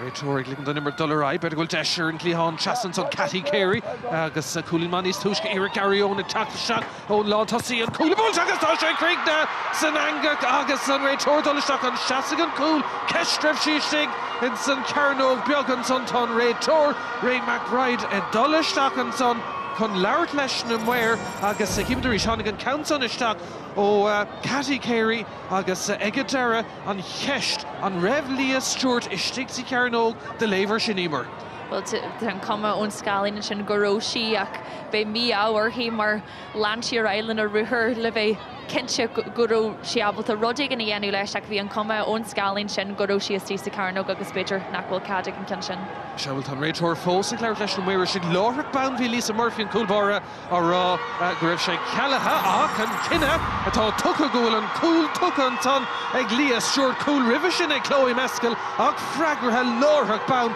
ag lías stúr sin cúl agus cúlín agus Crócaigh ní letar rístímar ach an Bheirn is lú. Well sin é agus le bhéidir riidir bhí an cúil sin tulteachí mar tá sig aber ó bhú go dút don orann seo agus te golóir rudí deanta maiachí go dtí se sa clia. Well tá seantar Dave heile Kilcorin clún Bheirn ach tá ceansa nimethe ar clé an tríú ceanna tá mithir stré an sonnacha ach ard céad leat ní le chuig nóid go lenne mar sin fácathe agus ní letar a cúlín amháin agus sin is tócha léirgus ceart ar an dáhéhann tátágaing. Well sin é agus go dtí seo tá si go hamlan tulte ag Muine Glas. Tá si ag déanú holarádí gar, tá si ag obair ó dhéon go dtíon agus le bhéidir rire tá siad ag obair da chéile agus sin an fágháil rudí ag dul go maitáibh agus tá siad an onleanid raim mar seo leis an co-emmert seo leis an struchtúr tá acu leis an bagart tá acu chun tosaí na hemairí agsúla ag seaú suas agus brúchar ar Kilcorin Bheirn seans mai go mééis siad an ghearfa dhearú. Go dtíra é bhfuil seachúngaríis ní bharna Muine Glas an cúil sin cinnte trí siad a sppraga bhí an Bheirn mehamachtaí ceir cúlín ach an ceannas lú agus an Bheirn is lú ar naisiirí Sathairnis. Clugará bhfuil cúnam an fágus i chéad le. Clapollas tríéis teim le tamilín an sás an ard cahar ach na sailse lasta le tamil agus hís ar a bar cimmartha bhfuil anna chéad le pelle feic an ságaing. An Bheirn is lú idir na fórna agus muoín go leor i gcuirtha éinseama agus i gcuirtha Ola an sagus beidir bhfuil deisir cúlín an scór. Fanna siad second nó ró eile chun tard fé iirtachtaí Cathy Carey. Is a Crócaigh an cúldóibh leis an iirecht ard a hurling sa Cnoc agus ag deire si chuna bheith feinach teisna á gur tráóna ar Kilcorin clún Bheirn. Beidir gur bheith seo an tástáil is déine táfuit a ríist an mlíanacha. Glór clí éon taobhacha imirtha có ruchna blian agus san cléthe lechanna se le éireann go dain haon díag a gona nád a trí sin éasca go má gona champíní Fort Láric a réon an Comric ach an sut tráóna tá díon tástáil chortha in san céad le. Agus sin ban eile a bheith taí bra a cína Aisling Madden is imróir leabhar Páirc dochreite í agus feicear sin cé go hachas agus a bhí si chun an seile sin na Alarás. Isircé tá Lindsay Núna glór na pelle ar héobh na lábha clé tá imróirí ar yeisir clé a ceansa caiilte a deirteach séach dí Lindsay Nún tá de sé a háirte a féchan sa stig a can pass tu go uí agus rudaí beaga beidir ar lá eile nach meach mithir stré mar sin botúna tá panúsa go a dhéanamh caiimar. Well sin é agus rinne an chasantóir sin Muine Glas a hallú chun an barna sin a dridú a dúrant ga imróir sin agus a ríis tá siad ag obair má tá tú ag obair agus má coníonn tú í féin sa clíthe be seansa agus sin an rud a obair amach go hána bhaid fan Muine Glas fi lethir tá siad ag obrú siar agus tá siad ag obrú amach. Tá go dain tá siad léirú measa cinnte ar champíní na bliana secata agus le ceirplína nús ach ag an am céine tá siad tar dúla an dómhan sa tráóna agus iad géirigh an corna bhreiló don géadúíomh an so agus deisir scórin council is dul hurling ó garad agus an praba ag go deir seachtaí lábhar cúlbára Lisa Murphy agus seans an council na Glana agus an rud atá Kilcorin clún Bheirn obaltaí anamh ná an fel sin a bhóga ar lús lastra go dtíon taobh eile níomh dibhlí ag ibrú amach na pelle amach go fada le Lindsay Nún ceann dúrnach ar stré acu ach tá siad ag géiring scóir eile chaimsú rih an brise más féidir an tráóna Nún fósatála seach sa cúngatáistí Carrick tastála cían tú anna chosan tar fad in san céad lethú Muine Glas agus go dtíir brút amach ar an lína seaca an son agus seach sa láir haon siad. Go bhfuil deis seosa Lisa Finnegan fágus sí féhéar ag Louise Ward sin íon captéin cúlín níos túisce agus a ríist an ceansa bhfuil tá rudig an feice is stig an son ag an réiteoir agus idul seach an leabhar cúpla duine ach tugann sé sin deis éasca an son Calís is stig an son tá mé i déanamh amach ach an réiteoir an son ag fearr go géir sin é Ray McBride bachúin rud an sin Emer. Well, bheith Jamie ar Muine Glas leis an gceann sin mar caithí siad a bheith go bheith níos cíalhre ó thaobh an léontanta agus an ceann sin bhí si go bheith ráisce a ríis an fáilbug sin na dhéanú os cór na léontain agus tuna hemairí ag Kilcorin Bheirn chun sin a churthar an trasnan. Seo deis éasca go maithaigh dibhlí tá si dúrchós cór an cúil for si cúlín níos túiscó kick séir ach an ceann seo dhéanach si é sin ina gola gabh leis Haran Chasan an Bheirn sin tamachtaí gá Chuain agus in áíire tá dáhéh anna chormar fadímar. Tá siad agus bheith siad ansásaigh dulasteach ag Glas ama. Beidir ó híomh Cilcéireann Clonburnda, ní bheith siad cósásta, mar tá cúpla cin curtha ar fórí acu agus cúpla deisina curtha an amú acu fásta. A go híomh Muine Glasta, seans mai goil siad brasásta goil siad fásta clí seo agus sa bhéidir na bhil sé. Godíircéid an cinsan na Haran lín agus a bhábhar Cilcóirín Clún Bheirn a bheith. Maxi Curran a faristeach go géireann son her cuasaí bhí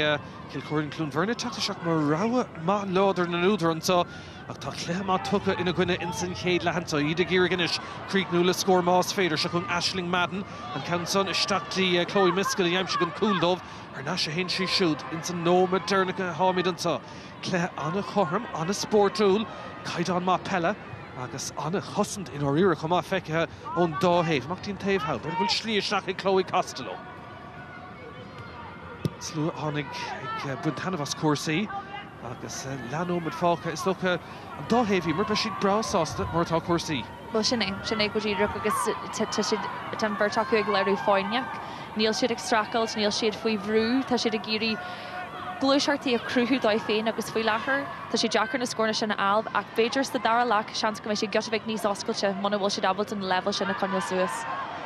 Díiricé, but bhfuil seans déanaach dearna an son ag Louise Ward an captain tá sí féhrú Berté Bhirde ag ag deir misnach an son ag gáine Devlin teachtamach é sinna léig agus an glána agus an bunán séadhan sa I Páirc an Chrócaigh anna chéad le pelle beidir go limid íseal go má ó héobh scórála te ach tá sárthas bontas choristeach ag an dáhéobh néamh Eargnait ó Aintrim agus Cilcóirín Clún Bheirn ag an mission sa I Páirc an Chrócaigh gá Chuain atra héna cethir ag Cilcóirín Clún Bheirn héna dó ag Muine Glas fanna gíling Bheirn gan Peil.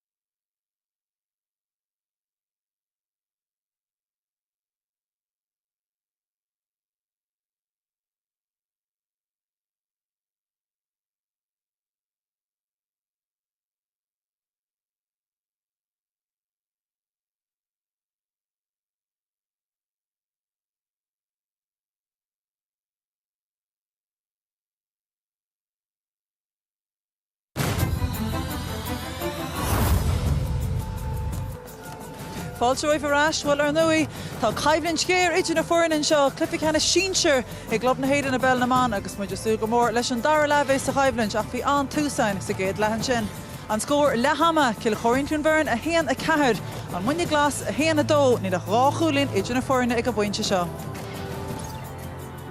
Inis tá de seagaí bhór bót a chatha ar son cúil na bliana cagaí súlar seo.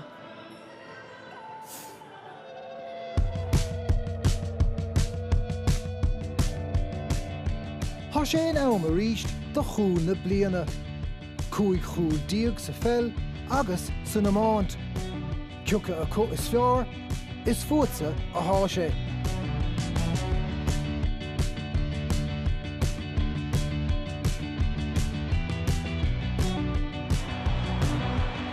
Le Sathairn will cool it as Talwaha.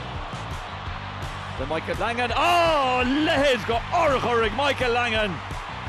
Ian Tucker Fod. You're a chance point spare a cool bar if you come on Rory Began.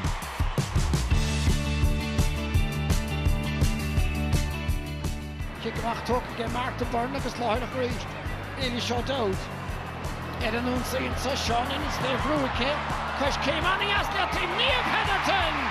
Near score on Chin Counter nach mar vi bontáiste hurt on Bouta round sa Quintas a Leontarnake. Ó cadé mar Craobh isteach sa Leontán.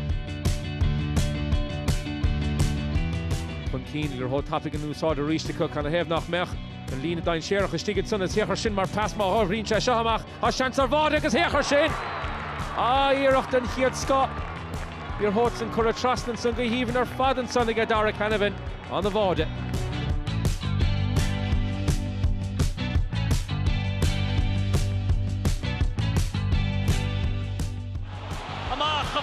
Morris, Sanjahin Kumtamuda, Shada O'Donoghue, Allah is Gachul, Fata, and Gashin O'Donoghue. Emer cool on Craobh, a boy pound free fair.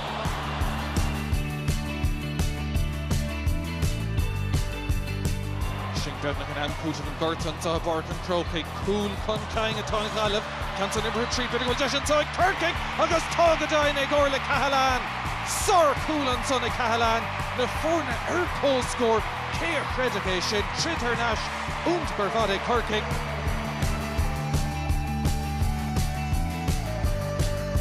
Vannacht an Hasse van St. Jack. Bert me uit de gestach Rie Hogan, Nish Marshall Muine le Hanser Varden so Skilláige Daniel Hogan. Well, Shin cool. No taller. We barry off in that stick down son of the feature me said Captain Better good work but on yes on over our father and son on a skill agus Cnoc mar cool. Cart the vote tg4.ie new leg on code QR show. Well, ráchúlín idir na foirne go buinte seo thug sé 8 numéid an chéad scór áil a tháinig ráchúil sa géad leis sin agus Chloe an chéad chúl a tháinig ó Cill Choirín Bheirn siad na curtha ile éireann ceithre uair sa chéile agus bhí Chloe Míchéal lán ábhata chuile seach san cúla chríochnú. Yeah, sure, Raigart to be acu ó Fuinse Cathy Carey. Tháinig sé díreach ón Cickamac feiciúid Nicola Warden seo ag teach leis. Tagan Lewis lei acliocht to she larger Lee Road pass one pass Ella agus tá she team sheet and data quick matter and sin Neil she Santoch and shot taking she on Roa Ciart tá Eki agus Chloe Míchéal Craignig agus slapper Eki team sheet and Angach agus dói nach féidir den mar sinna ága leihí héin is just a Ceannaic. Neil Kirby does she co-tábhachtach does she co-glick Jen she beidir Cíam chun fáil haar an cool Bheirn sin agus é Craignig Eki. Agus a rís freigur an sin Míchéal mar tá feici an go minic ó héh forna eile ach ní raibh Muine Glas a sí siar agus is dói Cathy Carey tá sí lúte na chrothigh sí an cúl eile. Agus bhí an cúl tiltte go maith chu gan áras mar bhína deisina ann agus féicear sin tá si ag acúrsáil an líra go hána bheith Cathy Carey leis an kick ard fada isteach I dro chun beidir a cúlín féin aim siú agus cé atá nach lia atá ann nuair atá an líra sa Ceannaic tá sí sa Ceannaic ag féic leis an kick seo tá sí fada amach ón Ceannaic sin. Lean siar raig leis an luthar fanan an líród háir san éir ar fearg píasa agus tá sí ann nuair an freibad an líród agus tá sí ceada an sin é sin a chuiristeach sa líontán, so an cinenne atá déanta ag an réitor agus na muir chun é sin a ceadú. Agus is dói rud conspóideach a déitih annach tá rial seller bhí si san áteart agus marhealgur kick catí céirí choáard sin thug sé an táman sin le tíocht a níos ach na dhearna sí inrod mícheart an áteart leis an coolla riocht. Sin é go dtíach agus cumad sé gacrod omíochttan don dáhéhan áíra bhí an freigur sin antáhachtach ag dul goine Cill Clún Bheirn taiscuin céú láidir sa táisiad hí dín tostáil á dhéanamh ag Cill Clún Bheirn sa céad le cenne sé go réanathe na cumraigh beagnach an rud céine, but an dara le beag sé sin táhachtach don Muine Glas chun béidir a bheith omíoch go dtí an deire. Well, tá sé omíoch go dtí seo. Chun leisciil tá sé omíoch go dtí seo agus ar nu feicimid sa dara le chuir de hálairs rá chúlín idir na forne an dara le fós le tíocht a níos seo.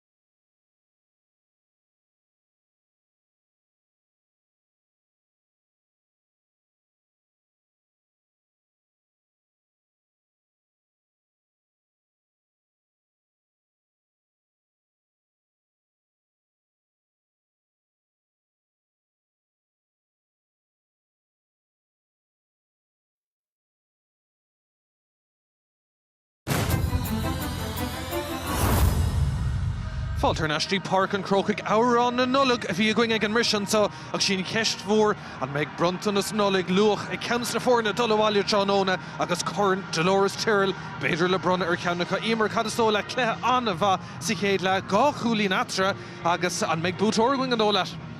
Tá sé Jackar le rá, tá sé Jackar le rá ach le bhéidir riire tá méid súil go mór leis an dair lachan sin ceap meise go raibh an céad lachan sin bhí sé go hána bhaigar fad, bhí sé lean le hac sin, bhí sé lean le Peil aonteach Luas aclaíocht tholarrod bhí tholarrod sa céad lachan sin agus an méisi den an é sin a leanid raibh an an dair lachan sin agus cébhéh teartach mar bhuair níl mé go hamlan cinse fú láthair. Beg le fescin, let's dance le cloisian sa cooler in ish. Well, beg le rankin is déni, má bhín bútóirí going Cuinnig Mohammed Corrum ag a deireadh, ní bheith an breise ach go méid cléthe le hammered de Sathairn se chuing ach well, beg le fescin an bhir le ceandas na fórna seo graim docht dangan a gáilt Corn Dolores Tyrrell agus leabhar na mar sin le dolan so céad se le bút an son ag curtha aintrim tá siad an so agus spachanta ní léon cheist muine có agus iad ggéirigin is Ceannais in san cléthe gá chúlín fáin an so agus iad sa tóir chéad scór in san tarna le an ceansa sleanathe tríd aber bha cosanta Máirtín Clíháin agus cinnúil a bird shore ó Kilchóirín Clúnmhairna ggéirigin fell a smachtú duine go Ashton Madden de bhrú ag an deran réid tóir dolisteach lámh leige an dalamh an son agus an Séiristeach ag Naomh ó bhuine Glas agus ceis mágat an isíomar. Well sin agus sin deanta go hána bhaid Laura McCann sin ní ró sort ceart ag íon leithre sin a bhuacinn agus bheith siad ansasta chuir gohfuil siarcic fáite aici ach a rís. Taken tú go an creidh sin ag muna Glas bhí láthair creid an siad ggóil siad non an cluiche sin a bhaint agus níl agla orthú ar Craobh an aon rud teistigh déanú. Nes an ceann na Marie O'Neill ag Turlington ar dhéann si teanga bháil ceart leis for si cúil agus trí cúlín in san cléthe lechanis ní léon scór fós aimsethe ach beag deis eile tá cinnte in san tarna lehan so Kilchóirín Clúnmhairn Cuinnig tá siad sa tóir ar cuaig Craobh sa chéad le hostagan chéad ceann an 2000 agus a fithéin agus an bua ar Bhanisir na Móna ó Chrócaigh agus iníag sin Domhnach Máine ó Bhuineáin agus an son Bailbh Carver Fort Larg agus Kilmacud na Chrócaigh agus iad son chuhamach a gréibh na blina se caiiteá ach tá siad th nasin so ag díntá stáil chutha go dtí seo tráthnún ortha agus well is tócha má dhéachan tú ar Naomh tan siad isteach tríos bua úntaach sa lechraibh a gona Kilmacud na Chrócaigh has líidir de páirt a bhórcha an sos an áir chahar built in thug seansdó a bhí ferrisbar de dhá chulí natar go deire siad championí na galibh atá Tráchtairí agus oscailtí beile bhfuil deisir cúlaigh a deire tá siad sásta an cúlí nó hógant an son ach bhí anna oscailt ar fada son agus Aisling Madden ag críicnú ceistans á fin gosant. Well sin aonteach ar fád agus cearfaoin na rúthar aonteach a Olivia Devlin ag tasnú amach an sin go Hannah Noon an sin Louise Ward agus an sin le Siobhan Devlin agus ag críicnú amach le ponte den céad scá Aisling Madden sin co-obair den céad scá ag Cill Clonbheirn agus an fágóil siad co-danseathe agus co-bagar siad sa teisiid. Is tóg Emer ceansa ruí nóir bhíonn tú ag Emer de Cluichí Ceannais agus tú ag glóir cuaig as a chéile. Bhín brú buint le sin comá. Well ceapan féin ggóil an brú omlan ar Cill Clonbheirn aniu agus mar a dúirs me se ribise tá sé an Jackar mna bhfuil cluiche cailte agus a faní na blinte agus sin an céanna bhfuil si faoi láthair níor chail siad cluiche fanne cé agus a dá cluiche go dtí seo. Deis ag Naomh an ceansan Eargnait agus beidir go bhfuil deis ag a deire an son siad bheith fáinach tá sé chatach ríist an son agus well tá sé dechar brise trí tá anna chosant an son in Kilchóirín Clúnmhairn se chuganis Rebecca Bradley an pastú uí agus ggéirín Tráchtairí Rebel Maria O'Neill bhí seanson kick séir a hurling gar deo chéanamh an ceansa le well beidir tuach Ceannais chuí ríist ní dhéana an seosa an lántasí Cathy Carey cúlín má si chéad le Craobh sin cúil com an ceansan áfach ar yes agus ar fóríl an céad ceann den semach atá mithir stré an son ag Naomh agus Muine Glas an son ar stré ach tá siad ag brú contosigh agus tuigh na scórna má dhéann siad sin. Tá siad agus tá siad ag cruthú na deis na scórála sin fásta cé go neathí an cin sin ar fóríal agus Haríon Rodella tá taithí ag Cathy Carey ag scóráil punchna ar an barc seo ach bedéime ar hí nach chuirsí an cin sin th an trasna ach a rís ag chur an brú sin orthú an tamar fád agus chans go jockí na scórna. Louise Warden, captain Emer Trídan san beidir Ceannais cúi tá deis so fake an loose Coimert útach beidir bhfuil chance so tá siad sásta na cúlíní ó hógan tíhanún an shotsa ach a ríist an brise sin Trídan lár ard obair déntan son agus nuair a hagan sin mar sin tá sé nós train díreach sí Trídan lár. Well sinné agus sin an fá go raibh an gradam léach na bliana buite ag Nicola Warden orí is imreoir den céad scacaí tá si an gafra dhéanú híomh an costan sé agus an ansaide agus is cinera í. Bhí fragra dí ag Cilcéireann Bhreanáin agus bhí sé sasa suas chun an fragra sin na hort. Well seo tréimh se tréis an brise mar tá gá cúlí na sa chéile aimim sé Cilcóirín Clún Bheirn ní léon scór fós ag Muine Glas ach tá seantanis buntá se tucha ag an réitorniúr tháinig éon rud as sin agus le teachtar sin is don kick séir ach tátugan is cimíad an san Mexico na gléicisteach na Georgia tuigeann sé go bhfuil sé sa cléthe fós ach ní bheith fán ligint an fearspóir sin a bhéadú amach písin nile. Well sinné agus feicimid gúil plán ag Muine Glas níl rudidir bí ag tarlú go nádarthe tuigeann siad go ddíreach na rólanna tá acu agus an rud le déanú acu agus tá sé a gobar go ddí seo. Well tan cansan am stréir agus deisteach amach an sannig hananún agus an lábhan ordeal an réitóirí seachún íhanún Mitr Fórice Coimert Gomálaí chéileann san seachtaín lán tosí sinní Chloe Miscail a dhéim se an cúlan pas go mar tucha uí agus cínún san tá fán scórála ar Cilcóirín Clún Bheirn agus beidir go bhfuil tríd leis an dasógan cansan ag a deire lágíir sa seachtaí lábhan cúlbáir agus seans ag Áine Devlin is sinna glanna. Agus is sin cosúil le scór fáhanne Muine Glas Muine bhfuil scór fáidteach mar sin an Láithreoir sin is teach go dtí lábhaim cúlbáire tá sé sin tugadh sé sin moniún ionach do Muine Glas. Well tá spáisistegan san inis agus an cosan begáning Collateach i Garretrí tá Lindsay nún tá Tror Cahar mór heimpel san tá sí sínta Garretan son agus kick séir le tacht ag Cilcóirín Clún Bheirn ach ón mrise cúig go le nómad caite Cilcóirín Clún Bheirn treis an clé á ardún so. Well sinné agus sin an danseir a bhaineann le Cilcóirín Clún Bheirn nuair a het sin foran eile in a cháú fan your nóid tá siad san an chun luach a bhain seas an gáú sin agus sin an rud a Harlan sin ní acha siad go raibh imreoir sa bhreis agus an timreoir sin Lindsay núna bhí faice leihí féin sa corneal agus a rís bhí orthú rudaigh an dhéanú agus Harlan an fáil mar geallar sin a rís sin an fá go bhfuil an rach ag bansta Cilcóirín Clún Bheirn nach dogan siad an seansta ar an arbí dul in a cháú fiú fan your nóid sa cléir seo. Is tó tá siad an Lord ar fá díreach siad an Lord le héite Nicola Ward, Divley Madden agus Louise Warden captain an Karen Cougar sin le taí únta freisin. Well sinné agus an rud atá fuú ná tin cum ar nachfuil siad chun dul atrbí fan na blianta mar feicear ar hana nún agus Eva nún níl siad ach fés a dáin a fés a trí bliana de ís agus tá siad lárnach an nachrad teagtarlú agus fiú Aisling Madden lár parcan sin ní bliana deag de ís. Seans go siad hartpaní na blianta le teart. Se lábhhardan san ní léon cheisteach sé O'Neill agus cílann sin go mbeidh kick séir le tacht ag curtha na galibh agus curtha connacht a cimimidirí sé sin a teachtasteachchan san a bhíidir ach an lábh sin ard agus beidir go bhfuil Muine Glas ag tuirsú begáí cumá mar tá tréin iirecht chuirteach an túsa go freisin. Agus is sé Jackar an momentum sin a conil a raibh fan seaca nóid san amlan agus níl cad acu dul in a choí fan nóid sa clí seo mar cai siad a bheith ré agus ocrasach agus chomanta fan ahan Láithreoir mar a bhí siad sa céchla. Well tá Chóirín Clún Bheirn tá spáint níos fearr ón muise go cinnte is sin ráite ní le gá cúlín aimseach agus Curculín atre ní slíomh áilmhór sin le drape ag Naomh Eargnait ach tuige siad cumá go bhfuil an brú sin a teachtas na mnátás na ganzathe dearg agus beidir bhfuil slí tríd an san a ríistecha dín lán tosí rís Chloe Miscail tá sí contúirte seansar scóra tá sé sin ag a deire ar clé agus ar fóriil máise tá siad ag crothú na neisna an son ach tá brú má chuiristeach a ríiste an son ó Muine Glas. Well sin agus hanig an brú sin nó Eleanor Malin le ever a chuig jeig ar a drim agus cé go raibh ceann chuthar fóriil ar tíh bháin den farc tá cúpla cin chuthar fóriil an isir an tíh eile agus tá sé sin ag teart don brú níl rudidir bí ag teart go héascad don de foran ar bí agus an brú sin níl cuma ar go bhfuil sé gléidú ar chadahí. Níl go dain agus deisiirí sé Cilcóirín Clún Bheirn tá siad feabhsa go cinnte ach sin cheist an féidir na scórna a chaimsú agus breúar sa cúpla nómad atá róga amach an ceansa smachta go háling an son ag Divley tá sí héin féhrú ar neis dín lán tosí Chloe Miscail ar clé ar an déhheile ó chéanamh ach tá sé sin leistigh das na cúlaí an son scór má héna is sé Chloe Miscail agus bhfuil tá sé deacarí de smachú agus tá seo. Well sinné agus cé cócrinna sa bhí sin ní rómór an spásaach í an uair sin ar chadahí ach chuirsí an ceann sin go háling thar an trastan agus rís nuair a aon Kilcurring Clonburn spás nó má aon siad spás ar bí tá siad brabal dulstí sa spásin agus scórna a cruthú dóibh féin. Tágad aon tá sean na haí bheith gimmartar an stáil se mór an so Páirc an Chrócaigh. Dín ceis na chur orthas chéad lehan so ach sa tarna le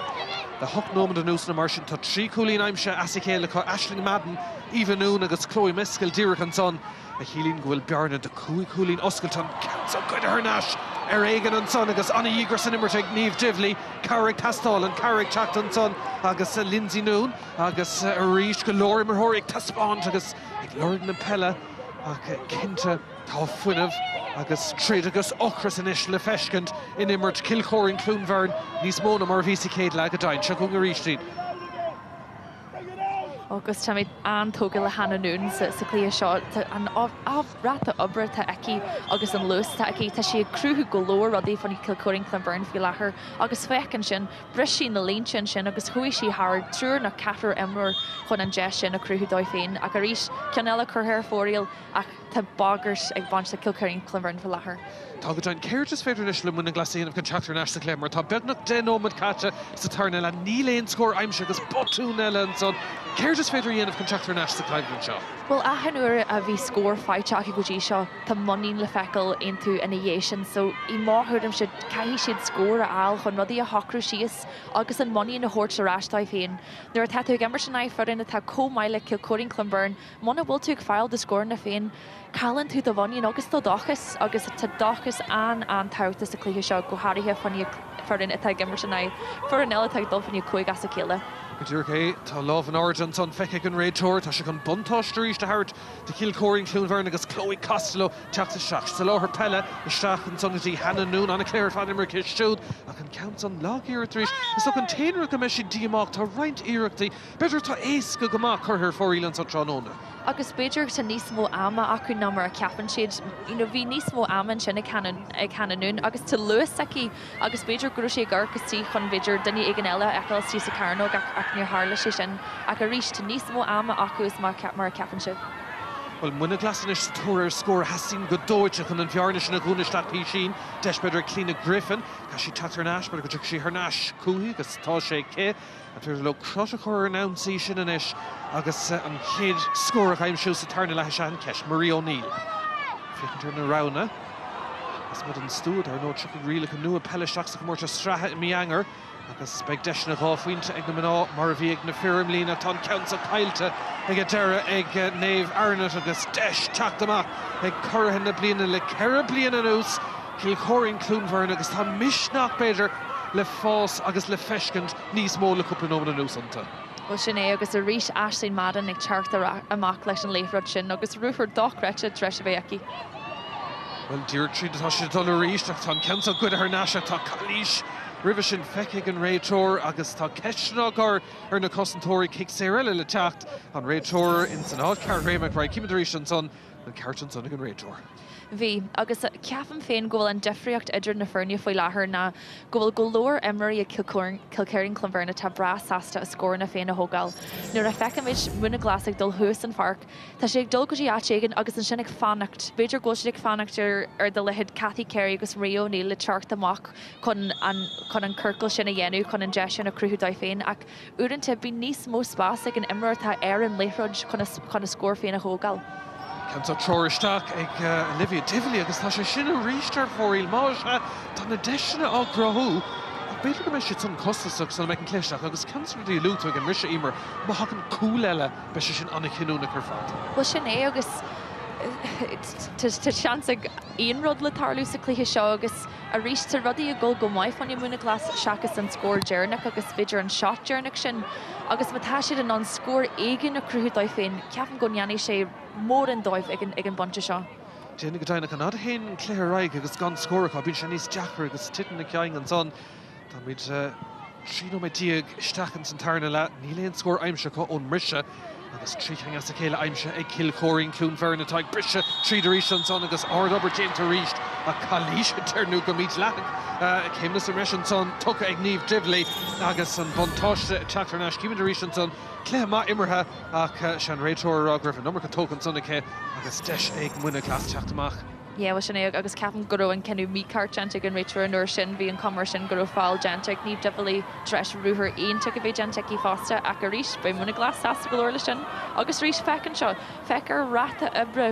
Cill Club Bheirn sibán difealaí na sear an Láithreoir ach níl rudidir bí ag teart go héascad an dá ádan an seo tá brú ag teart orthú achan uair sa cluiche seo.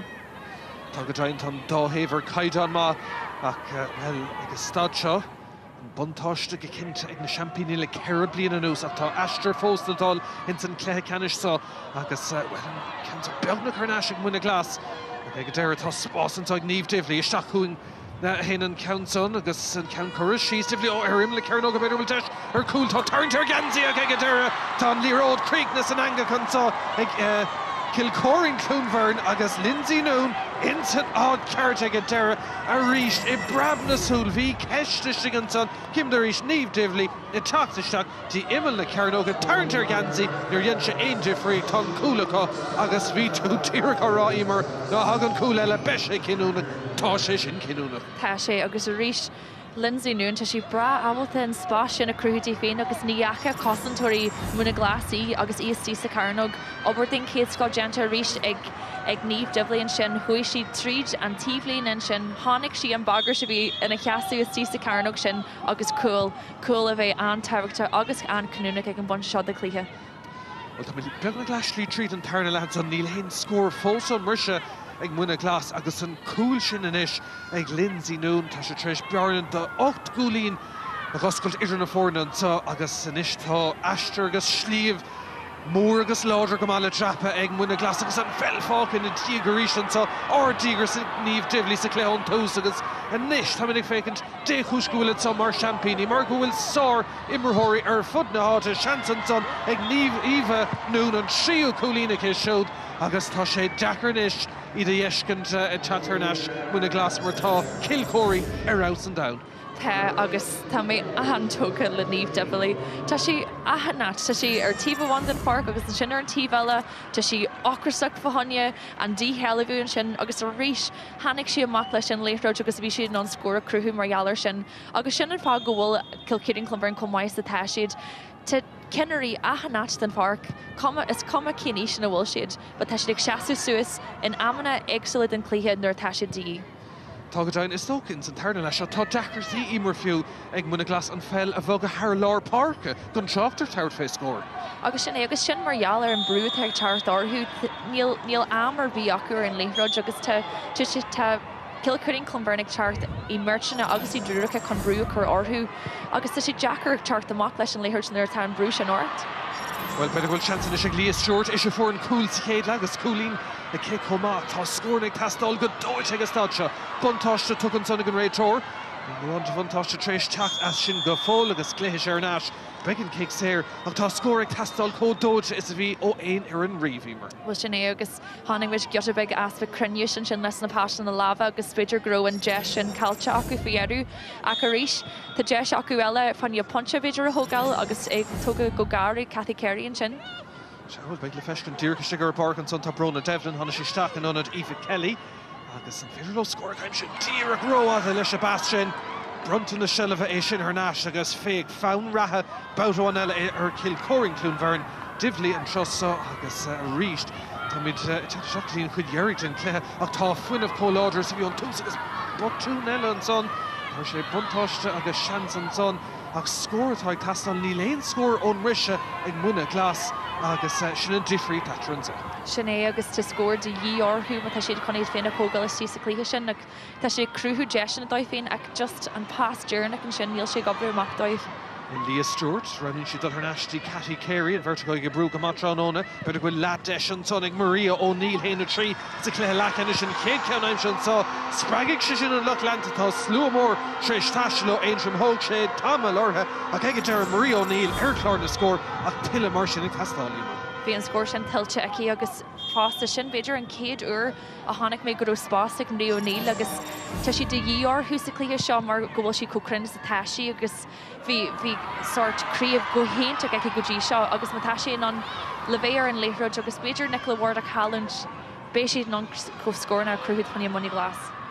Begadine, well, tá deis ríiste Cathy Carey and Council ag taisle ag a deire Haven love a clay dear a couple of orlach airfoil Chancelans on Kailte. I can tell you this, must very brew a matter Gikamach agus tartla couple of deshella Tarsha Mishnach Egan Tolv. Well, Ceannais agus ní rudget nachwil na Chancelna egg. Muine Glas feel I heard Tashid san achna cart than Páirc ac few just Neil should fall in the scorna. Agus reach Tashid umlan go hamlan sa Cluichí seo. Agus ta galore am a fag fosta. So Kai should have a fáineach na scorna sin a cruhu agus beidir go méisi rash sa Cluichí seo. Dúr céhfuil tá 8 gúlín ag scoir na Bhraonáin na chéile, tá dosé nómad go le fós le Himmerton sá ach déanam semach go méid cool nó beidir cúpla ceann má hastín ó bhuine Glas Sathairn insan ceann so beidir go bhfuil teisisin is Immerthirí ag boga fós ag boga an réiteoir ag ligant an Immer dul raig níl sé lécéin rud tá siad fós ag taisil rud deisian son ag Sarah O'Neill tá sé Sathairn I'r reis cael y tactic ystod siadr lle Emma Louise McCreevy agus ag deir an pass yn Bheirn stray agus yn tá an sunbather ag Cína Griffin is sin at Alternation an réiteoir chun an fella lorg ag deire ag deisian ag an dá héh agus drama galore an sa. Galore drama agus a rís cosint den céad scoch ag Kilkeading Clumbern a rís every cashier brú ag Tráchtairí an Láithreoir ag dridú an spás sin tá sé go hamlan aontic le fecail. Will Lash Anson blochall Máirtín Tarisha kill Choirín Bhraonáin lead she de Gala Irid agus Arlach an sa Páirc an Chrócaigh agus deis teachtamach Bhraonáin eile dó a hoch le héine trí sin first part 8 gúlín bhí Péire Atrag an Risha má se de spontas níos fear Sathairn le kill Choirín Bhraonáin trí cheang diag de Craobh the Gallagher took a low as a chéile de Craobh chunnach as a chéile agus tá Ceara Craobh le éireann as a chéile agus tá siad sa tóir cuaig as a chéile an sa agus ag fécin go má dhéar fa imar agus touch. Well, Ceannais agus a rís go hamlan touch le Siobhan Devlin sin an blockal din céad scoch agus an sin ag tearcht amach go gas leis an Láithreoir. Tá galore Kenry ar an seo agus tá daoine éigean eile ag seaú suas an amanta éagsúla den Cluichí seo nar teisi daí agus tá na Kenry ag tearcht amach agus ag tearcht amach as cuma céan is agus a rís tá siad ag gimmar sig level an ar dachil siad. Tugadtein agus ceanháin na suirtaí léman amach mar luachtasí mar bhreafa mar gúil siad sa tóra cúig as a chéile go bhfuil Immerthirí sa trochadaí agus sa dul níos ach tá óige fós go láidir in san panéalacha. Well, Ceannais agus fecinn tú sin tríd an luasatá acu fásta agus cé go bhfuil na himmarí tá mór le rá a tá taithíach ar an airn sin fiú tá siad san níomlín is fichetíist níl siad san ó ar sean go dtí seo fiú. Níl mór an daoine tá thar trochaí ar an airn sin ar Craobh ach le sin ráte cé go fádas an bhfuil siad ábalta an rúthir seo a chuníil ra ach faoi láthair níl cumar go bhfuil críoch le tearcht ar nniu. Níl godain agus tá anna fuineh antain san Sathairn lehansá a Páirc an Chrócaigh tá méid cinnte gur raibh cúpla focail díana agus láidir go maith Willie Ward an banistóir lo ag an mirse tá sé ann ó 2025 tá sé tríse bheith ganas agus ceirceang as a chéile búte ach dúirteil am ribhann cléthe seo ceann nua seo bliain nua cléthe amháin ag an am sinile Gráidir cuioineh a tatan sa Tránána chuir dín tástálar in san chéad lehansá ach sa tarna le tá sí tríis dul tríd na géirs tá sí tríis fiabhsú go mór agus in san denómad nuair sin tá fácathe be si de géirigh an cléir seo a bhanistú ar gnílacha féin agus ní léon ar níos fearr ná iad chunisina é sin ní a bhímar. Well, sin é go ddíireach agus te golóir fás fagus sa Cluichí seo ach tan cuma ar go bhfuil Kilkeading Clumbern ar an gampar den is agus tá siad léirú an áineach níl siad ag dul rudí rá jaasta tá siad bras as dul siar leis an Láithreoir chun an sealamh a chuneal agus sin cuatha de furinta an mhair fád. Godain hananúna seachtaí Chloe Costello beidir goil deisianta ag Aisling Madden agus an pastarnach sin a mithir stray Kick Sarah Macatá brunta ag a deire ag an réiteoir chur leisteigh pastáil is stig an son ach tá siad ag bogad le lús agus le fuineh fémar bhí an tús cíimidir éist an achtra seo is stig an son bhí deis an son stoppa ag a deire Atlanta agus an cancel le teachta bhábhar an Muine Glas ag a deire ach tá fuineh úntaach ar fad ionta sa Tránána. Tá agus mar dúirt mé hana a rís Immerí eile ag seaú suas tháinig bhuisin sin Aisling Madden fuair sí spáistí féin bra ábalta scór na féin a thógáil agus bhí míá ar hí nar chuirsí an ceann sin is tí sa léontain ach níl sagans conas gur féidir lá marcaí an ar achan chuideacu an rud éigean atá siad an a dhéanú na Africa chuirsíir ach fiú tin na himmarí ag seaú suas in aitna eile den Páirc agus tá sé in na riire tá sé rá dheachar chun marcaí an ar ga chuideacu. Tá mar tá siad ar fud na Páirce agus Willie Ward brasás de Phairsteach ar cuasaí an son ahrú déint an son Aideen Hines istigh in Anailísithe Finnegan agus scorin sé tastáil ó bhuine Glas. Gawn gama in Sathairn le gadaine le Chuain amháin aimseón Mrisha sin ó Maria O'Neill ach beidir goil deis an trosai Clína Griffin ag Garistach Gardan Lína Dernach an pasta gostach an féidir Tráchtairí gansa ag deire Haran Trasnáin hí leishans beidir a cúl ach ag deire sí Lías Stewart atá tasmáint arás an down an Sathairnóna cúl agus gá cúlí aimse tá contúirte buint le go héanóir nuair bhín se le bhí an sonnacé. Well sinné agus tháinig muid ag tús an darlach an sin goró Markle níos far genta ar hí margheallar an bagir se bhain lehí ag fuair sí spás aontachtí féin an sin agus tu monion aontaigh a cíte sí brasas de seaú suas agus a scór na féin a hógáil. Sin briseríis ar na sé Muine Glas na bhaidís cúla é chu thir sé anna bheits nachtómh Cathy Carey. Chuain más chéile agus chusin cúla aimsigh Stewart beidir bhfuil deisintá agus an count chuir seach Clína Griffin agus well sin trí cheanga sa chéile is ag Muine Glas níl an túála chatisteach ná é agus tá bhaidís cúla é chur í mar bheidís go maithar neasta cléir. Well sinné agus tá siad ag déanú go hána bhaid ó híomh cicin amachta Cill Clon Bheirn agus tá na hebra go suas tá siad ag grú suas agus ag tógáil seans agus is maithlam mé sin caithí siad é sin na dhéanú ag an am seo den clíthe caithí siad a cheart níhil a dhéanú chun an clíthe seo bhaint. Well, tá Bheirn ar neistí sé cúlín inis agus brúar ístar Kilcorrin Clún Bheirn. Sin kickamach sin Gardan Lína bhfuil se Haran Lína tá muir árá go bhfuil se Haran Lína agus ag deire tá kick sleasa sin i dul le bhábhar Muine Glas ó Aintrim iarthúsgurt Aintrima próiste agus counter Anna bheogar fadar tá siad an sa ina slúite i Páirc an Chrócaigh agus é trid go deire. Is se chuig Maria O'Neill tin taobh hail a bheidir cinan is well thir se anna bheits nach ar fadómh mar go bhfuil trí cheanga sa chéile aimsethe agus brúcint ar Kilcorrin Clún Bheirn nuair bhín totáil isteachtaí cluiche agus tú ar thór stara cúig Craobh sa chéile líonn sé sin go tram ar orna mar tá feice thar na blianta bhfuil chansa sigan son ag Laura McCann cai siad dul isteach beidir bhfuil de gcónaí sigan son na súla buinte ar feadh lethecint an son agus éasca go deire ag Kilcorrin Clún Bheirn teacht amach le sealamh sé nómad go le fácathe sé cúlí natra a cléis dóg ar an mór amláin a bhí anna bhethar fan sa imar. Well sinné agus tá sé fás lean na faniuh agus tan bhirteach chu dul art goneart fan an clíthe seo fásta agus a rís níl ach last second gating ag an acu ar an Láithreoir agus muna bhfuil sé crinn cálan tú an Láithreoir agus an sin an rud atá tarlú faoi láthair ach a rís clíthe den céad scoil tá feice go nniu. Dúir céh hín céitlethe níos túisce aon taobh go agus Cnoc Bríde ón Gabháin go maithanúachtar ach an omíoch ar fad tá dóir an son san tarna ceann Craobh na Seinseir sé nómad na mar sin fóstal dul sé cúlín a scarúb na bhórnóna chéile ach siad na champíní ratha Kilcorrin Clún Bheirn chun do bhór clubban na man le blianta beag an ús atá inúachtar an sá agus a ggéirí an bhó chur harrang agus cúigceang as a chéile a bhreiló an Sathairnóna. Is siad fáinach tá is go imar chunas clíthe a bhanistú chumá. Yeah, well sinné go ddíireach agus mar dúirt méid bras as a dul siar leis an Láithreoir inis níl brú orthú tegann siad an méid tam tá fáice agus bé inis ar Muine Glas brú amach. Cruthóéis sé sin níos mó spás an sin is tí sa Carnóg agus sin an céanna bhain siad coolna. Go ddíireach an tam i gcuine Muine Glas an sá tugann siad go bhfuil a scórning testála chu siad brú a chur ar Kilcorrin Clún Bheirn chun an fensin a Galtarnáis a bhí bheith aon rud éasc ins na nómadí dearnach an Chuck Chaston tá Lindsay Noon agus is a fór an tarna cúl Lashley tríd an tarna lehansa a bhí anna bhethar fadóibh. Well sinné agus tháinig muid sin Maxi Curran an gléiceach teart le brú suas brú amach níl mód an am fáice so tegann siad go gaithí siad sealamh a bhaint ráiseach níl sé éasca nuair tá siad commáir an Láithreoir agus mar tá siad fecinn sin íhanún na rásin sin ina lach féin bra monínig ar an Láithreoir níl brúar chorbí orthaí agus an brúanis a lig ar Muine Glas.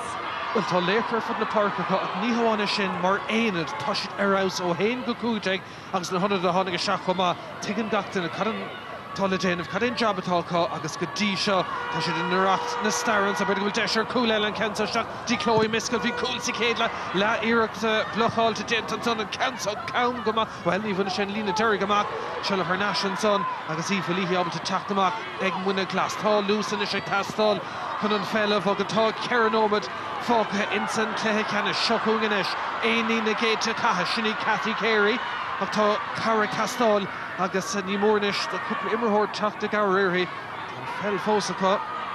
agus ag a deireadh an ceansa cumad isteach sa lár céir is féidir lo dhéanamh inis chun scóra aimsú agus denmh semach gur cúla hastín má tá aon seans chun a bheitá agus tá sé Emer. Well sin é go ddíireach agus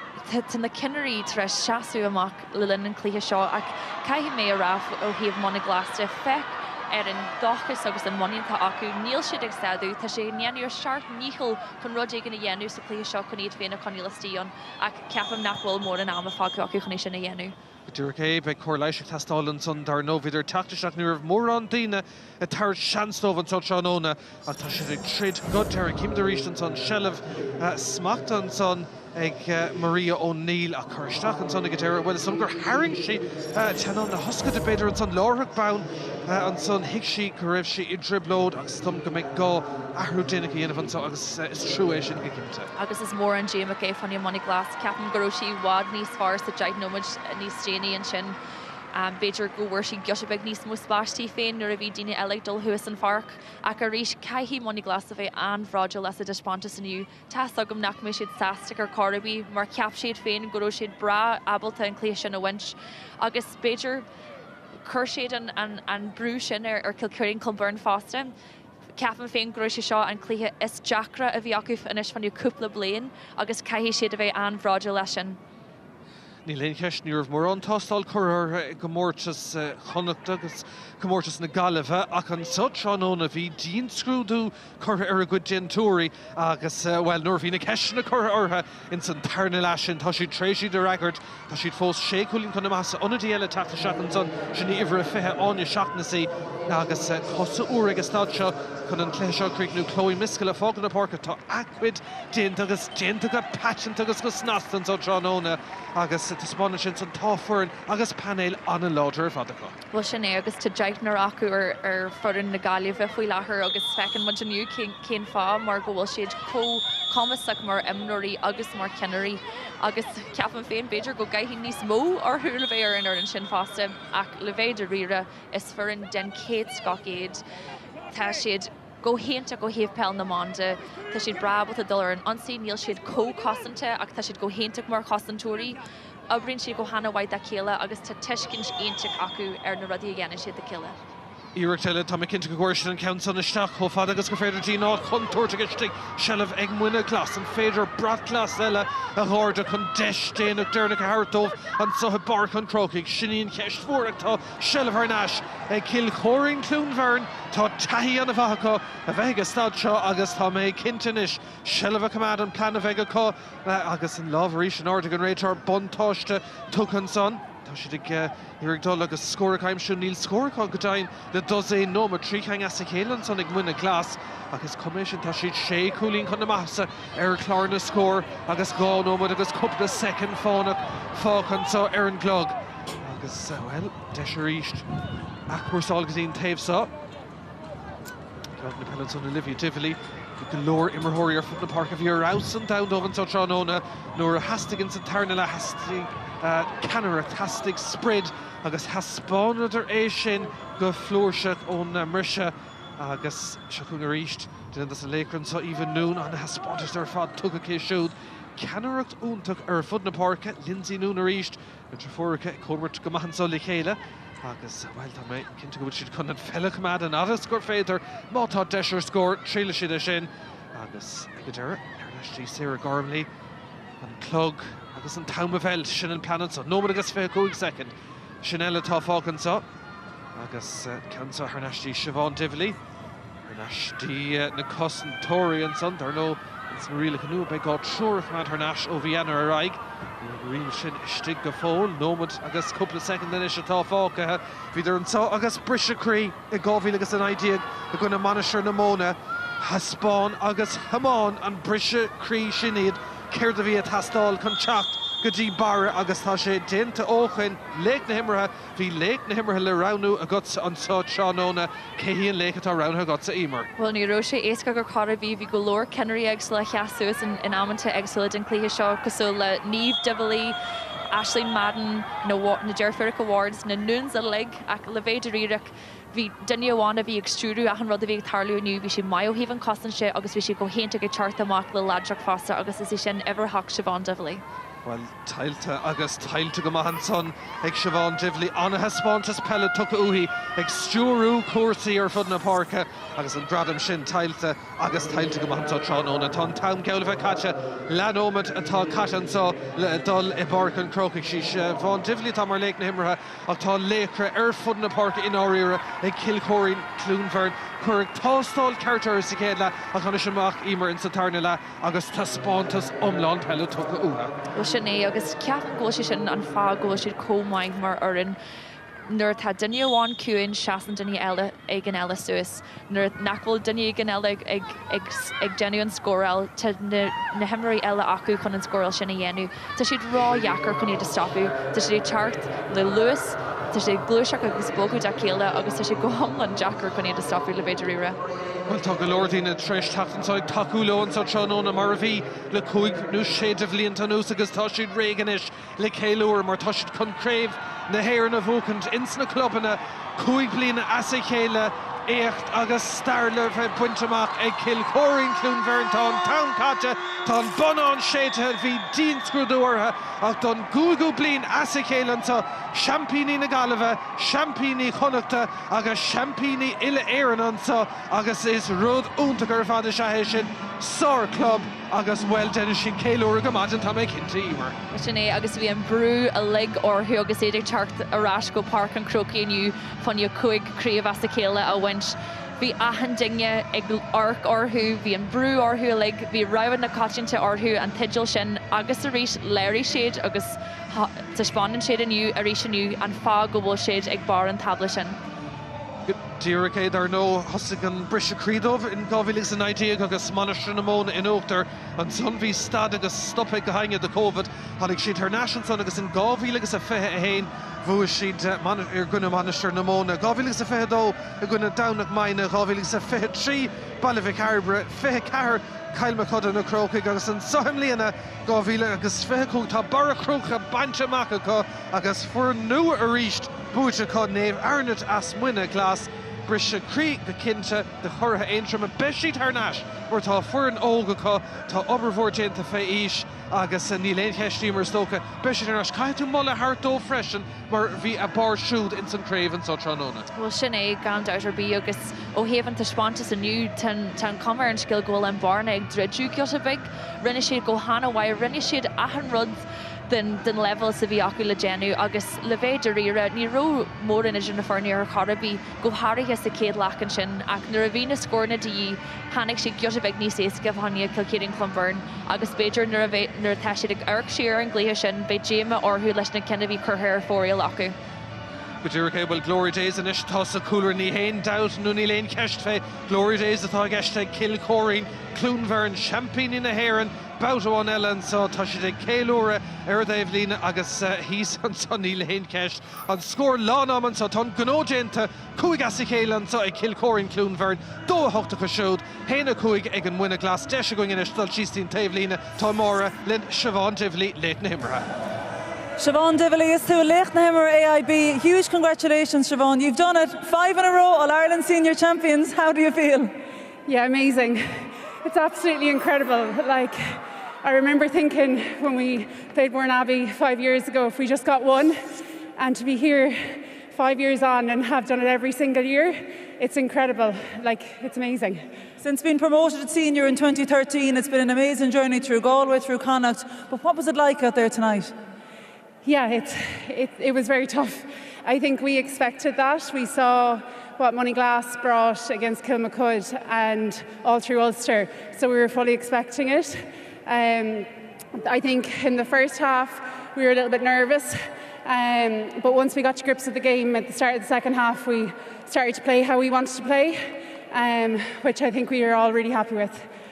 How much hard work has to go into making sure that it happens at county level, club level, that everybody pulls together? But I suppose on a night like tonight that, you know, there's only 2 points in it there at half time, you're kind of saying, how can you push on? What's the secret to that success? I think, like, the training we've put in, particularly since August. We always say that if training's harder than any match, you're always going to go out very prepared. I think I was saying to Hannah on Wednesday night when I was marking her in training that I'm glad I'm not marking her Saturday. So I think it's that, and we all push each other. There's nobody going out there for an individual performance. Nobody cares who kicks the ball over the bar. We're all in it as a team, and we're all happy to do the tough runs and get the ball back. Well, Cahorge cos let Siobhan is too late na him agus tá Leo Castro and Shaw Harcan AIB chun an gradam of Bhraonáin. Chad Lake na himmertha Siobhan Tivley agus Níl Ceist is an taimte go maithe. Churn inis le brunna ar an captain Shani Louise Ward or dúirt Siobhan Tivley an tá dá múmis tíre ceann a dúirt sí. Well tá siad tarnáis agus cúig ceang as céile púit an tá an túachtar an inis Trína Murray. Shalom mór eile ag Peil naMBan, co gorgeous leis na Bheirn anseo. It gives me great pleasure to welcome you to our All-Ireland Senior Club Final. Congratulations to both teams on a wonderful display this evening. Well done to you both. To St Eargnait, what a wonderful championship that you've had. You've really lit up our championship. Congratulations to you. You are worthy Antrim and Ulster champions, and I know your day will come.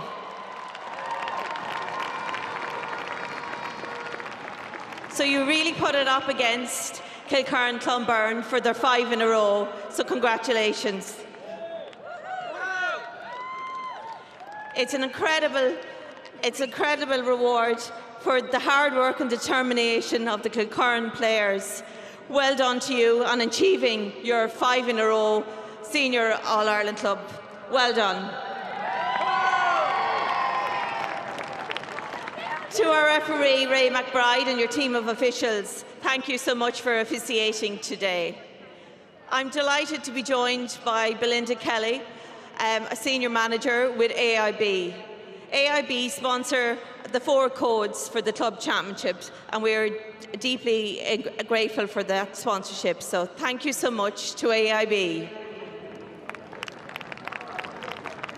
And as we draw to the end of the year, I'd like to wish you all a very happy Christmas and best wishes to you all in the new year. And now it gives me great pleasure to present the Dolores Turl Cup to the winning captain, Louise Ward, of the Senior All-Ireland Championship. Cornish le brunna ar an captain Louise Ward anna haspontas pella richt ag Cill Choirín Clún Bheirn tá siad aganas a richt cúig ceang as céile agus tailte go maithe Níl Ceist. Sinné ansá ó Páirc an Chrócaigh buchas as 8 bheling nolig chuna be mit ar náis sam líon nua.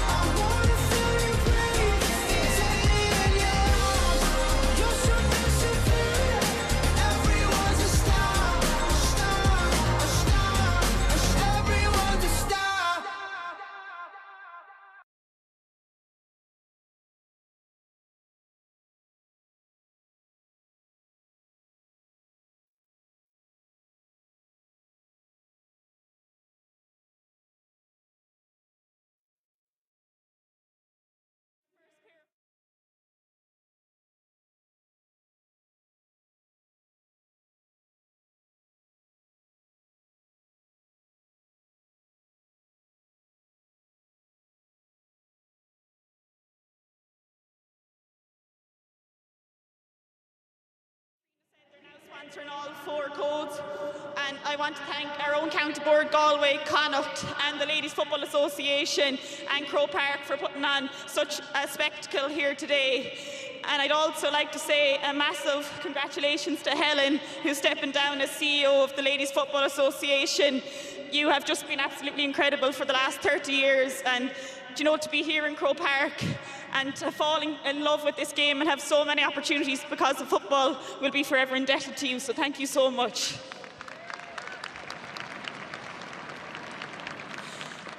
I'd like to thank Ray McBride and his officials for officiating a very sporting game here today.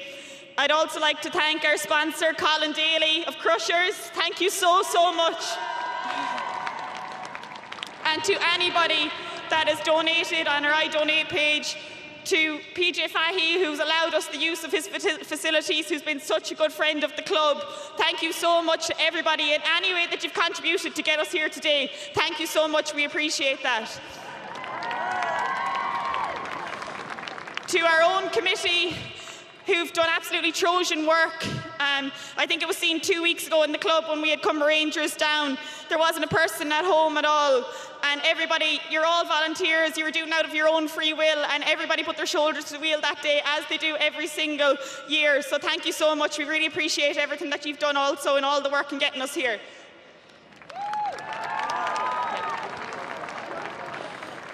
To Money Glas,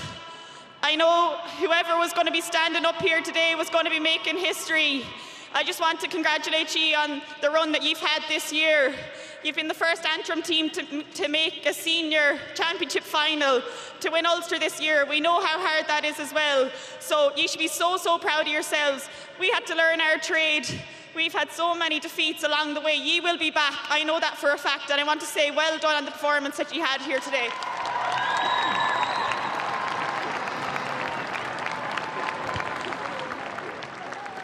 I want to thank our own management.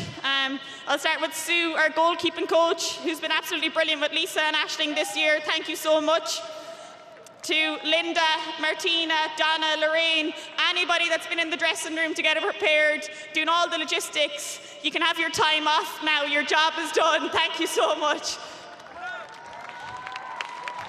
To Jerry and John Boyle, who've been nearly the first at every training session to get everything set up for us. Thank you so much. I know we're not always the easiest when John is refereeing, but thank you so much. We're just so grateful for all the work that you've put in. We really appreciate it as well.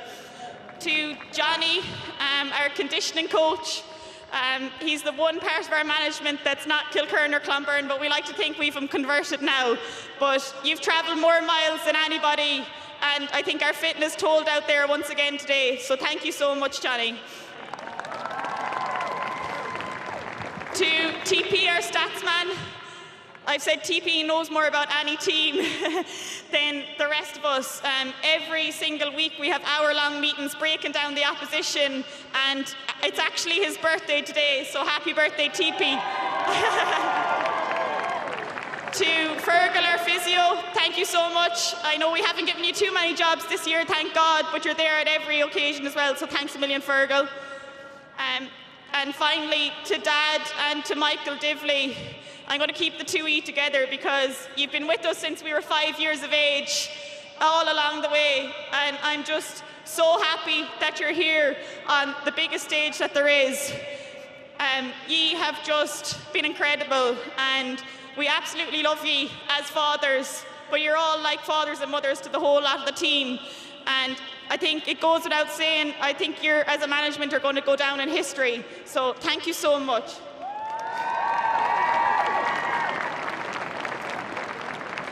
And finally, I just want to thank these incredible group of women here on my left. To win one All-Ireland is tough. To come twice, 3 times, 4 times, now 5. Ye have made history every single day that ye have gone out, and the one compliment that I can give you is that ye have never changed as people. You've always stayed the exact same regardless of the success that you've had, and I think you should be so proud of that as people as well. And I hope everybody joins us in the Glen Royal to celebrate our 5 in a row!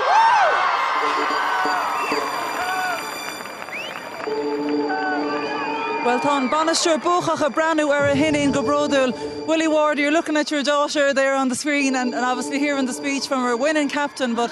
obviously it must be an amazing feeling for you, the father of Louisa Nicola, with the manager of this team, 5 in a row All-Irelands, and you've done it. Yeah, it is a great feeling, unbelievable feeling, and like Louise has been a terrific captain, terrific leader on the team, you know, and she gets to accept a lot of cups, but she works so hard for the team to get to that position. And yeah, I'm immensely proud of the 2 girls, and to be with this team here You couldn't find a better team to work with. And Willie, it's been an amazing journey. Like, I suppose 2021 isn't when it started. Like 2013, you got your promotion to senior. It's been a massive journey from them, 13 county titles. But how have you kept the team kind of pushing on, that hunger every year as well? Yeah, I think that comes from them and from the leadership that's in the team. The older players, the ones that are 29, they're still as hungry as ever. They just know they're even more hungry now because they know it won't be there for many more years for them, and they just want to get every last bit out of it while they can. And they died out in the field there today to win that. Like the effort that was put in to get over the line was massive when it was put up to us, and it really was put up to us. That was some team, Money Glas or some team, but they came up with the answers in the second half, and the leaders stood up and took the game to them and took control. What did you think had to be pushed on? I suppose you went in 2 points up, you were 1-4 to 1-2 up, but what did you see kind of you wanted to do more of in the second half that you maybe hadn't got the opportunity in the first half? I felt in the first half we were rushing it into the corners too early and getting stuck in there, and we weren't really we were missing coming in too